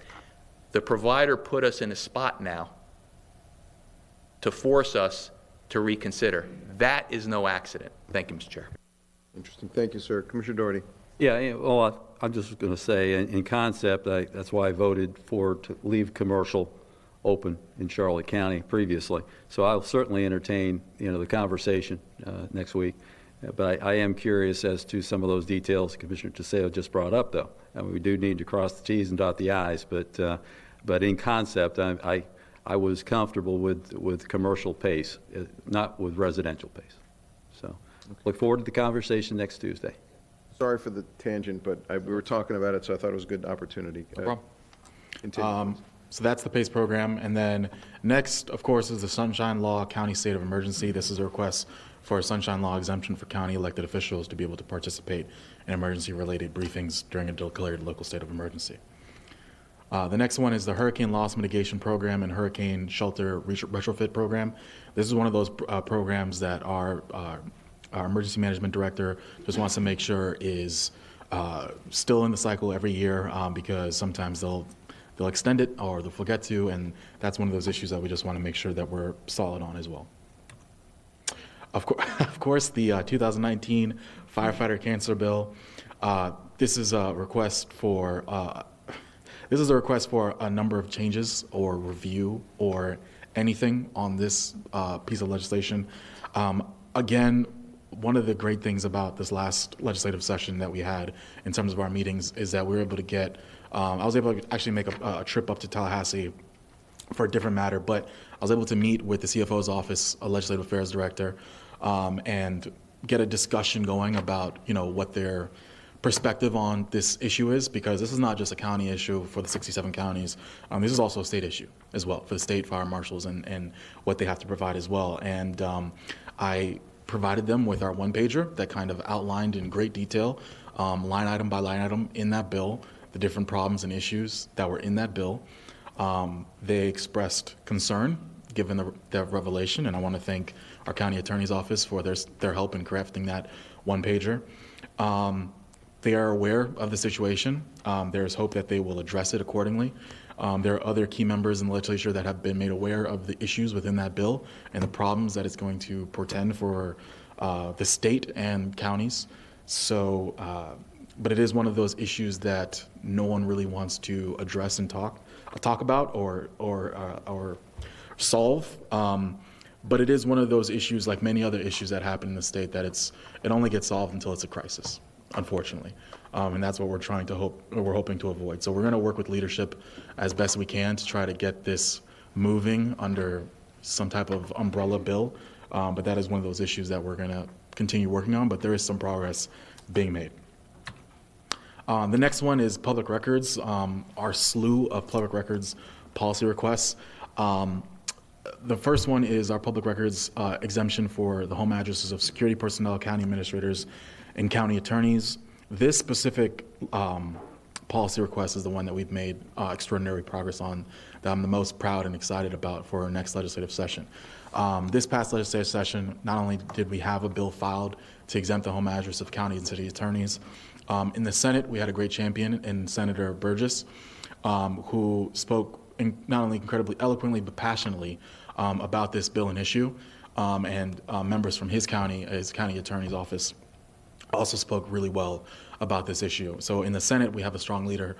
In the House, we have several different leaders that are anxious to address this issue and get it done as well, because either a spouse or a relative is also an elected local official, and they realize the great harm and concern that this issue presents. And that's on the state and local level. But on the national level, we're also hoping that some of the revelations that have occurred in terms of Supreme Court justices' home addresses and other elected officials and their home addresses being threatened and targeted, it kind of puts it in proper perspective about the importance and gravity of this issue. And we're hoping that we can get a lot more momentum on this issue as well. It went through several different committees this past session, however, it unfortunately died in the House. This year, we're hoping to get it not only passed in the Senate, but done in the House as well. One of the other issues that we're working on the public records on the public records policy request is the public records legislation that exempts security operation meetings. And one of the other issues that we actually are getting other counties involved in is the aggregation of serial public records requests to be allowable. So that's one of those issues that at the FAC policy conference in September, we're going to be able to work with other counties on that issue as well. That does conclude our policy requests, but with that request, with that conclusion, I do have a request. The aforementioned 2023 FAC Policy Innovation Conference is in September. The due date for those policy requests to be submitted by all the 67 counties is in August. So with board approval, I would like to go ahead and submit these policy requests for that policy conference. Of course, this is so that FAC will then take up those issues leading into the next legislative session. Good with it. Yep. Today or Tuesday. Good. Okay, perfect. And then the next and final set for our 2023 legislative agenda is our support requests. As I mentioned previously, a lot of the support requests that we've had in the past have actually garnered not only attention but funding from the legislature as well. One of the requests that I know we're working on is the WCIND new operations facility. Of course, this facility is going to be in Sarasota, but it's a regional organization that we're part of, and we're hoping that our support will, lend them some ability up in Tallahassee to get the funding that they need. Real-time water quality monitoring, this is just a broad statement in support of support funding for requests for real-time water quality monitoring for the Peace River, Myakka River, and Charlotte Harbor. And then also support for the Coastal and Heartland National Estuary Partnership legislative programs, and just our general support for those programs as well. And that would then conclude the 2023 legislative agenda. A lot of the things that we've been able to do these last couple of years has shortened the agenda as we get things done and accomplished. Of course, we still have a lot of strategic issues that we're trying to get done, not only in terms of our appropriations projects, but the aforementioned policy requests as well. So with that said, any questions or concerns? All set. I think my queue is empty, so thank you very much for your hard work, and appreciate the direction. Thank you so much. Truex have any? Bill, do you have anything? No, I'm good to go. Thank you. All right, thank you, sir. Thank you, sir. All right, then we're up for our final presentation, which is outdoor markets. Mr. Cullinan, how are you this wonderful afternoon? Oh, this is fantastic. Good afternoon, commissioners. I will try to make this as quick as humanly possible. We are here to discuss, based on some questions that we received from citizens, outdoor markets. The code definition of an outdoor market is a market held in an open or roofed area, not within a building, where groups of individual sellers offer goods for sale to the public. Colloquially, it's known as a farmer's market. Old time, it was goods grown and produced on farm operations. Now it's more open-ended with crafts and other types of vendors typically there, but they're still frequently referred to as farmers markets. What are they? They're often operated in governmental parks. They typically operate 1 day per week, typically operate on minimally developed properties. They provide their own power, their vendors, their own waste disposal, and their own sanitary facilities. Where are they allowed? As of now, they're nowhere by right. They're special exception use in parks and recreation, agriculture, excavation and mining, commercial neighborhood, and commercial general zoning districts. Here's a map of the county parks outlined in red, and the ones that are actually green have the Parks and Recs designation. I apologize for the size. I want to try to fit the whole county in, or as much as possible. Some of our parks aren't even classified Parks and Rec with zoning. They still have whatever their underlying zoning was. So for the special exception criteria, and Commissioner Teseo is probably very aware of this, the proposed special exception is consistent with the comprehensive plan. The proposed exception is compatible with existing and permitted uses surrounding the land on which the special exception would exist, and the establishment, maintenance, or operation would not be detrimental to or endanger the public health, safety, or welfare. When he's done. Oh, he's done, okay. Go ahead, keep going. When you're done. Okay. The whole presentation, then we'll have questions. Perfect. The fee for the special exception through the Board of Zoning Appeals, which is a final authority board, is $880. Each property is evaluated based on its uniqueness. Each neighborhood has different beliefs and wants, needs for their neighborhood. But from a planning perspective, staff's very favorable of markets as they help to create a sense of place and community for a neighborhood or an area. We'd be more than happy to process dozens of these versus, one special exception for outdoor storage. So these are things that planners really try to encourage. So currently, there's an approved market at Lemon Bay High School that is on the school. It's related to them, which they are exempt statutorily.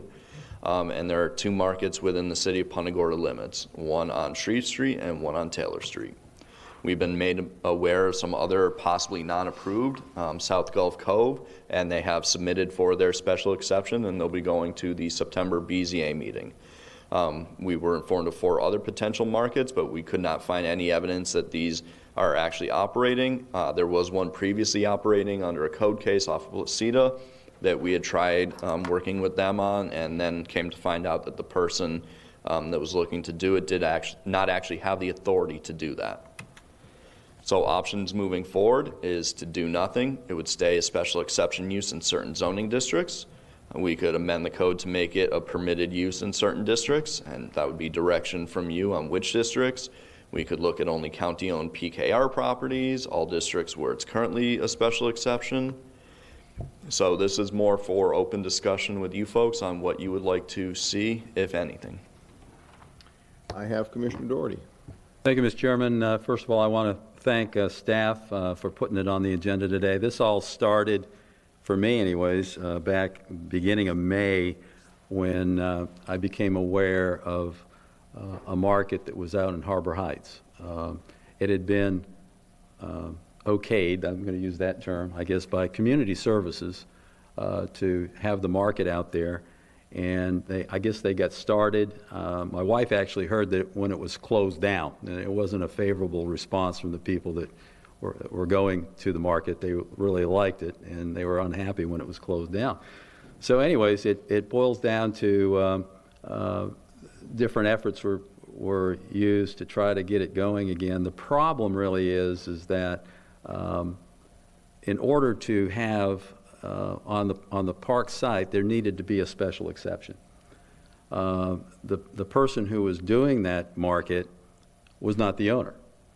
So the owner cannot, it's catch-22. The owner can't apply for a special, the owner has to apply for a special exception. This individual couldn't do that. Tried, I guess, on a commercial piece of property, which is actually, the actual use as a church, and that didn't work out. So I thought it would be a good idea to bring this to the board and discuss maybe a pathway that, because I do support the concept, I want to stay at about 30,000 feet today, but the concept of markets at our parks, maybe with a process that would first start off with a request to Community Services, as this individual did previously, just a kind of a clearing on a checklist to see is it feasible.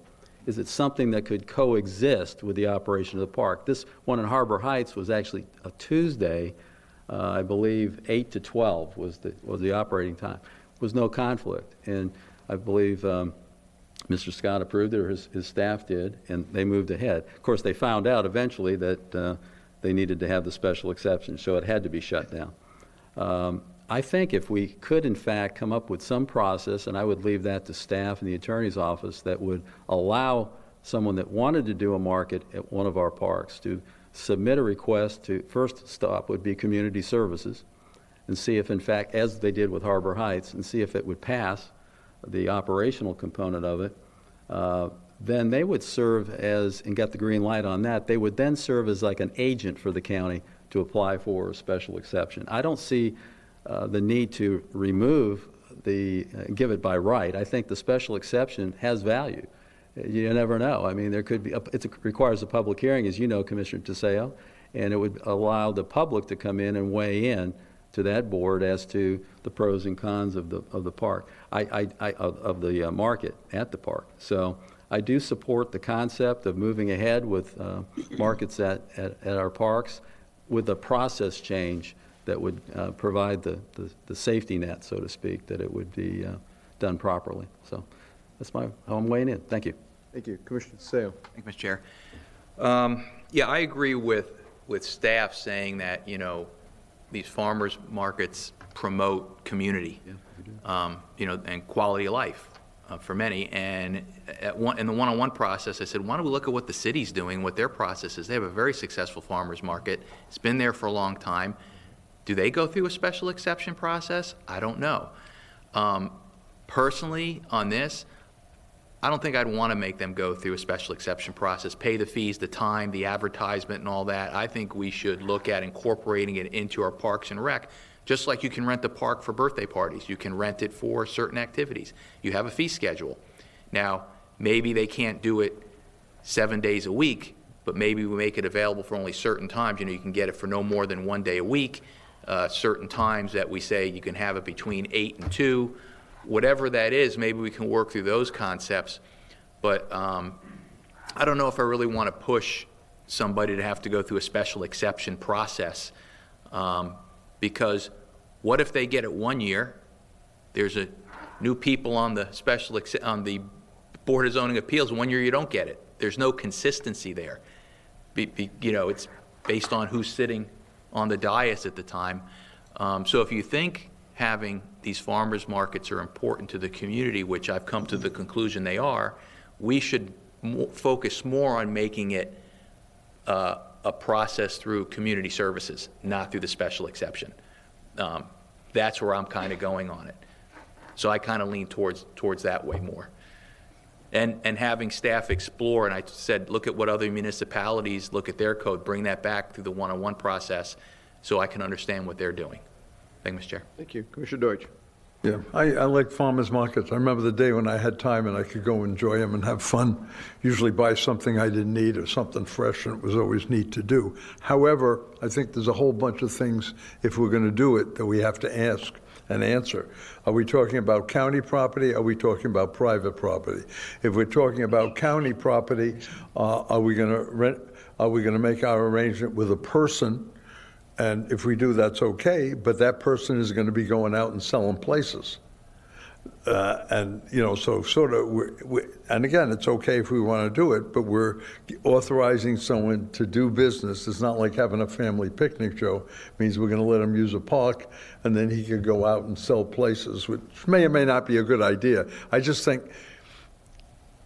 there's a lot of, if we're going to do it, there's a lot of questions that have to be answered, how we're going to do it so it's fair and equitable and everybody's got the fair shot. And again, there's a difference between whether it's on public property or private property. And if it's on public property, we're going to get into liability issues. And then is this permit for one occasion? Is it for 1 month? Is it for 1 year? Or is it forever until they would change it? So I appreciate it coming up, but I think there's all kinds of questions that have to be dealt with before we could, you know, make a decision on it. Thank you. Thank you. Commissioner Doherty. Yeah, thank you, sir. I started off at the same place you mentioned, preferring not to do a special exception. But what I thought maybe is that long term, that would be my goal as well. But that might take more time to work out. Again, addressing some of the concerns Commissioner Deutsch said, to get that in the code that way, to make it a right at a park, could be complicated. Could take a long time. Where I thought maybe if we implemented initially a process that was consistent with really what the code has right now, but it puts the person that wants to do the market in a catch-22 because they can't apply for a special exception. And it would only be, it would only be an application by the county if the county wanted to do a market. That's the concern. So if we were able to come up with a very simplistic process would allow this applicant to get clearance, first of all, from community services that they could coexist, and then we give them the authority to be the agent for the county to apply for a special exception. That'd be fairly consistent with, I mean, I need staff to weigh in. I think that'd be fairly consistent and easier to implement than trying to figure out how to build markets into the park PKR code. That was the only reason. But I don't disagree with you. Long term, I'd like to go there, but I don't know that it could be done quickly enough. So. Okay, thank you. Sean Cullen, again, playing zoning official. So there are a couple of wrenches, or monkey wrenches, in here. We do have a smattering of properties that are privately owned that are zoned PKR. So if a straight code change was made, that would apply to those properties as well as you can see a number of park properties, including some of our largest parks, don't actually have the PKR zoning designation and would not be eligible either way. Centennial Park, for instance. PKR was created back in 2014. Prior to that, the previous iterations of code did not have a PKR, Parks and Rec designation. We worked with Parks and Rec to create that at that time when this was first contemplated. Not all of these green PKR properties may be good for it. Ollie's Pond, that would probably not be a good location for a farmer's market. Centennial Park, Harold Ave Rec Center, those may be. We'd be more than happy to look into whatever you'd like to do, but there would be some issues regardless. We also have Tina here from Parks if you have any specific questions for her, but we would have to work with staff and the attorneys to create set criteria for Parks and Rec to use for their vetting. As we all know, without certain criteria, we then run into the issue of you kind of have to approve everything if we don't have set criteria that we can base our approval or disapproval on. With the special exception, that would then run with the park. We don't typically, though we could theoretically condition a special exception to a property owner. That makes it very difficult and a little bit cumbersome. So typically we would, as acting that person would be acting as the agent for the county, and the special exception would then be on the piece of property. So we could look at any of these options. I just wanted to make sure that you were fully aware of, some of the potential pitfalls related to this. Okay. Commissioner DeSalle? Yeah, I'd like, again, like when I spoke to staff in my one-on-ones, I'd like to see what other municipalities and counties are doing for farmers market. It's not unique to Charlotte County. If they have a streamlined process that does not include going to the Board of Zoning Appeals, there's a checklist, we can determine the time, place, and manner, in terms of these are the facilities we have that we can host. We can pick them. Doesn't have to be every park. Maybe we have 3 or 4 that are conducive, that would work for the concept, and then we have our set of conditions, and the entity that's signing, a certificate of insurance, typical things like that you would provide through an application process. But, let's see what other people are doing and see if they're doing it different, and maybe we can glean something off of that, and then make the decision, at another board meeting once we get all that information. And I think, I don't know if Commissioner Truex, I thought I heard him. Oh, yeah. Yeah. Okay. Thank you, Mr. Chair.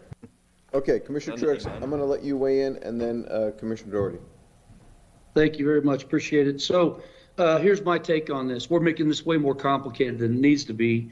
Our current situation is draconian. It's over-restrictive, and it's ridiculous. I believe that in commercial or industrial settings, that it should be a by right situation, and that as long as the property owner has provided authority, if it's a lease situation, they should be allowed to do this. I also believe that we should be able to utilize any of our parks that community services deems reasonable.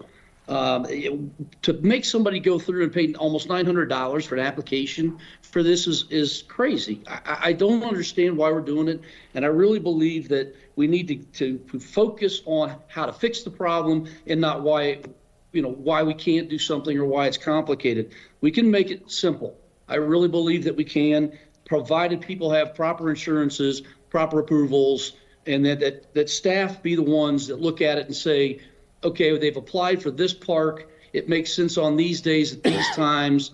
We can live with that and move forward. I wouldn't restrict the parks. Ones that aren't going to work, people aren't going to want to go to anyway. So I think we have to get out of this over-restrictive environment on this issue and move forward in a very positive way that'll benefit the community and bring more people together in these situations. Thank you. It's my turn to say amen. Yes, sir. Thank you, Commissioner. Commissioner Doherty. Yeah, and as I said, just my previous comments, I was actually leaning towards the simplistic model and couldn't see that we could do that quickly. However, I totally support what Commissioner Truax said, what you said. So I think the staff's got 3 head nods to move ahead with trying to figure out how to do markets, I guess, Mr. Chairman, markets at our county parks. And I'm all for this most simplistic process you can come up with.